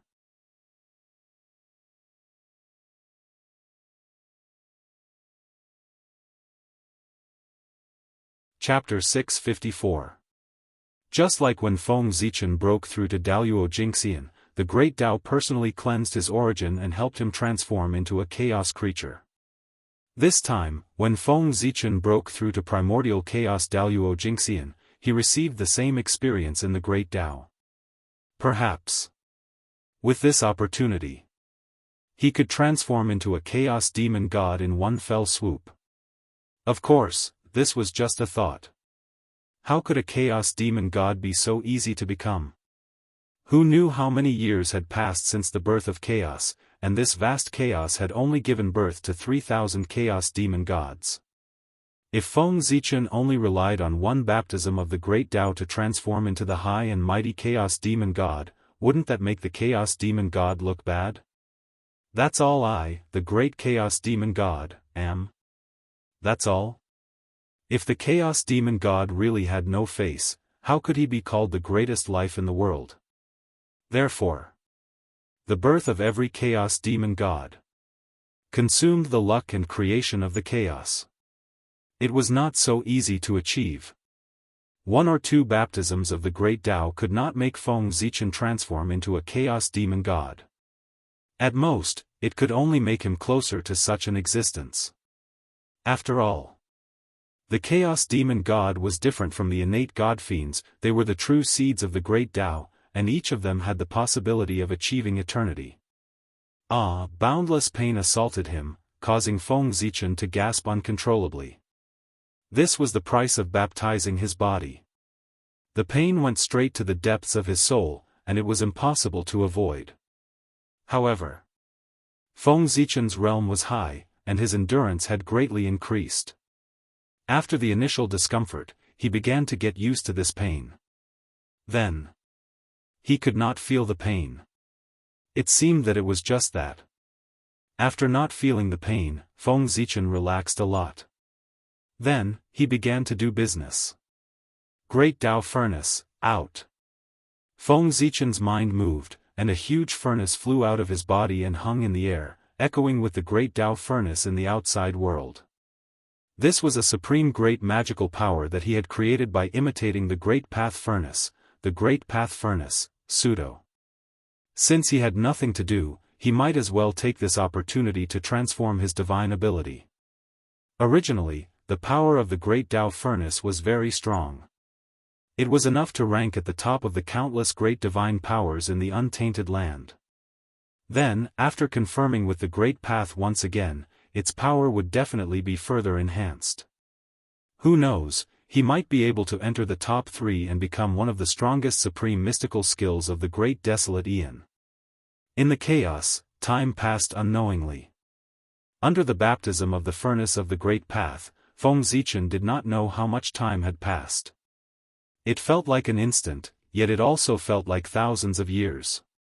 In short, in a daze, Feng Zichen finished his transformation. The great Tao came suddenly and left suddenly. The moment Feng Zichen completed his transformation, all the strange phenomena disappeared without any warning. Only Feng Zichen was left behind. He stood in the chaos, stunned. That's it? In the chaos, Feng Zichen muttered in a daze. It was no wonder that he was like this. In the early stages of the baptism, he had indeed tasted unimaginable pain. But after the baptism reached the later stages, everything was different. The great Tao seemed to have released its restrictions on him. All kinds of mysteries appeared in front of his eyes without any concealment, allowing him to swim freely in the ocean of the great Tao. Unknowingly, Feng Zichen was immersed in it. Therefore, after the great Tao left, he suddenly woke up from his enlightenment and could not accept the feeling of difference for a moment. That was why he sighed as if he had not had enough. If I could stay under those conditions, why would I worry about not being able to reach the limitless great Tao? After calming down, Feng Zichen shook his head and said. Then, he began to sense his own condition. Because he had fallen into the deepest level of enlightenment, his mind was completely immersed in the great Tao. He did not have any extra mind to pay attention to his body. This was what was often said. Apart from the Tao, there was nothing else. For this reason, during the Enlightenment period, Feng Zichen's body operated instinctively. He really did not know what kind of changes had happened. He needed to feel it carefully. Fifth heaven of primordial chaos. The moment his mind returned to its original position, all kinds of information naturally poured into Feng Zichen's mind, allowing him to understand all the changes. Among them, the most eye-catching thing was. It was his cultivation level. Fifth heaven of primordial chaos. He was one step closer to the fourth heaven of primordial chaos. It still did not satisfy Feng Zichen. That's right. The great Tao had personally taken action. Logically speaking, it should not be so shameful. Even if it did not raise Feng Zichen's realm by 5 or 6 levels, it should have raised it by 2 or 3 levels. Only then would it be in line with the identity of the great Tao. But in the current situation, how should he put it? The performance of the great Tao was indeed not worthy of his identity. He had only raised his cultivation level by 1 level. If word got out, Feng Zichen felt embarrassed for the great Tao. Where was the face of the great Tao? This time, it was all gone. At the very least, the great Tao's impression in Feng Zi's heart plummeted. Although, this was useless. After complaining about the realm, Feng Zichen looked at the Hongmeng runes. After all, to him, this was the most important thing. After calming his mind, Feng Zichen focused his attention on the Hongmeng runes. Immediately, he had a different feeling. The power of Hongmeng. He felt the power of Hongmeng. No, to be precise, he had mastered part of Hongmeng's power. In Feng Zichen's body, the mysterious Hongmeng runes were no longer silent. Instead, they became abnormally active. They came to Feng Zichen's divine sea and trembled inexplicably. They emitted wisps of mysterious power and began to temper Feng Zichen's magic power. After being tempered by the Hongmeng runes, Feng Zichen's magic power condensed from starlight actually inherited some characteristics of the Hongmeng qi. For example, it assimilated everything. In itself, the Ziwei star power in Feng Zichen's body could be said to be domineering and peerless. It had the power to destroy all laws. Now, in addition to the Hongmeng qi's ability to assimilate everything, it had become even more domineering. That's right. The power of the Hongmeng qi and the power of the Ziwei star power not only did not cancel each other out. Instead, they strangely merged into one and turned into an even more powerful force. Not to mention that it could destroy all laws, it even showed signs of destroying everything. It could even destroy the power of the Tao. Go! Subconsciously, Feng Zichen mobilized the magic power in his body and threw a punch forward. However, a dragon's roar sounded, and then an endless purple aura erupted. It moved forward in a mighty manner, as if it was going to sweep everything away. Rumble. The surrounding chaos shook as a result. Wherever that purple stream of air passed, the surrounding chaotic aura would rapidly melt away like snow encountering the blazing sun. No. It was not melted. It was assimilated by it. It became a part of the purple aura. After a long time, the wave that erupted in the chaos finally subsided. Looking in the direction of Feng Zichen's punch, the chaos aura could no longer be seen. It was empty, forming a huge passage. And the surrounding chaos aura did not make up for it. Hiss, so powerful. Even Feng Zichen was shocked by the power of the attack. If he had this ability before, even if he did not rely on external forces, he, who was only a half-step primordial chaos realm, would dare to directly challenge the real primordial chaos Tao Master, an existence specially created by Daoist Jingxian who had just entered the primordial chaos realm. No wonder even the great Tao personally made a move, but my realm only increased by one level. So this is the problem.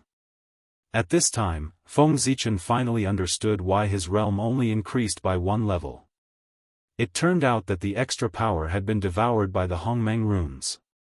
The Hongmeng runes would not change for no reason, and the only thing that could change them now was the power of the great Tao. Combined with Feng Zichen's current situation, wasn't the answer very obvious? The Hongmeng runes must have been used by the great Tao to increase the power of Feng Zichen's realm, which was why there was such a huge change. Was it worth it? Of course it was worth it. Mastering the power of Hongmeng gave Feng Zichen the capital to fight above his level. This was something that could not be brought about by the increase of his realm. One had to know. At the end of the realm, without the help of external forces, it was very difficult for the previous situation of fighting above his level to happen. Those who could reach the primordial chaos realm, which one of them was not a stunning genius? Each of them had left their own legends in the history of cultivation. Such a figure. Who would be worse than who? Fighting above his level, it was impossible to think about it. After mastering the Hongmeng runes, Feng Zichen had this possibility. How could this not be exciting? If his realm was low, he could slowly increase it. But once this opportunity was missed, it would really be gone. TSK TSK TSK. It had to be said. The Great Tao was the Great Tao. Its power was much higher than the power of the primordial world. Feng Zichen had paid so much in the primordial world, but it only made the Hongmeng runes react. But once the Great Tao made its move, it directly made the Hongmeng runes completely recover. This was the difference. Ziwei Emperor Qi. From now on, you'll be called Ziwei Emperor Qi. After sighing, Feng Zichen gave the power in his body a name. Ziwei Emperor Qi. Ziwei was the symbol of his identity. Emperor was simple. As the name implied, it meant the great emperor. Qi, needless to say, referred to power here. The combination of Ziwei Emperor Qi meant that it was the power of Ziwei the Great. It was also narcissistic. After confirming the realm and the changes in the Hongmeng runes, Feng Zichen turned his gaze to the changes in his body. Speaking of which, the changes in his body were the greatest. After all, this was the goal of the Great Tao's transformation. Compared to before, the origin has improved a lot. It's more perfect and more in line with the Great Tao.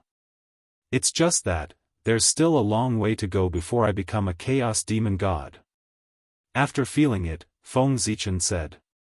Overall, he was very satisfied with the changes in his body.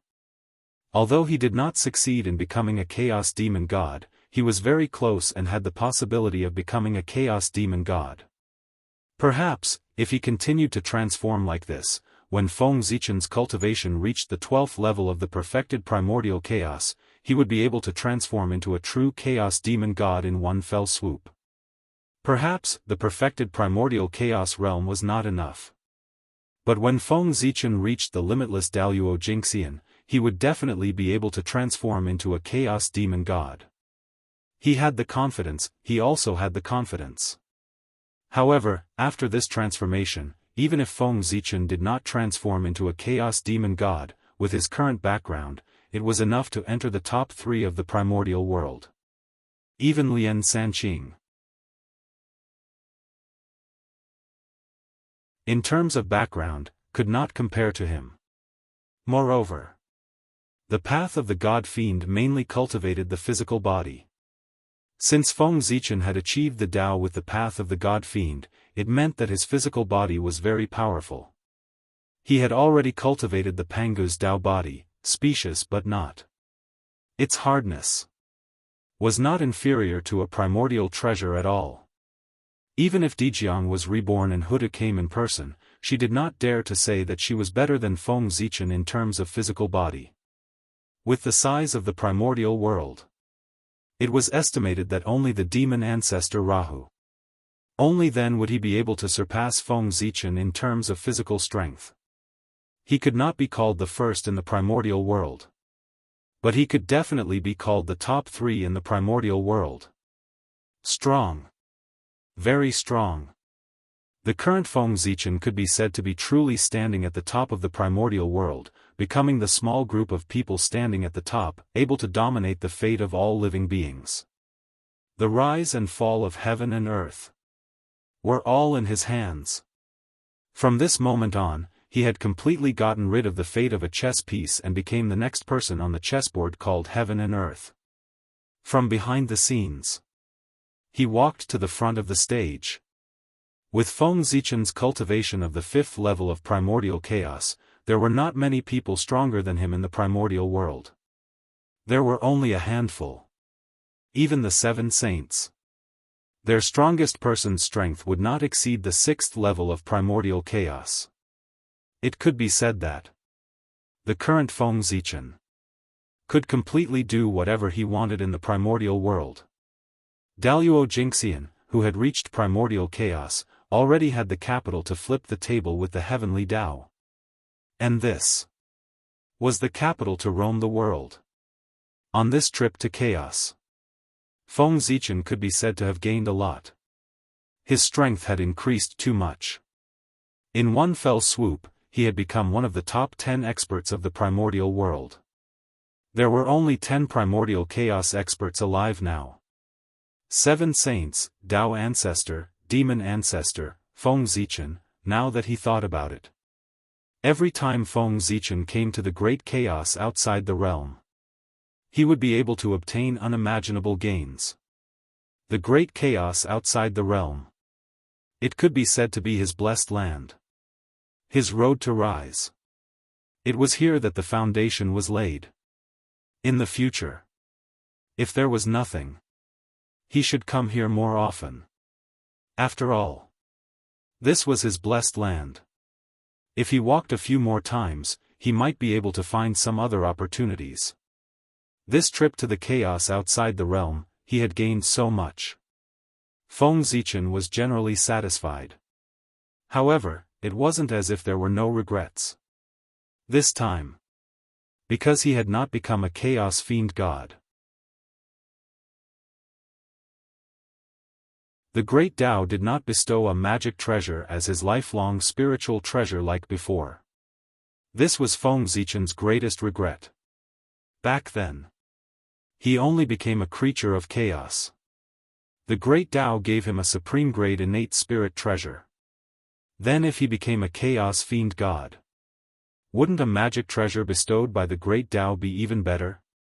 One had to know that every chaos fiend god had a chaos spirit treasure. Without a chaos spirit treasure, Feng Zichen would naturally feel very regretful. However, it didn't matter. This chaos spirit treasure, he would get it sooner or later. He would treat it as a temporary deposit in the hands of the great Tao and keep it for him for a period of time. The attainment of the Tao is over. The next chapter is back to the primordial world.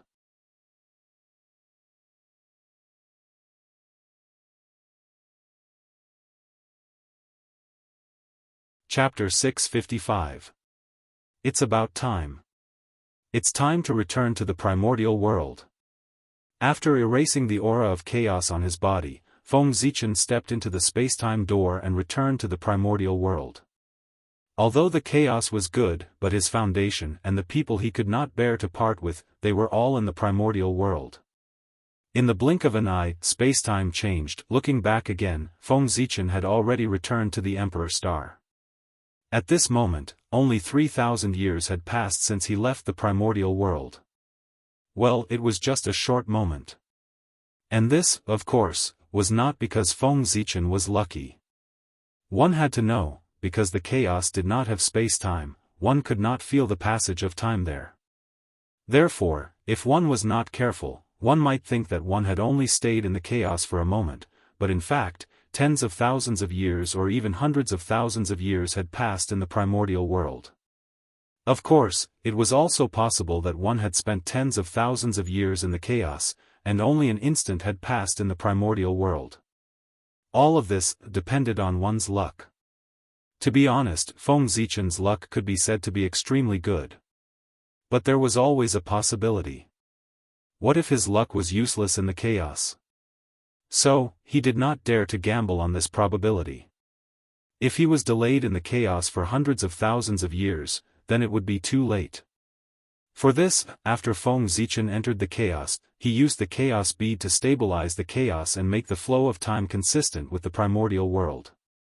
In this way, no matter how many years had passed in the primordial world, no matter how many years had passed in the chaos realm, the reason why Feng Zichen could return after 3,000 years was because of this. Otherwise, who knew what time and space the time node was when he returned? Feng Zichen's age was already past the time to gamble on luck. The current him was focused on planning before acting. Without sufficient preparation, how could he let himself take the initiative to put himself in an unknown situation? That was not only irresponsible to himself, it was also irresponsible to the forces behind him and the people who cared about him. Feng Zichen, he was no longer a loner. He had a wife, he also had clansmen, he had friends. 3,000 years. In addition to the 10,000 years before that, that's a total of 13,000 years. That's not a short time. It's time to go out. If we don't go out now, it will arouse suspicion. After returning to Emperor Microstar, Feng Zichen estimated the time that had passed and felt that it had been a bit too long. He didn't have time to rest and immediately removed the Tao attainment phenomenon. Outside, there was still a large group of powerful beings waiting. Indeed, they did not know how long it would take to attain the Tao. Therefore, it was reasonable to say that Feng Zichen could come out whenever he wanted. But don't forget, there would also be a day when these great beings would attain the Tao. If that day really came, and they remembered what happened today, he only needed to compare it with the time he attained Tao to know that something was amiss. This would bring unnecessary trouble to Feng Zichen. In order to prevent such a situation from happening, Feng Zichen still had to put on a full show. He had to remove the phenomenon of heaven and earth in time to announce to the world that he had successfully reached the realm of primordial chaos Daoist Jingxian. Rumble. As the phenomenon of heaven and earth disappeared, a vast fluctuation suddenly spread out from Emperor Microstar. In an instant it swept through the entire primordial world. At that moment, heaven and earth seemed to have stopped. After that, heaven and earth returned to normal. However, the living beings of the primordial world had already unknowingly prostrated themselves in the direction of Emperor Microstar. That was Feng Zichen releasing his aura to announce to the world that after Dong Huang Tai, the new primordial chaos Daoist Jingxian was born. Of course. In order to keep a trump card. And also to prevent scaring others. Feng Zichen only displayed the cultivation base of the third heaven of primordial chaos to the outside world, not the fifth heaven of primordial chaos. Once he attained the Tao, he would be at the fifth heaven. If word got out, it would be like a myth. It was indeed a little scary. It was better to keep a low profile. At the same time, he could also trick a group of people at the critical moment. The moment Feng Zichen's aura rose, everyone knew that Great Emperor Microstar had successfully attained the Tao. In this primordial world, another supreme expert was added to the mix. Suppressing the restlessness in their hearts and restraining the envy in their eyes, the group of great mediums walked out of their cave abodes one after another and headed outside the boundless starry sky to congratulate Feng Zichen for successfully breaking through to primordial chaos Daoist Jingxian. It was no exaggeration to say. The congratulations of everyone came from the bottom of their hearts. Because they were all the beneficiaries of Feng Zichen's Tao attainment this time. In the primordial world, there was no such thing. When one person attained the Tao, he suppressed the situation where everyone else could not attain the Tao. In fact, the situation in the primordial world was exactly the opposite. The more people attained the Tao, the easier it was for the people after that to attain the Tao. In the primordial world, above Daoist Jingxian, there was actually no path left. Daoist Jingxian was already at the end of the Tao. But unfortunately, there were many capable people in the primordial world who forcefully broke the limit and walked a path above Daoist Jingxian. This was the origin of primordial chaos. And the new realm had just appeared. There were definitely many imperfections. This required generations of people to work hard to perfect it. And every time there was an additional primordial chaos Daoist Jingxian, the new realm would be perfected a little, and future generations would be able to take fewer detours. Attaining the Tao would also become easier. In this way, everyone had received benefits from Feng Zichen. Even if they did not accept his kindness, they would not speak ill of him. It was just a few words of congratulations. It was not like they would lose a piece of meat if they said it. How could it be compared to the benefits they had received? On the Emperor Star, Feng Zichen saw that everyone was rushing towards the boundless starry sky. It was not good for him to continue sitting down. He quickly got up and went out to welcome them. Poor Wei and the others congratulate Your Majesty on attaining the Tao and enjoying the limitless Tao fruit. Your Majesty attaining the primordial chaos Tao fruit is equivalent to breaking free from the cage of heaven and earth. From now on, you will be free and unrestrained. You are really envious of others. When everyone saw Feng Zichen walk out, they all went forward to congratulate him. Fellow Daoists, you are too polite. The Emperor Star is just one step ahead. I think that with your strength, it won't be long before you can take that crucial step and become a primordial chaos Tao realm like me. Waving his hand, Feng Zichen also smiled and congratulated everyone. Just like that, both sides spoke one after another. Outside the boundless starry sky, they flattered each other.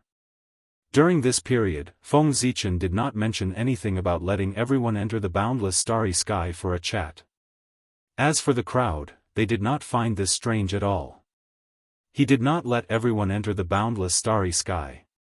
It was not because there was some secret in the boundless starry sky that could not be discovered by others. It was because there were too many great mediums. If there were 3 or 4, it was fine for Feng Zichen to let them in. But basically all the great mediums of the primordial world had come. How could Feng Zichen dare to let them all in at once? Who knew, among these great mediums, how many spies of the Chaos Fiend God were there? If they took the opportunity to cause trouble, that would be terrible. In the boundless starry sky, there were 4 great ferocious beasts suppressed. If any one of them was let go, it would be a great disaster for the primordial world. Therefore, Feng Zichen could not gamble. Since he could not determine which group of people were the spies of the Chaos Fiend God, he might as well not let them in. Without a doubt. There must be spies among the great mediums, and there would be many of them. Ever since the Chaos Fiend God possessed the great mediums, these great mediums of the primordial world could not be trusted. Who knew who was the Chaos Fiend God in disguise? There must be some unlucky people who were possessed by the Chaos Fiend God and were not exposed. There were quite a number of these unlucky people. They hid among the great mediums, like poisonous snakes hiding in the dark, and could give the primordial world a fatal blow at any time. Therefore, Feng Zichen had to be careful of them and not give them a chance to make a move. Regarding the matter of spies, Feng Zichen knew. The great mediums knew. In the primordial world, almost all the existences with the strength of the quasi-saint realm knew. Feng Zichen did not dare to let everyone enter the boundless starry sky because he was worried about the spies. In order to prove their innocence, everyone did not mention entering the boundless starry sky. What did they want to do by entering the boundless starry sky at this time? No matter what the purpose was. The person who made this request would definitely arouse everyone's suspicion. As everyone was afraid of each other, they began to exchange pleasantries in front of Feng Zichen's house. Gradually, Feng Zichen realized that it was not a good idea to continue like this. If word got out, it would make him seem impolite. Therefore, after some consideration, Feng Zichen decided to bring everyone to the heavenly court for an exchange. It was also because Haotian was not around, and Jianghu had abdicated. The heavenly court was in a state of being without a master that Feng Zichen dared to do so. If the heavenly court had a master, Feng Zichen's actions would be a slap in the face. No heavenly emperor would be happy. But now, the heavenly court had no master. Of course, he had the final say. Fellow Daoists, it's not convenient for us to talk here. Why don't we go to the heavenly court? It just so happens that we can also discuss the candidate for the next heavenly emperor.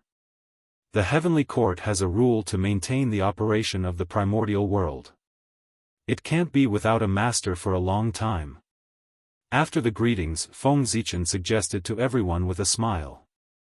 All right. Regarding this, everyone had no objections and agreed. Thus, Feng Zichen led everyone. They headed towards the heavenly court in a mighty manner. Fellow Daoists, now that Jianghu has abdicated, causing the position of heavenly emperor to be vacant, the heavenly court cannot be without a master for a day. Do you have a suitable candidate? In the Lingshao Palace, after some small talk, Feng Zichen finally asked about serious matters. Your Majesty, do we still need the Poor Wei and the others to recommend us? Right now, isn't there the most suitable candidate? As soon as Feng Zichen finished speaking, Zhen Yuanzi walked forward and said with a smile. Fellow Daoist Zhen Yuan is talking about. Feng Zichen asked knowingly. He couldn't say his name himself, right? How inappropriate would that be? It's you, Your Majesty. As he said that, without waiting for Feng Zichen to refuse, Zhen Yuanzi continued, Your Majesty is the second in command of the 3 realms. Now that the heavenly emperor has entered a calamity, it's only right for Your Majesty to step forward and take charge of the heavenly court. This was the truth. It was reasonable and irrefutable. Great Emperor Ziwei was the legal successor of the Heavenly Emperor. This was recognized by the Heavenly Tao. Fellow Daoist Zenyuanzi is right. It's most appropriate for His Majesty to step forward and take charge of the Heavenly Court. If His Majesty hadn't been seriously injured back then, His Majesty would have stepped forward to clean up the mess when the Heavenly Emperor entered the calamity. Why would he need to give up the 5 emperor positions to the human race? Yes. Before the Heavenly Empress reincarnated, didn't she also entrust the Heavenly Court to His Majesty? After Zenyuanzi finished speaking, the remaining great mediums echoed. Actually, in their hearts, as long as it wasn't a human who continued to be the Heavenly Emperor, then it didn't matter who came to be the Heavenly Emperor. Of course, it would be best if Feng Zichen was the one who became the Heavenly Emperor. Because he was the Heavenly Emperor, he was really too suitable. There was no other suitable candidate like him in the primordial world. Under the flattery of everyone, Feng Zichen was not prepared to hold back and was about to agree to this matter immediately. Okay. Since everyone has unanimously recommended me, then I won't refuse.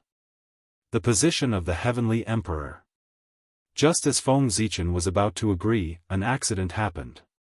Quickly go to the chaos beyond the heavens. A heartless voice suddenly sounded in Feng Zichen's ear, interrupting what he was about to say. Heavenly Axie in an instant. Feng Zichen's face darkened. Because he recognized whose voice it was. It was the Heavenly Axiom. In the primordial world, only the Heavenly Axiom could emit such an extremely cold and majestic voice. At this moment. At the moment when he was about to become the Heavenly Emperor. The Heavenly Axiom asked him to go to the chaos beyond the heavens. It would be strange if there was no problem. Obviously. Someone did not want him to become the Heavenly Emperor. As for why he did not suspect that something had happened to the chaos first? Of course, that was because in Feng Zichen's perception, nothing unusual had happened to the chaos. If something happened to the chaos beyond the heavens, it would definitely be difficult to hide from his perception. Because Pangu's projection covered the entire primordial world, and he controlled Pangu's projection. This meant that the entire primordial world was under Feng Zichen's surveillance. Who could it be? The first thing to eliminate was the Heavenly Axiom. Feng Zichen was only temporarily taking over the position of the Heavenly Emperor. It was not like he was changing the world and completely replacing Haotian. When he returned, he would still have to return the power to Haotian. Since that was the case. Such a small matter. The Heavenly Axiom would not care. If it was not the Heavenly Axiom, then it could only be the Tao Ancestor or the 6 saints. In the primordial world, only they could mobilize the power of the Heavenly Axiom to stop him from becoming the Heavenly Emperor. Tao Ancestor Hongjun might not have a reason to make a move, but the 3 Pure Ones and Zhundi had a full reason. There was a grudge between Feng Zichen and them. With a suspect target, the next thing was much simpler. He only needed to go to the chaos beyond the heavens to verify it personally. One had to know. Among the saints, there were also people who stood on his side. Referring to Nuwa. Cough. Fellow Daoists, I already know your intentions. However, the Heavenly Axiom urgently summoned me to the chaos beyond the heavens. Therefore, the candidate for the Heavenly Emperor, you should choose another person. With a light cough to hide his embarrassment, Feng Zichen continued to speak.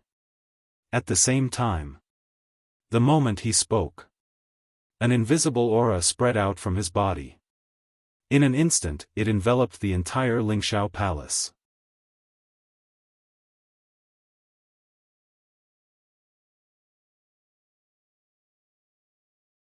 Chapter 656. The sudden change caused everyone's expressions to change. They hurriedly released their divine senses to check what had happened. Rumble. The majestic divine senses surged out and swept through the Lingxiao palace in the blink of an eye. Time and space are frozen. This is, after everyone sensed it, they did not find any danger. They only felt that the time and space here seemed to be isolated and had fallen into a stagnant state. I see. After thinking for a while, everyone understood Feng Zichen's intention. The heavenly axiom had summoned him, and he had to go. However, at this time, the candidate to succeed the heavenly emperor was still undecided, so he could not leave directly. The matters of both sides could not be delayed. For this reason, Feng Zichen simply froze the time and space here so that it could not flow. In this way, no matter how much time had passed in the Lingxiao palace, the time in the outside world would not move and would always remain at the previous moment. This move could be said to be killing two birds with one stone. It would not delay Feng Zichen's time to go to the chaos beyond the heavens, nor would it prevent him from choosing the next heavenly emperor. This made Feng Zichen much more relaxed. What happened just now, Ziwei had no choice but to do so. I hope everyone can forgive me. After everyone calmed down, Feng Zichen said apologetically. Although there was a reason for his action of freezing time and space, he did not inform everyone in advance. It was inevitable that it would cause everyone's displeasure. It was an emergency. Understandable. Understandable. When everyone heard this, they hurriedly waved their hands to show that they did not care about what happened just now. Now, they only had shock in their hearts. How could they care about their displeasure? Too strong. Feng Zichen's performance just now. It was really too strong. Just like that, he froze time and space in front of them, and they did not have any means to stop it. If such a method was used to deal with them, the consequences would be unimaginable. Their minds were completely immersed in the scene of Feng Zichen's action just now.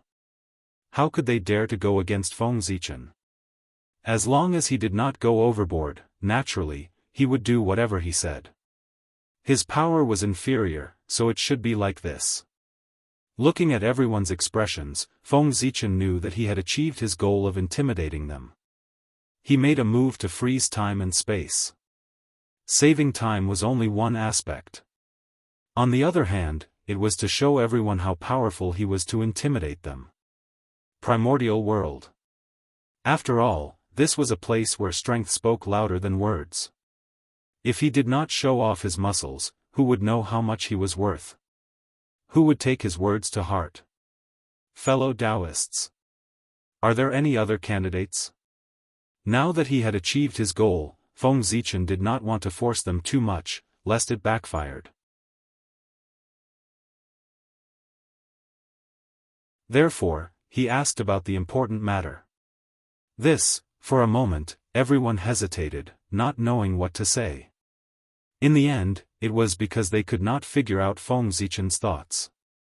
In the vast untainted land, wasn't it easy to find a few people who were qualified to become celestial emperors? Even if that didn't work, couldn't they take the field themselves? The reason why they didn't speak was that they didn't know who could satisfy Feng Zichen. Thinking about it, they happily recommended a candidate that they were satisfied with, but Feng Zichen rejected it. Wouldn't that be awkward? Moreover, looking at Feng Zichen's attitude, it was obvious that he didn't want everyone to recommend him. Everyone was smart.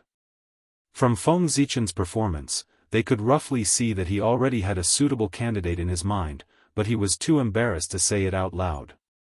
What he was waiting for was just a step. He naturally said the candidate in his mind. And the step came very quickly. Your Majesty. Let's not talk about whether there is a suitable candidate in the minds of Poor Wei and the others. Let's talk about whether there is a suitable candidate in your Majesty's mind.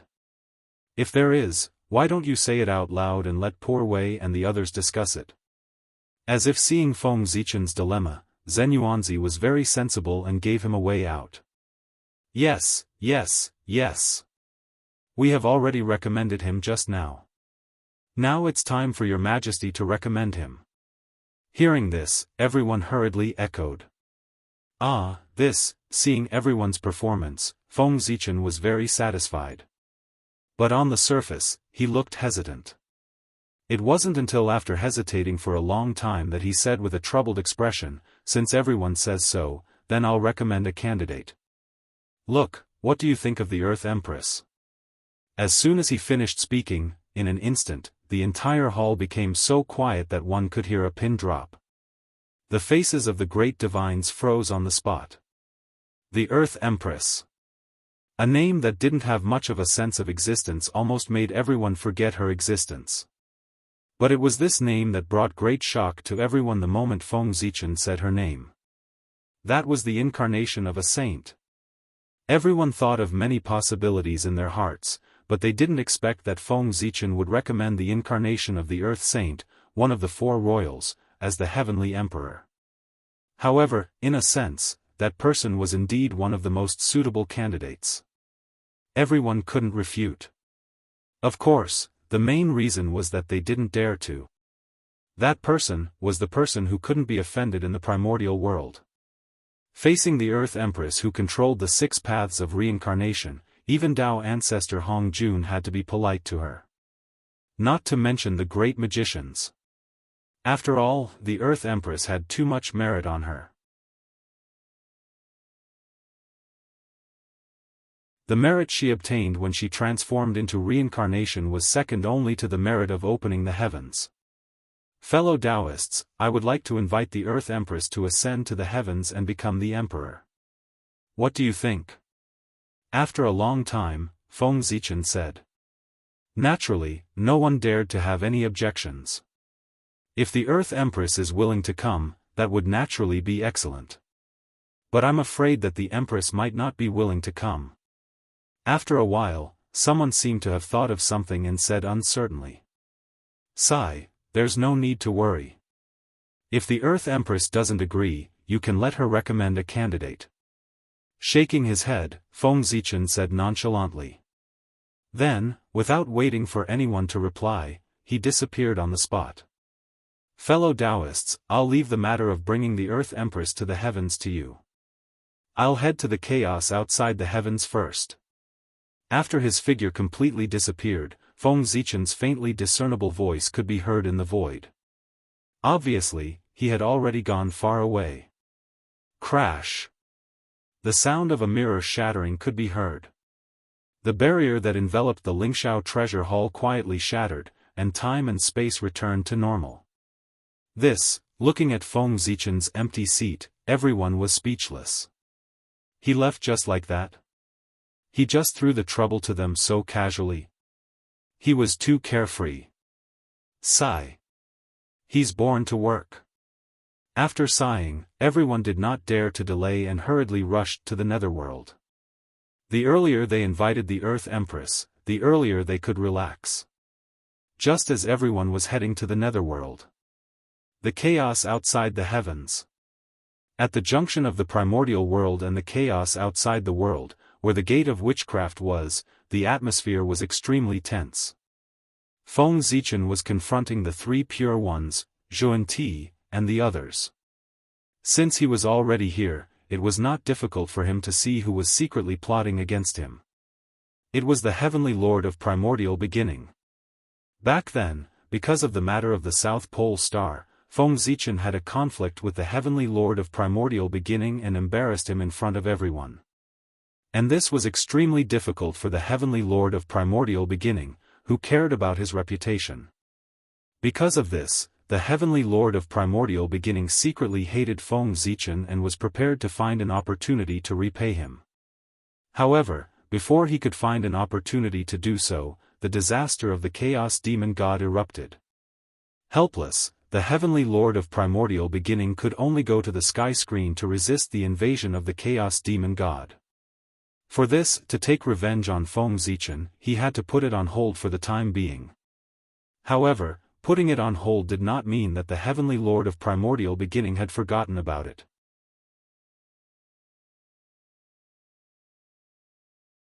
The Heavenly Lord of Primordial Beginning, who was bored in the chaos outside the heavens, planned to use the vision of his clone to observe the current situation of the primordial world. Good Lord, it did not matter what he saw, but he saw an opportunity to take revenge on Feng Zichen. At that time it was when everyone elected Feng Zichen as the emperor. When the Heavenly Lord of Primordial Beginning saw this scene, how could that be? Of course, he disagreed. He had to think of a way to stop it. After Feng Zichen attained the Tao, it was already very difficult to deal with him. If he became the Celestial Emperor, it would definitely encourage his arrogance. It could not be said that even a saint would find it difficult to restrain him. Feng Zichen becoming the Celestial Emperor, even if it was only temporary, would bring about a greater impact than Haotian. After all, Feng Zichen's strength was ranked there. Third heaven of primordial chaos. Or out of fear. Or out of revenge. In short, the Heavenly Lord of Primordial Beginning decided to stop Feng Zichen from becoming the emperor. And the three pure ones were one. Since the Heavenly Lord of Primordial Beginning had made a move, the Grand Pure One and the Grand Master of Heaven naturally could not just stand by and watch. Whether they were willing or not, they had to help. As for why the three pure ones were involved in receiving Zhuan Ti, it had to be explained from the matter of their identities being exposed. Because of their background, the two of them had been faintly excluded from the circle by the crowd.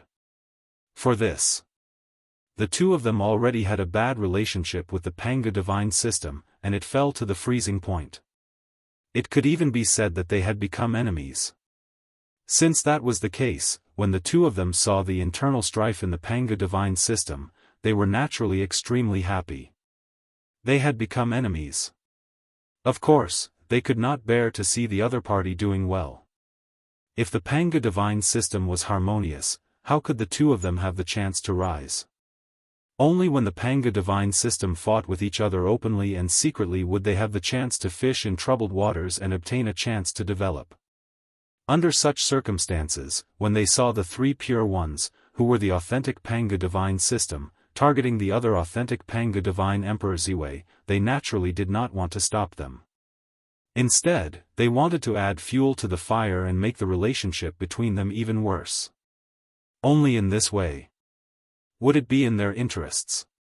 Therefore, it was precisely because of this consideration. When the three pure ones made a move, receiving Zhuan Ti also secretly helped. The power of the five saints working together was enough to affect the operation of the Way of the Heavens for a short period of time. This was also the reason why the Way of the Heavens called Feng Zichen to the chaos beyond the heavens. It was completely the result of the saints behind the scenes. Heavenly Lord of Primordial Beginning. What do you mean? Standing in the chaos, Feng Zichen coldly questioned the Heavenly Lord of Primordial Beginning opposite him. As he spoke, an invisible aura erupted, it pressed forward with a loud bang, crushing the surrounding chaos aura. To be honest, compared to the chaos aura of the great chaos beyond the realm, the chaos aura of the chaos beyond the heavens was as weak as a baby. Too weak. Feng Zichen could shatter it with a slight move. Feng Zichen was very angry, very angry. The position of Celestial Emperor was right in front of him, but it was gone just like that. No matter who it was, they would be angry. Moreover, was Feng Zichen angry about losing the position of Celestial Emperor? He was angry about the occurrence of the variables. The situation had already somewhat exceeded his control. One had to know that the position of Celestial Emperor was related to the future of the human race. In the end, it was lost by the Heavenly Lord of Primordial Beginning just like that. How could he not hate? If it weren't for the fact that the other party had more people, Feng Zichen would probably have made a move directly. However, he couldn't even defeat the three pure ones when they joined forces, let alone the two of them who were receiving Zhuan Ti. However, even if he couldn't defeat them, he couldn't lose his momentum. After all, he was in the right. Moreover, the three pure ones probably couldn't afford to lose that person and would join forces to attack him. If Zhuan Ti was receiving Zhuan Ti, Feng Zichen believed that the two of them would join forces. However, the three pure ones might not be so. It was not a good thing to care about face. Fellow Daoist Ziwei, what do you mean by this? Seeing Feng Zichen's aggressive posture, the Grand Pure One asked with some displeasure. At the same time, as he spoke, he gently waved his hand and created a breeze. He easily resolved Feng Zichen's aura. Oh! Seeing this scene, Feng Zichen's pupils constricted. Just from this move, it could be seen that the Grand Pure One's cultivation was not weak. One had to know, in order to gain the upper hand, when Feng Zichen unleashed his aura, although he did not use the Ziwei Emperor Qi, he used the power of the boundless starry sky. With the domineering power of the boundless starry sky, even if Feng Zichen unleashed it with the cultivation of the third heaven of primordial chaos, its power was not weaker than the full-strength attack of an ordinary primordial chaos expert. It was such an attack, but it was easily resolved by the Grand Pure One. From this, it could be deduced that he had at least the sixth heaven of primordial chaos. Well, most importantly, or because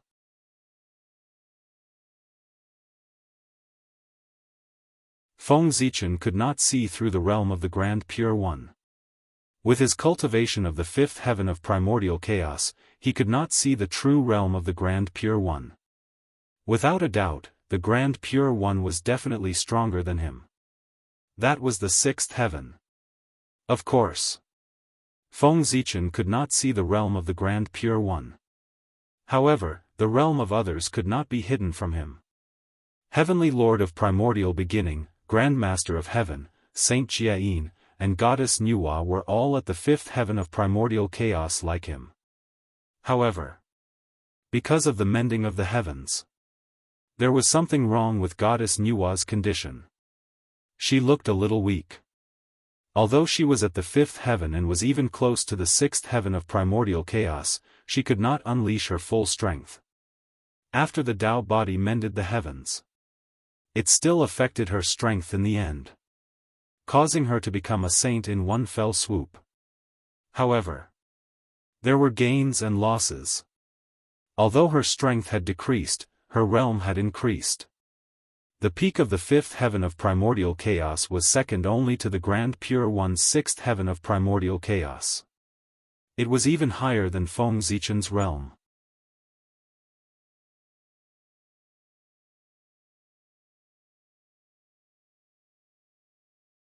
Chapter 657. This was probably. It was the compensation that the heavenly Tao gave to Nuwa. Since she was injured because of the world, the heavenly Tao would naturally not treat her unfairly to avoid losing fairness. Anyway, in general, Nuwa did not suffer any losses. She even made a small profit. After all, after reaching the primordial chaos, the realm was harder to improve than the origin. Primordial chaos transcended time and space. Time was meaningless to them. They had an almost eternal lifespan. And the origin would slowly increase with the passage of time. But the realm would not. The realm was only related to the comprehension of the Tao. It would not slowly increase with the passage of time. After the four saints was Saint Zhuan-Ti.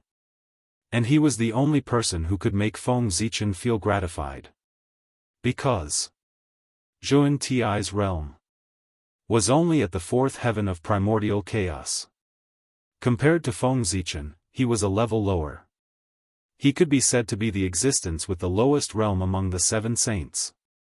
As for why it was the seven saints and not the six saints, the reason was that although Feng Zichen did not know the true strength of the Hutu, he knew that it was definitely not lower than the fifth heaven of primordial chaos.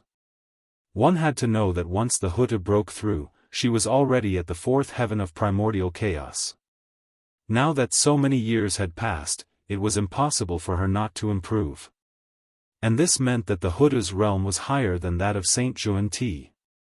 So, Feng Zichen dared to say, the realm of Saint Zhuan-Ti could be said to be at the bottom of the seven saints. This did not mean that Saint Zhuan-Ti's talent was worse than the other six saints. On the contrary, for existences at their level, most of their talent was about the same. Even if there was a difference, it would not be too obvious. And the reason why such a big difference happened was mainly because of Saint Xuanti himself.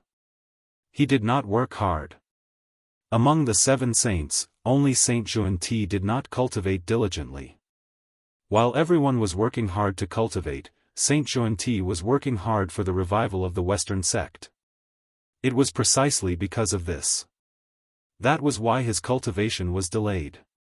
As a result, his cultivation level fell behind everyone else. Of course, it was also because Saint Xuanti was running around outside that Saint Jiayin could settle down and focus on cultivation. In terms of realm, he was on par with everyone else.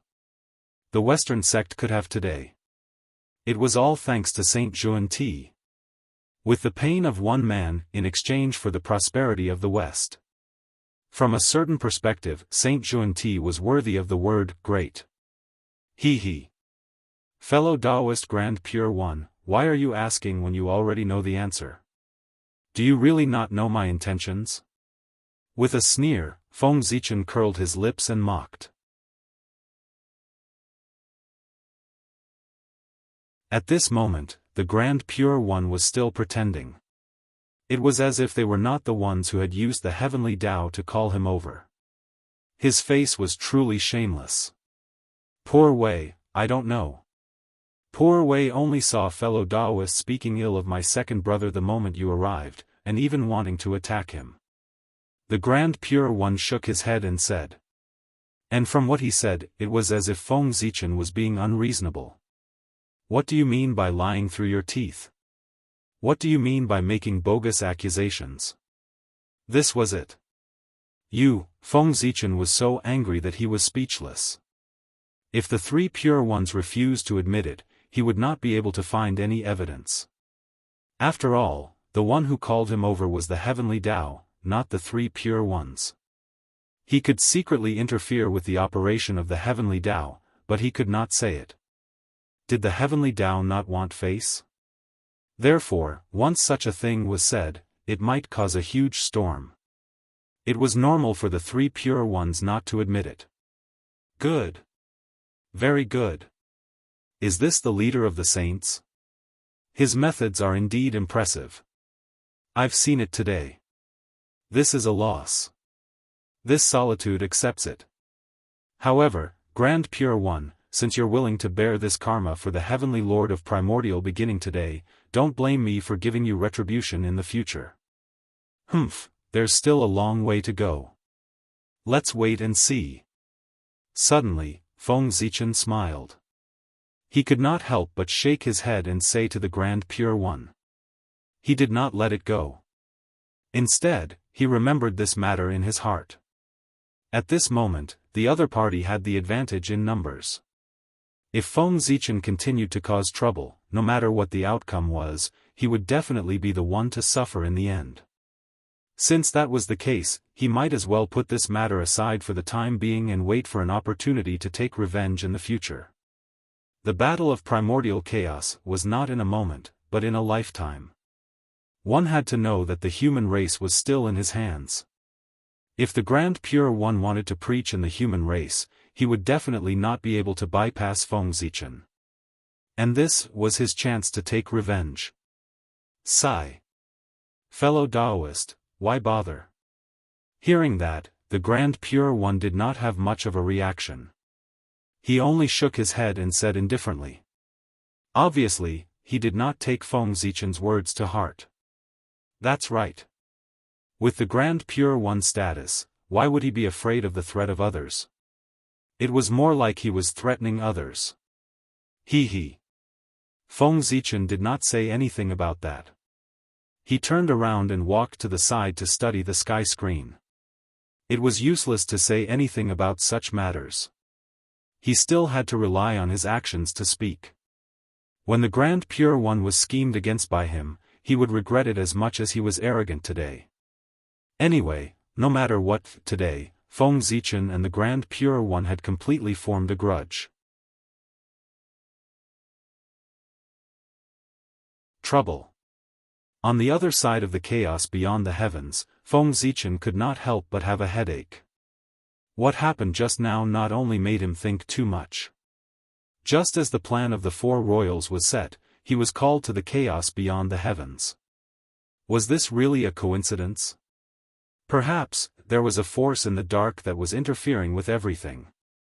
Being in the chaos beyond the heavens, Feng Zichen would probably not be able to return to the primordial world in a short period of time. Then the matter of him becoming the celestial emperor would be completely ruined. In this way, even if the plan of the four royals was carried out as usual, the human race would not be able to gather 8 celestial emperors. The difference between 7 and 8 celestial emperors seemed very small, but who knew how many variables would appear during this period? The difficulty of planning the positions of 2 celestial emperors was completely different from that of 1. In short, Feng Zichen's plan was completely messed up. I knew that the matter of the 9 celestial emperors wouldn't be so simple to complete. At this point, Feng Zichen had no choice but to take one step at a time. Most things in the world were like this. The greater the benefits, the more difficult it was. This was the so-called good things are strewn with setbacks.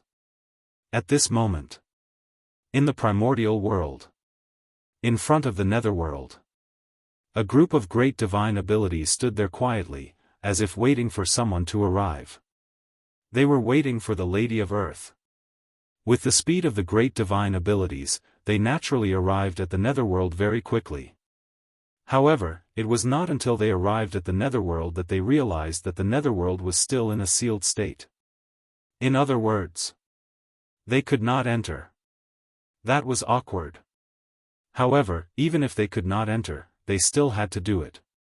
Therefore, Zenyuanzi stepped forward and contacted the Lady of Earth across worlds. Why Zenyuanzi? Because he was a famous good person in the primordial world. He had face with everyone. Moreover, Zenyuanzi and the Lady of Earth were both cultivators of the path of Earth. They had a friendship in the early years. It was best for him to step forward. Just as everyone was silent, the Lady of Earth came slowly. Fellow Daoists, please don't blame me. Now that the Chaos Fiend God is causing trouble in the netherworld, in order to prevent him from escaping the netherworld and causing trouble in the primordial world, we have no choice but to join forces to seal the realm. We can't let outsiders enter at will. Walking in front of everyone, the Lady of Earth said apologetically. That's how it should be. Hearing that, everyone did not show any dissatisfaction and expressed their understanding. The Chaos Fiend God was a huge problem. Compared to him, their grievances were nothing. Fellow Daoists, what brings you here? After exchanging pleasantries, the Lady of Earth asked about their intentions. Empress, Poor Wei, and the others are here to invite you to ascend to the heavens. Zenyuanzi straightened his face and spoke on behalf of everyone. Huh? The Lady of Earth was a little puzzled. Empress, you might not know this, but ever since Emperor Xian abdicated, the position of Celestial Emperor has been empty. However, the heavenly court cannot be without a ruler for a day. Therefore, we have specially come here to invite you to ascend to the heavens and become the emperor. As he spoke, Zenyuanzi bowed to the Lady of Earth. We implore Empress to ascend to the heavens. When the people behind him saw this, they followed suit and bowed. The Lady of Earth was speechless. She hadn't figured out what had happened yet, and they wanted her to ascend to the heavens and become the emperor? Her heart stirred slightly. In just an instant, the Lady of Earth knew the cause and effect. She couldn't help but be annoyed with Feng Zichen. What kind of idea did he come up with? Now, there were still a lot of things waiting for her to deal with in the netherworld. How could she have the time to go to the heavenly court to become the emperor? Fellow Daoists, please get up. There were thousands of thoughts in her mind, but the Lady of Earth didn't forget to ask everyone to get up. What was the point of bowing all the time? I already know the purpose of everyone's visit, but everyone knows the situation in the netherworld. The tribulation of the Chaos Fiend God hasn't passed, so I really can't leave." Shaking her head, the Lady of Earth refused. If there was no threat from the Chaos Fiend God, she would have agreed. But now, there were countless Chaos Fiend gods hidden in the 9 underworlds. In order to prevent them from attacking the 6 paths of reincarnation, none of the top combat strength of the Netherworld could leave. So, the Lady of Earth couldn't agree to everyone's request. When everyone heard this, they couldn't help but look at each other, their faces full of embarrassment. This reason, it could be considered as blocking all their words of persuasion. The position of the Celestial Emperor was very important, but the safety of the primordial world was even more important. If the Chaos Fiend God fled to the primordial world because of the Lady of Earth's departure, then their sins would be great.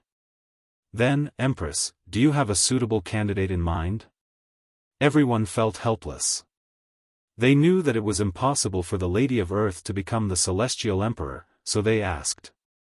They thought that since they had come this time, they couldn't come in vain. It didn't matter if they couldn't invite the Lady of Earth.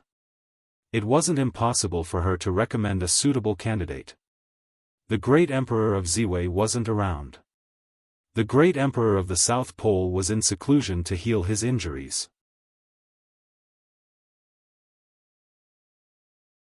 After the North Star Emperor faked his death, no one knew where he went. Of the 4 heavenly emperors, the only one who was still active was the Lady of Earth.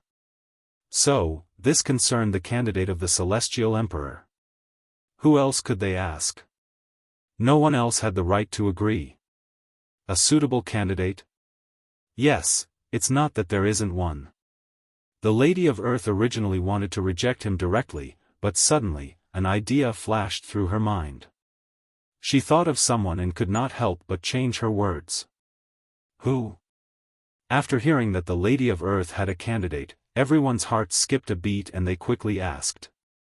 At this moment, everyone had already made up their minds. As long as the candidate proposed by the Lady of Earth wasn't too ridiculous, no matter who it was, they would directly agree. It was too annoying. This matter was too vexing. It was just choosing a temporary Celestial Emperor, and there were so many twists and turns. They had to run around. Wasn't it deliberately tormenting people? If they had known earlier, they wouldn't have let Xianxia abdicate. They would have let him stay until Haotian returned. Fellow Daoists, what do you think of Daoist Xianxia? After thinking for a while, the Lady of Earth said a name that was beyond everyone's expectations. Who? Empress, who are you talking about? Hearing this, everyone was stunned and asked in disbelief. They felt that the Xianxia that the Lady of Earth mentioned was not the same person as the Xianxia that they knew. The 9 heavens immortal venerables of the celestial sect of wonders, Daoist Xianxia. He is also the grand disciple of Dao ancestor Hongjun, the eldest disciple of fellow Daoist Xianxia, and your disciple nephew. Seeing that everyone was puzzled, the Lady of Earth repeated and emphasized Xianxia's origin. A genius of the celestial sect of wonders. The first person of the 3rd generation. This is one of your own.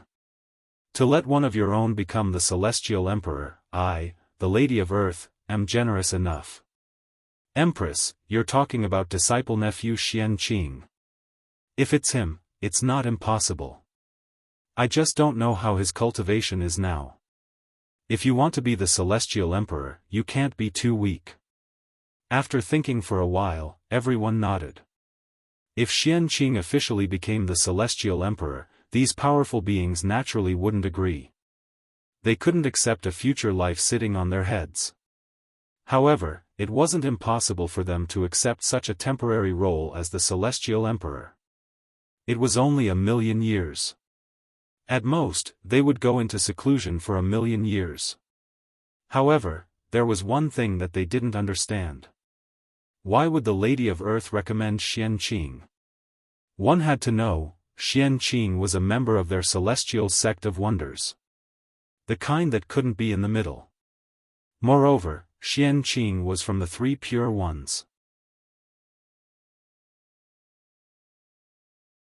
As everyone knew, the relationship between the 3 pure ones and the 12 ancestral shamans had always been bad. This made people have to investigate whether there was any conspiracy behind the Lady of Earth's recommendation of Xianqing. However, it didn't matter. Even if there was any conspiracy, it was aimed at the 3 pure ones. It had nothing to do with them. It should be the 3 pure ones' headache. And they. All he had to do was to complete his mission. Empress, since that's the case, Poor Wei and the others will take their leave. Let's go to the East Sea to see how strong Xianqing is. We'll make plans after that. After bowing to the Lady of Earth, everyone took their leave and hurried to the East Sea. Looking at her anxious look, it was obvious that she had set her sights on Xianqing. It was not easy to find a suitable candidate. There could not be any more accidents. Of course, it was better to find him as soon as possible. If they remembered correctly, Xianqing should have broken through to the quasi-saint realm. This strength might not be enough to be the real celestial emperor, but it was enough for the time being. Daoist Xianqing. With this, the karma between you and me can be considered to have been settled.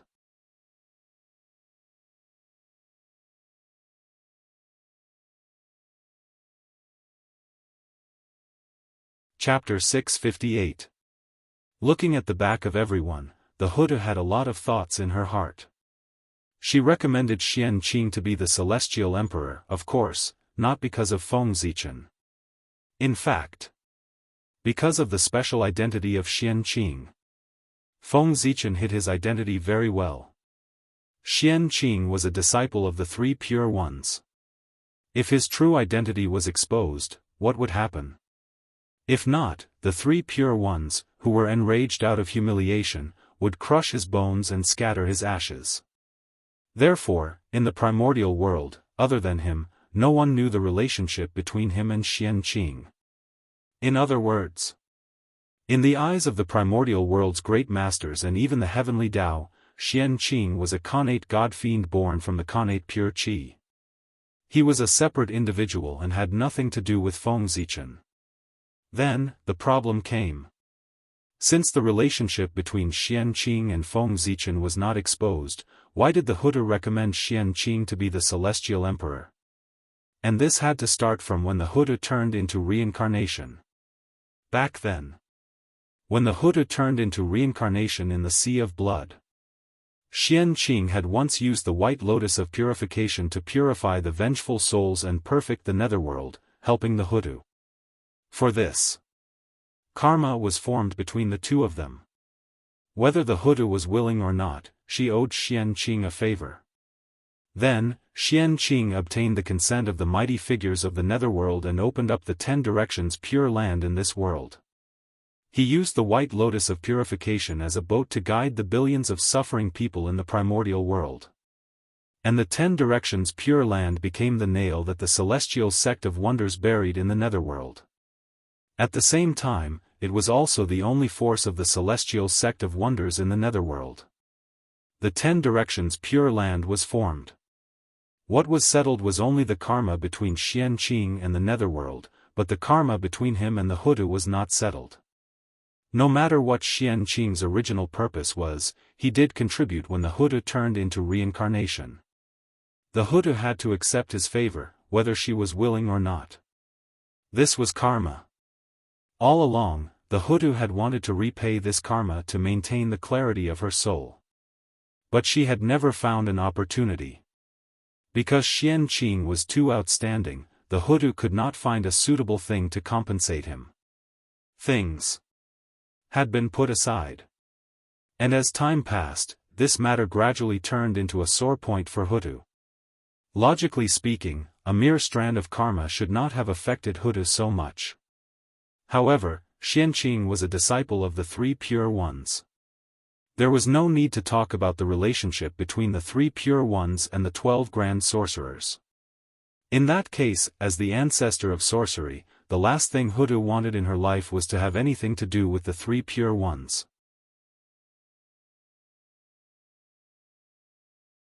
But because of Xianqing, he was involved with the 3 pure ones. This was something that Hudu couldn't tolerate. That was why she had been thinking of ways to end the karma with Xianqing. But it was a pity. No matter what Hudu did, she failed. As the leader of the 3 generations, Xianqing really didn't lack anything. Originally, as time passed, Hudu was about to give up. He decided to let nature take its course. After all, saints were immortal. In their long lives, there would always be a time when they would repay their karma. But she didn't expect that with the arrival of these people, Hutu would see the possibility of repaying her karma. If Xianqing was promoted to the position of Celestial Emperor, wouldn't the karma between him and her be settled? The Celestial Emperor was the supreme being of the primordial world. He had the luck of heaven and earth in his body. He had great creation and great merit. He could be said to be boundless. If Xianqing became the Celestial Emperor, even if it was only temporary, he would be able to obtain unimaginable benefits. Perhaps this experience would be his capital to become the primordial chaos Daoist Jingxian in the future. The benefits of this. It was enough to end the karma with Xianqing. That was what Huda thought. That was what she did. Therefore, she directly recommended Xianqing to everyone. Moreover, she wasn't afraid that everyone would refuse. Because Huda didn't intend to ask for everyone's opinion at all. It wasn't easy for her to find a way to repay her karma. How could she let it go? In fact, regardless of whether everyone agreed or not, Huda would push Xianqing to the position of Celestial Emperor to end the karma. Don't doubt that as the only saint who could appear in the primordial world, Huda had this ability. She was invincible. That was the current Huda. If everyone disagreed, then they would fight until they agreed.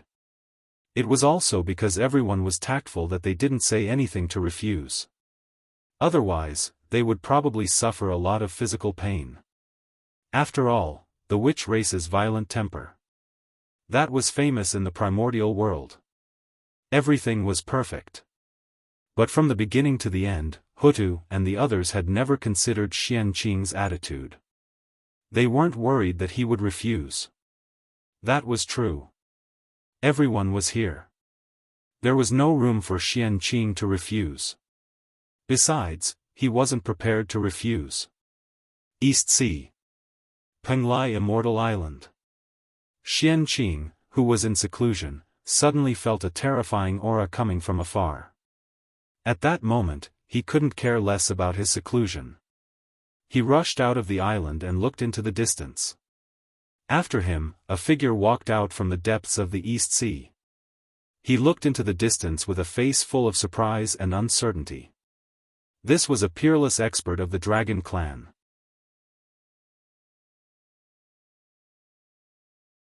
When the experts of the Aqua clan were heading to the easternmost region, he had been secretly guarding the East Sea to prevent anyone from seizing the foundation of the Dragon Clan. Today, he, who was sleeping, was awakened by the terrifying aura coming from afar. He thought that something had happened in the East Sea, so he hurriedly ran out to observe the situation. Hiss! These auras are so familiar. They are, above the East Sea. Xianqing looked at the large auspicious clouds floating in the distance in bewilderment. He couldn't figure out why everyone had rushed to the East Sea. Looking at their route, their goal was the Penglai Immortal Island. In the sky, the auspicious clouds were endless, almost covering half of the sky. Seeing this, Xianqing didn't know who had come. He had lived so long in vain. But, he didn't know why they were here. Did something big happen? Or were they here to cause trouble for him?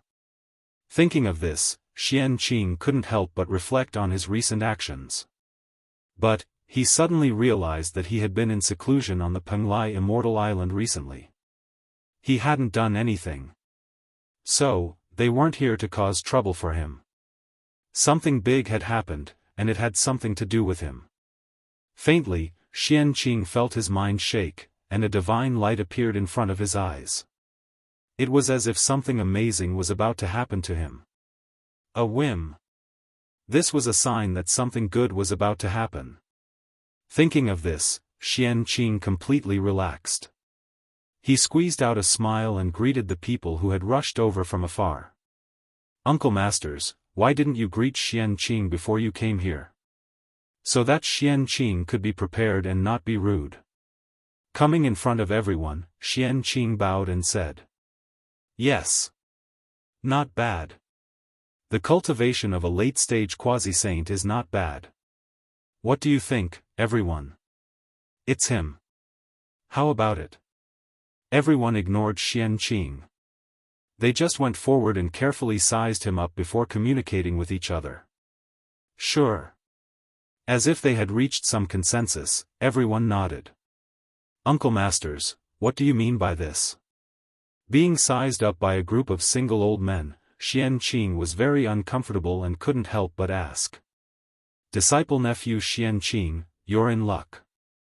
Now that the position of Heavenly Emperor is empty, in order to prevent the Heavenly Court from being without a master for a long time, it will affect the normal operation of the primordial world. Goddess Huda recommended you to the poor way and the others so that you can ascend to the Heavenly Emperor. So, disciple nephew, if there's nothing else, you can go to the heavenly realm with the poor way and the others." Withdrawing his gaze from Xianqing, a great magician said with an expression that said, "You're in luck." Hearing this, Xianqing was at a loss. To be honest, he was really shocked. The surprise had come too suddenly.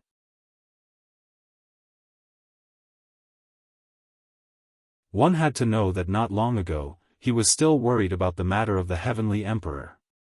But in the blink of an eye, the matter of the Heavenly Emperor that had troubled him was suddenly solved. The position of Celestial Emperor that others yearned for but could not obtain had fallen on his head without any warning. What a pleasant surprise!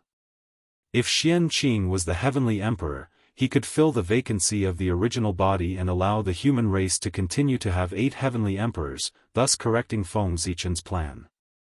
Everything would return to normal. No. If Xianqing was the Heavenly Emperor, then the next thing would be much simpler than the original plan. The 9th Heavenly Emperor didn't need to plan at all. As long as he let nature take its course, it would naturally appear. After the initial shock, Xianqing's heart surged with ecstasy, but he didn't show it on his face. Instead, he deliberately put on a difficult look and pretended to say to everyone, "This isn't appropriate, is it? Xianqing's ability is low. How can he spy on the supreme position?" According to Xianqing's intention, of course he couldn't agree directly. He had to pretend to decline. In the end, under the persuasion of everyone, he reluctantly agreed to everyone's request. To show that he wasn't greedy for power. Originally, this was nothing. After all, this was almost a convention. Starting from Fuxi, every generation of heavenly emperors had been like this. But when it came to Xianqing, there was a change. What was the identity of the previous heavenly emperors? The human emperor that was personally conferred by the heavenly axiom had the support of the heavens and earth, and his identity was incomparably noble. Therefore, even if everyone was unwilling, they had to accompany them to finish the show. Because, the human emperor had this qualification. But, what was Xianqing's identity? Was he everyone's disciple nephew, their junior? Since that was the case, what qualifications did Xianqing have to make everyone accompany him to play the trick of abdicating? So, Xianqing's show was halfway through, he was forcefully interrupted by the impatient crowd. "Your Majesty, it's getting late. We should leave. Fellow Daoist in the sky, I'm afraid you're already waiting anxiously." With that, without waiting for Xianqing to reply, the group of great mediums carried him and flew towards the heavenly court. During this period, Xianqing had been in a state of confusion. This script was completely wrong. It shouldn't be that he refused, everyone invited him again, and then he refused again. After doing this again and again, did he just agree with a difficult expression? F*ck, noun, a kind of plant. How could this situation be explained? It was really quite speechless. To be forcefully carried to the heavenly court, he was probably the most aggrieved heavenly emperor in the history of the primordial world.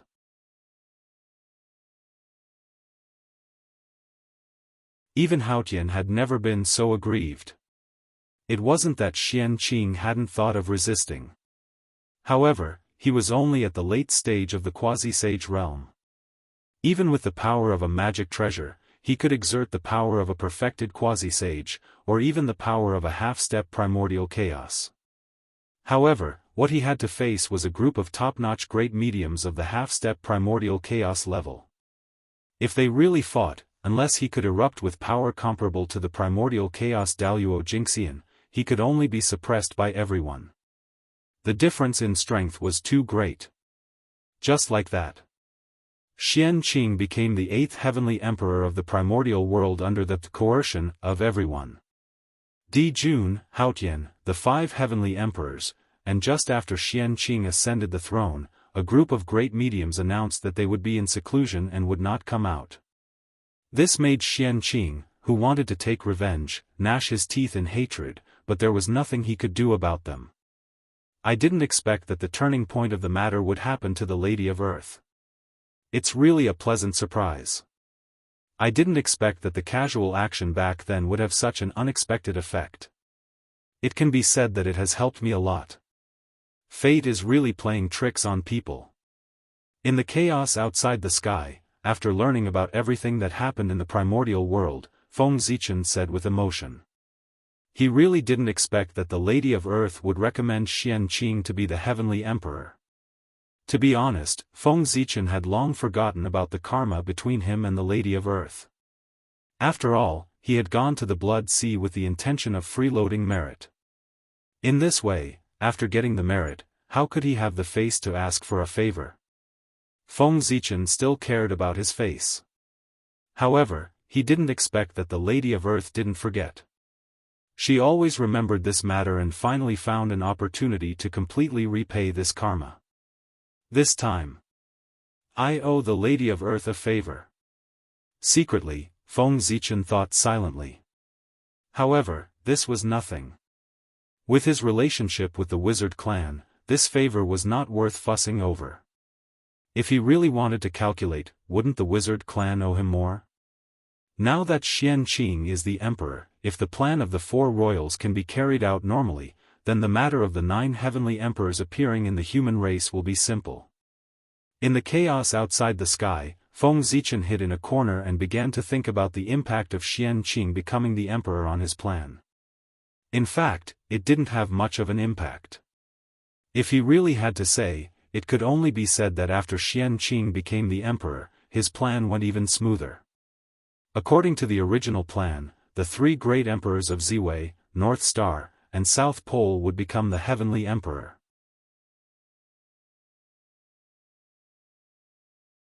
However, because of the saint, the plan had changed, and he had to replace Ziwei with Xianqing. This was a good thing. After Xianqing, there were South Pole, North Star, and Ziwei. In this way, wouldn't the human race have 9 heavenly emperors? Of course, things weren't that simple. According to Feng Zichen's estimation, he was now like the saint, guarding the chaos outside the sky. If he wanted to return to the primordial world, he would have to wait until Haotian returned. In this way, the plan could be considered a failure. However, don't forget that the great emperor of Ziwei was the 2nd emperor of the 3 realms. He was destined to become the heavenly emperor. Therefore, even if Feng Zichen couldn't become the heavenly emperor at this time, as time passed, he would eventually become the heavenly emperor. It could be said that as long as the North Star and South Pole could successfully ascend after Xianqing, then the fate of the human race and the heavenly court would be completely united. You're tuning in to the Unparalleled SwordWill YouTube channel. Don't forget to subscribe and join us on this journey to catch the most captivating stories.